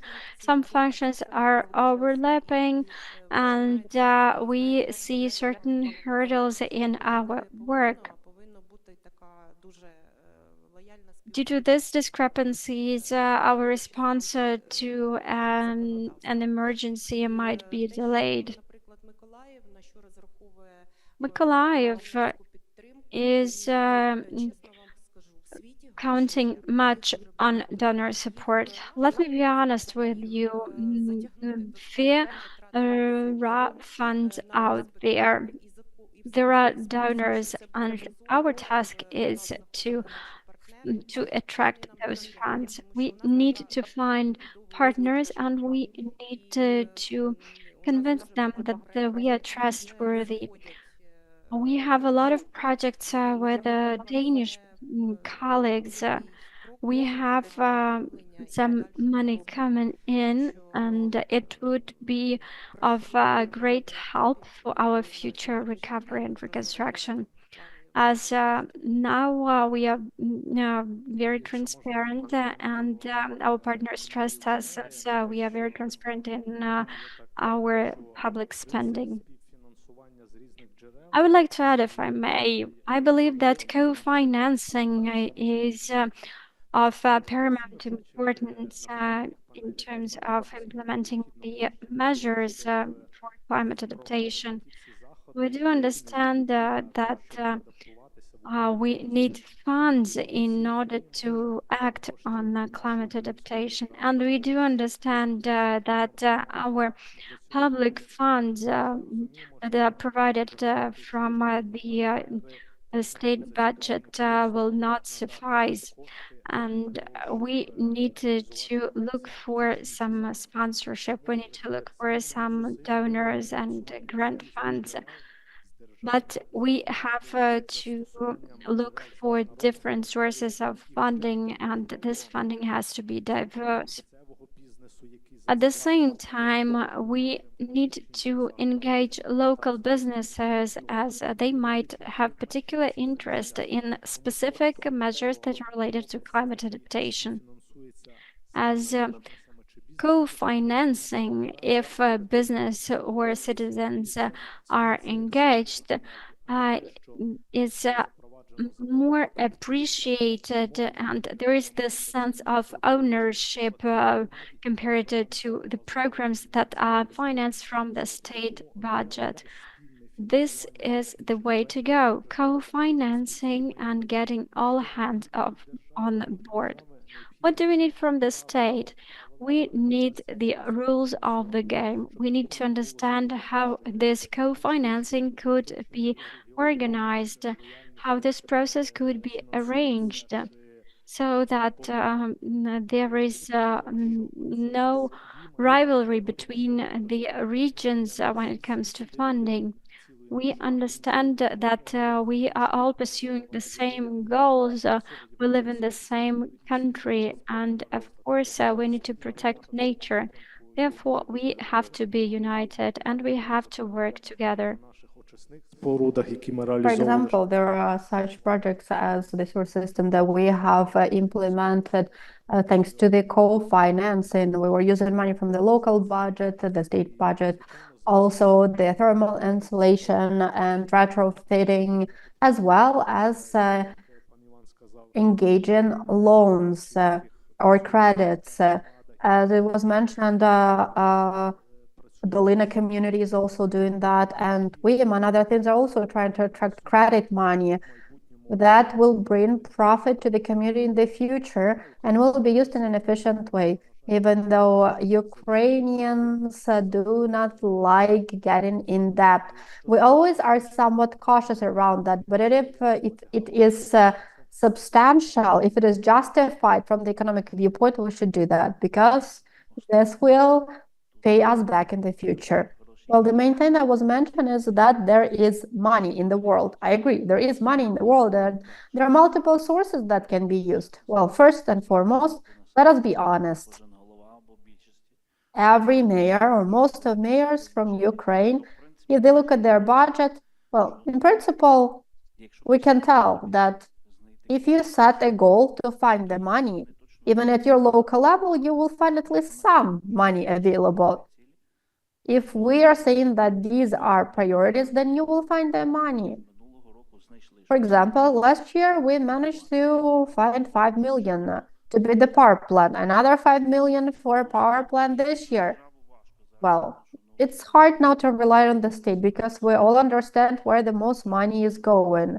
It is all aimed at our victory, and even in the future, in the coming few years or even decades, we cannot rely on the state that much, even though there are nice examples. For example, the Fund of State Efficiency. They have launched a program that is titled Fund for Children. The state probably is using the money of the children. They are using million collectors, and we are funding the installation itself, all of the paperwork, so you can also rely on this kind of assistance. The other question is whether the communities, whether their teams are capable of finding this money and working with it. Money of international partners or donors, there are multiple programs available. I understand that for us, hopeless that are close to the border, it's easier. There is Interact program, there used to be cross-border. And I know that Postomity also managed to get it in our community also when it comes to healthcare within the project Ukraine, Poland. And now we are also signing the grant agreement, 1,800,000 euros for 2 communities. This is a sufficient amount of money, right? Especially in the current situation. But we had to apply, we had to find a partner, we had to submit it. Without people, without a good team, it is impossible to do so. If there are communities who are capable of doing that, they will be able to find the money. Next, working with business, with companies that are working in your community. They are definitely interested in having proper working conditions, the level playing field. Ukernafta, for example, more than 3.5 million were allocated to improve the energy efficiency. We also don't have to pay it back, and we managed to use it for the hospital and the kindergarten. I also talked about credit money, but again, this requires a lot of effort, because you have to fill in all of the tables, to do all the math calculations, to spend some money on the project. also approve all of that. Yes, in Dolina it took quite some time, but thank God everything worked.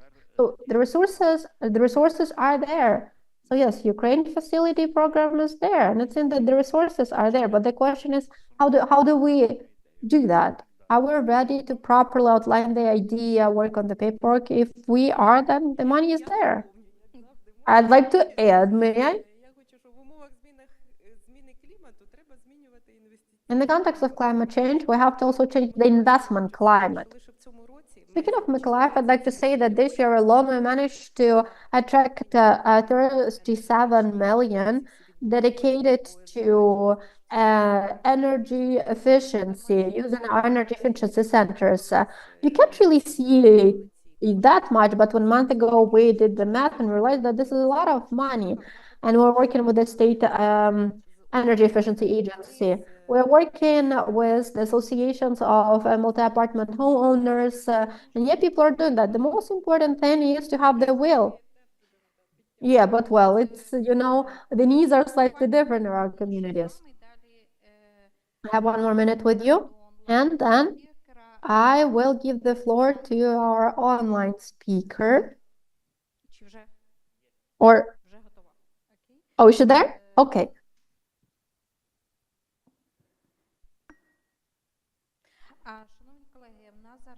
Ladies and gentlemen, Professor Shir Kilkis joined us. She represents IPCC, and today we heard this abbreviation multiple times, maybe up to 50 times IPCC was mentioned today. And now they are preparing the report on climate change in cities.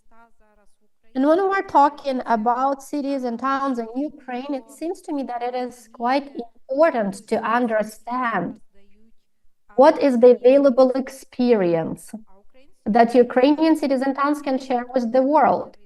And they can tell the world about how to manage risks, be it natural disasters, floods, heat, or increase of the sea level, or how to overcome the consequences of the war. So this vast experience that we have has to do with risk management at the local level, and I believe that it also should be covered by this report. And moreover, Ukrainian cities are ready to provide commentary and recommendations to this report. We can do that via Svitlana, via other experts, because I believe that the best crisis management now is present in Ukraine. We are trying to solve anything as soon as possible. Anything that has to do with destruction. Let's take Kakhovka Dam. Let's talk about fires that started as a result of Russians using Shaheds. The local government is trying to resolve it here and now. So I believe that the Covenant of Mayors in Ukraine could share their experience with how to deal with this kind of disasters and emergencies, and how to manage it as a result of the war-related damage, should form part of this report. Now, over to you. And could you please tell us, what do you think about Ukrainian cities and towns making their contribution to this report? Thank you. Greetings to everyone from Turkey. I hope my voice is coming well. I would like to share the key findings from the IPCC and the special report on climate change and cities in this valuable event on climate change adaptation. So this is coming directly from the Working Group 2 assessment, and it's comparing a more sustainable and a less sustainable future, but the one that has low emission energy production, sustainable mobility, green cities and settlements, human well-being, water security, is the picture that we see on human activities that protect, conserve, and restore ecosystems that contribute to climate resilient development. And what we see from here is also that decarbonization and climate resilience go hand in hand, and more integrated multi-sectoral solutions can provide a more sustainable future that also addresses the social inequities. When we look at urban systems, which IPCC covered this as the first chapter in AR6, we see that urban areas currently contribute to about 67 to 72% of global greenhouse gas emissions. So this is the reason urban emissions are so important, whether we're looking from an adaptation perspective, because mitigation is also required for adaptation, or from a mitigation perspective. And the drivers of current urban greenhouse gas emissions around the world are complex. But there's an opportunity. The finding from the IPCC indicates that urban areas can create opportunities to increase resource efficiency and significantly reduce greenhouse gas emissions through the systemic transition of infrastructure in urban form through low-emission development pathways towards net zero emissions. And for a more sustainable future, net zero emissions are very important. When we look on mitigation adaptation synergies, I know this is focused on adaptation. If we think of a city anywhere in the world, there are carbon sinks, natural carbon sinks, potentially surrounding the city. This could be forest, this could be other kinds of green and blue infrastructure. But if cities in our region, when it's suitable, they are designed to be more compact and walkable, this has many co-benefits, such as co-locating jobs and housing, providing mental and physical health, lowering resource demand, and also saving land for agricultural, forestry, and other land use. So this is compared to the dispersed and autocentric version of an urban system on the right, with the compact and walkable urban system protecting the surrounding carbon sinks on the left. We can also say that urban areas are systems where multiple mitigation options, especially when integrated, have cascading effects across transport, energy, buildings, land use, and behavior. And I've tried to translate this very important sentence as well. But layer by layer, we have land use, transportation, buildings, energy. For example, if something is done positive for land use, closer distances, more co-located jobs and housing, it impacts the energy system. So in our efforts to decarbonize and to reduce the use of fossil fuels, something positive in designing our cities has ripple effects all the way to the energy system. And better urban planning and service provisioning has the potential to reduce energy demand by 25% by 2050 alone. This was one of the findings. Electrification is very important. It can support the use of more and absorb greater shares of renewable energy in the system, and allocating these energy resources to demands in the urban systems are very valuable. We also need to think about other areas in the world, in the region, and what we use in terms of materials, whether for buildings or consumption. This also has impacts. So reducing and balancing these aspects on the side of mitigation is important. Let's look into the synergies. This can be between sustainable development, energy efficiency, renewable energy. But one thing is clear, urban planning with more green spaces can also provide synergies for reduced air pollution, and demand-side mitigation can have positive benefits as well. This was one of the collaborative efforts we did in the IPCC, both on the side of Working Group 3 and Working Group 2, but this is showing the potential synergy with the Sustainable Development Goals. And especially when we integrate ideas, the collaboration, the strategies, and innovations, potentially we can capture many synergies with Sustainable Development Goals, not only climate action, but many of the other SDGs. This is again coming from feasibility. It doesn't have only one dimension, but many multiple dimensions. And one thing that can be an enabler or a barrier is institutional capacity, governance, and also cross-sectoral coordination. So when we share ideas, when we share knowledge, and we coordinate across departments, ministries, this has can have a very positive impact also on the urban system. Now let's come more to the adaptation side. This is showing again from our report, actually also from Working Group 1, this is showing how urban green and blue infrastructure can provide both benefits for mitigation and adaptation. And the reason is urban green and blue infrastructure can provide a local cooling effect. And here we see, for example, vegetation, parks, forests, gardens. This can have about a 3 degrees Celsius local cooling effect to counteract as much as possible, not entirely. Excuse me, I ask you to speak slowly because translation is not so good. this can have about a 3 degrees Celsius local cooling effect, And here we see the vegetation, the parks, the forests, and the gardens. And when we provide and increase more urban green and blue infrastructure, this can provide benefits for adaptation in urban areas. This is also important, and I've tried to provide translation here. Urbanization to exacerbate the effects of global warming in cities. And the map is showing that some cities have already increased, for example, 2 degrees Celsius of warming. But this is a combined effect of both urban warming due to the urban heat island effect, and also the surrounding warming. So this is a combined impact. And urban green and blue infrastructure can also support this local cooling effect that I was mentioning and being discussed in terms of climate adaptation point of view.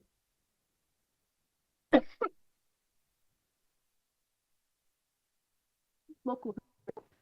By decreasing the return of moisture.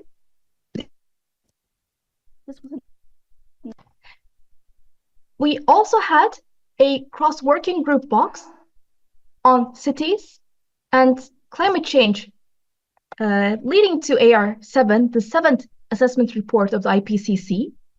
Here we see points of emphasis such as integrating mitigation adaptation now, so time rather than later, through reshaping patterns of urban development and associated decision-making process is a prerequisite for attaining resilient and zero-carbon cities. So in this cross-working group box, we did try to emphasize linkages of mitigation, adaptation, and sustainable development in cities. It's to manage complex and interconnected risks across essential key infrastructure, networks, and services that can also meet basic human needs for shelter, food. This can also support cities to learn together, to learn from one another, and enabling the urban governance. I would like to conclude by focusing on the IPCC special report on climate change and cities. This outline was agreed at the 61st session of the IPCC in Sofia, Bulgaria, so in our region. It is having 5 chapters focusing the cities in the context of climate change. It's a framing, cities in a changing climate, trends, challenges, and opportunities, actions and solutions to reduce urban risks and emissions, how to facilitate and accelerate change, and solutions by city types and regions. I would like to focus on the actions and solutions. In this chapter, there is an emphasis on urban mitigation options, urban adaptation and disaster risk reduction options, including both existing and new buildings and infrastructure, an evaluation of city actions across mitigation adaptation, urban observation, local risk assessments, integrating mitigation adaptation into sustainable development, metrics, and case studies. There's another chapter on new ways of planning under and for uncertainty, ways of enabling action, innovation in governance, urban planning policies, decision-making, technology, institutional capacities, competencies, inclusive multi-level governance, and among these topics, there's also, for example, holistic planning and systems thinking approach towards decarbonized and climate resilient cities, and other topics, which I do very much hope that the experts and researchers and scientists and policymakers, mayors, all of you who are in this being a lead author for the special report on cities. The timing is important because there's still 2 more days to apply as lead author or review editor or coordinating lead author in this report. Until September 20th, it's possible to submit your nomination through the IPCC focal point and then be considered in the evaluation that will take place for selecting the teams that will work on the special report. And we all motivate you to consider this opportunity. There will be different analyses take place to consider needs in different contexts. And I will quickly go to the mission on climate neutrality and also adaptation. There has been some analyses for European cities and also excuse me, but we have a limit of time, and climate neutrality, it's more related to mitigation pillar. But today's topic is more adaptation. Maybe you could advise or provide some advising for Ukrainian municipalities how to increase internal capacity for climate change adaptation on local level. Yes, at the local level. I have also this slide on the European Climate Adaptation Platform. It is emphasizing ways for regions and local authorities to share knowledge, regional adaptation support tool to exchange ideas, knowledge and data, and also mission projects, community of practice.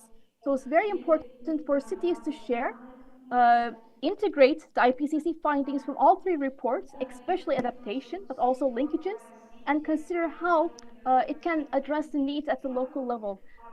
Without taking too much of your time, thank you very much for this opportunity. I do hope we increase the impact of cities and the current status of urban relevant content in nationally determined contributions.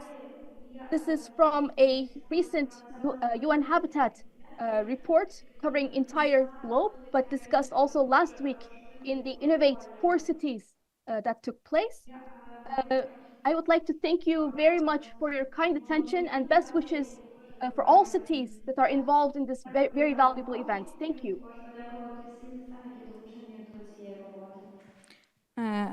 Дякую за вашу доповідь. Вона дала розуміння містам, що українські... Thank you for your input. Now we understand that Ukrainian cities are not on their own. All cities on our planet are interrelated when it comes to climate adaptation, climate mitigation. And to sum up this panel, I would like to say that we have a vision of Ukraine. Well, let's say Ukraine of 2030. What is your vision of Ukraine in 2030? Well, I will speak of Kyiv. Well, I see Kyiv as a beautiful city where my son lives, and he doesn't want to leave the city and he doesn't want to go abroad because he loves the city. In 2030, I see Ukraine as a country which attracts people from Europe, and many experts are coming to Ukraine to learn more about climate adaptation, and we will be the role models. Well, I see the city of Mykolaiv being completely renovated. I see it as a bright, vibrant green city.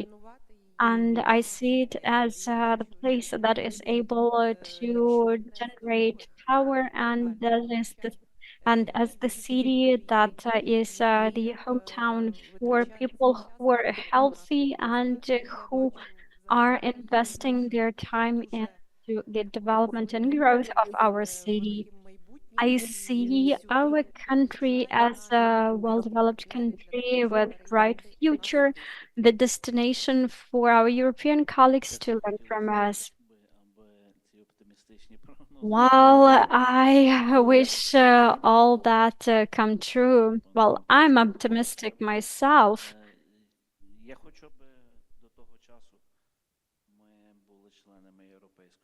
I want to see Ukraine being part of the European Union by 2030. I hope that that will come true.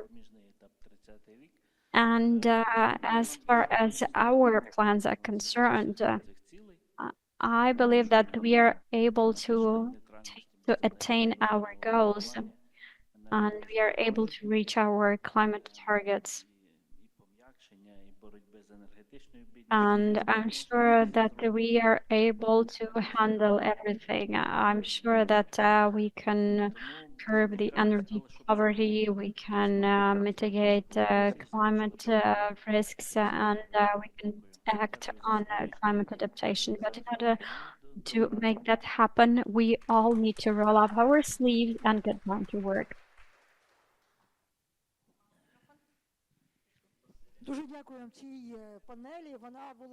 I would like to thank our panelists. It was very instructive. And I would like to ask Oksana to stay on the stage as we just have some time for drawing conclusions. And now is the time for final remarks. Maybe someone would like to say a couple of words.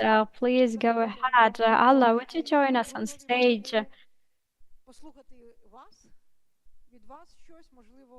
And, you know, we would be happy to hear from you as well. Maybe we forgot to mention something. Maybe there are some questions that you would like to bring up, or maybe you would like to make some comments. Please go ahead. This is the open mic bit. Don't be shy. It's been a long day, but we heard a lot of information, and I'm sure that it was a fruitful day for you as well.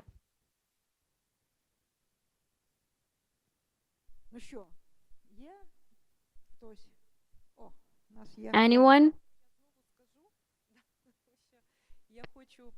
Let me take the floor once again.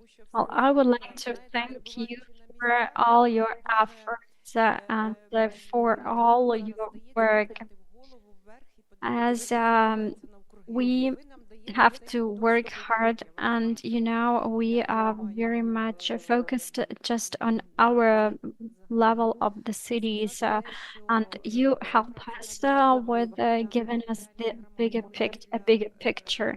You are offering us a glimpse of what is happening outside, and I'm sure that it is crucial not only for the smaller towns, but also for bigger cities. I would like to thank all the experts who have been engaged and all who have been working on these documents and these studies. And I would like to wish us all win this war as soon as possible.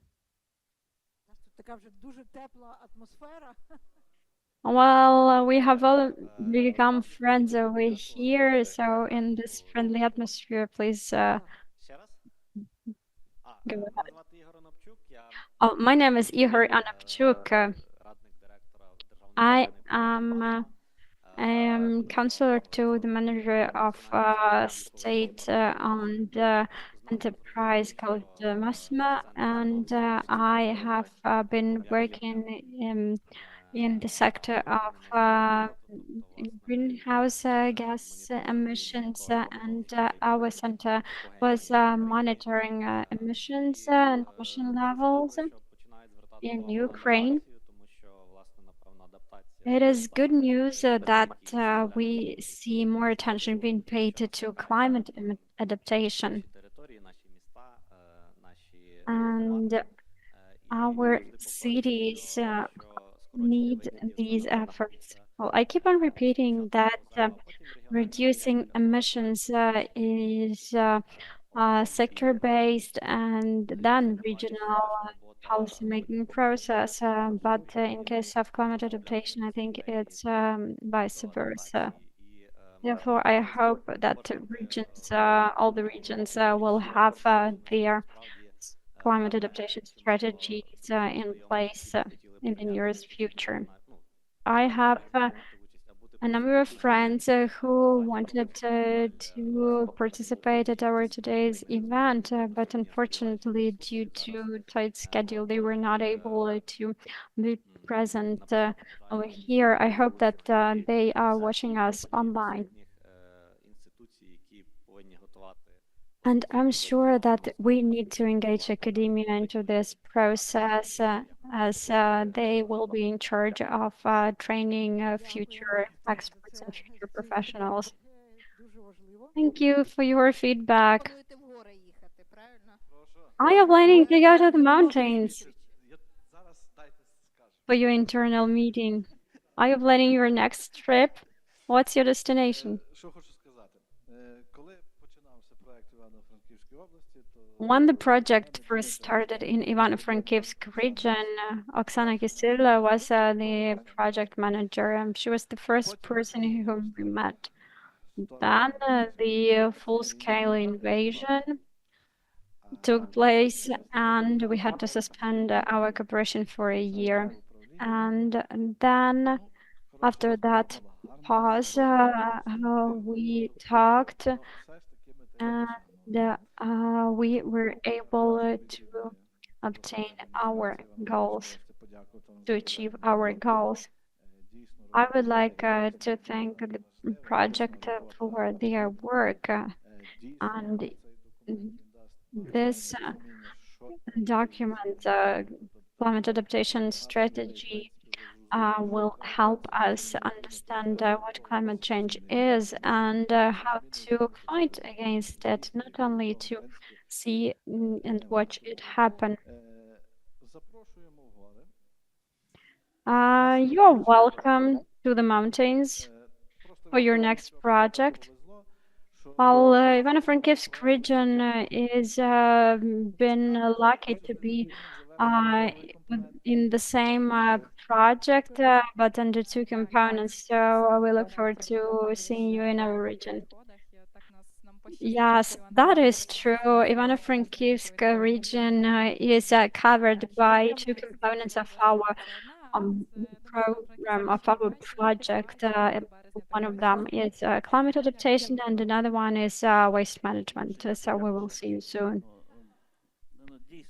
I have expressed my gratitude already, but I would like to repeat it.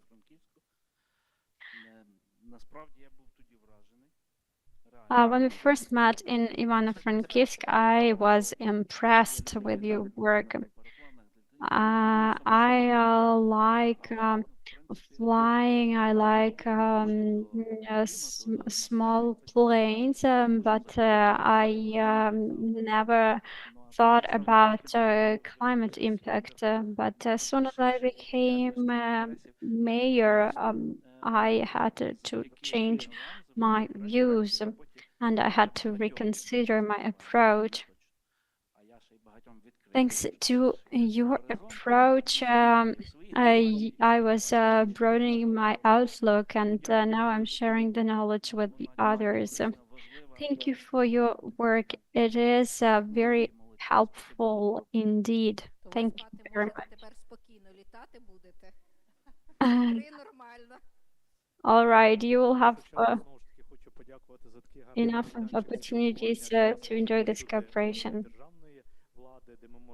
I would like to thank you for offering us a platform for exchanging our views, and I would like to say that every end is a new beginning. Hence, I believe that this climate adaptation strategy is not just a piece of paper. We have to think about our future. We have to think about our next steps. Where do we go from here? And of course, we are ready to work with the other communities that want to follow our steps. And of course, some mistakes might be made, but I believe that when we win this war, we will be able to share all our experience with all the rest of Ukraine, and we will be able to keep up all the good work in all communities of Ukraine. Thank you for your kind words. And, you know, you are part of the process. It would be simply impossible without you. You were with us, and we saw that you were very active in this process. We saw that there was a fruitful work and fruitful cooperation with the ministry and also with EUD. We are very grateful to them as well, as it would be impossible simply without their help. Allah, would you like to say something? Well, probably it's up to me to offer my final remarks. I would like to thank all of you on behalf of APENA free team. And we would like also to thank our colleagues from other projects. Oksana and I discussed it earlier today. We cannot do anything without proper partners, without proper cooperation. I would like to thank all of you for joining us here. We are very grateful to the representatives of our 3 pilot regions, Lviv, Mykolaiv, and Ivano-Frankivsk regions. You have outlined the next steps, and hopefully we will work together. And I'm sure that you will also work on your energy efficiency plans, and they will be of great success. If there is nothing to add, well, thank you very much for your participation.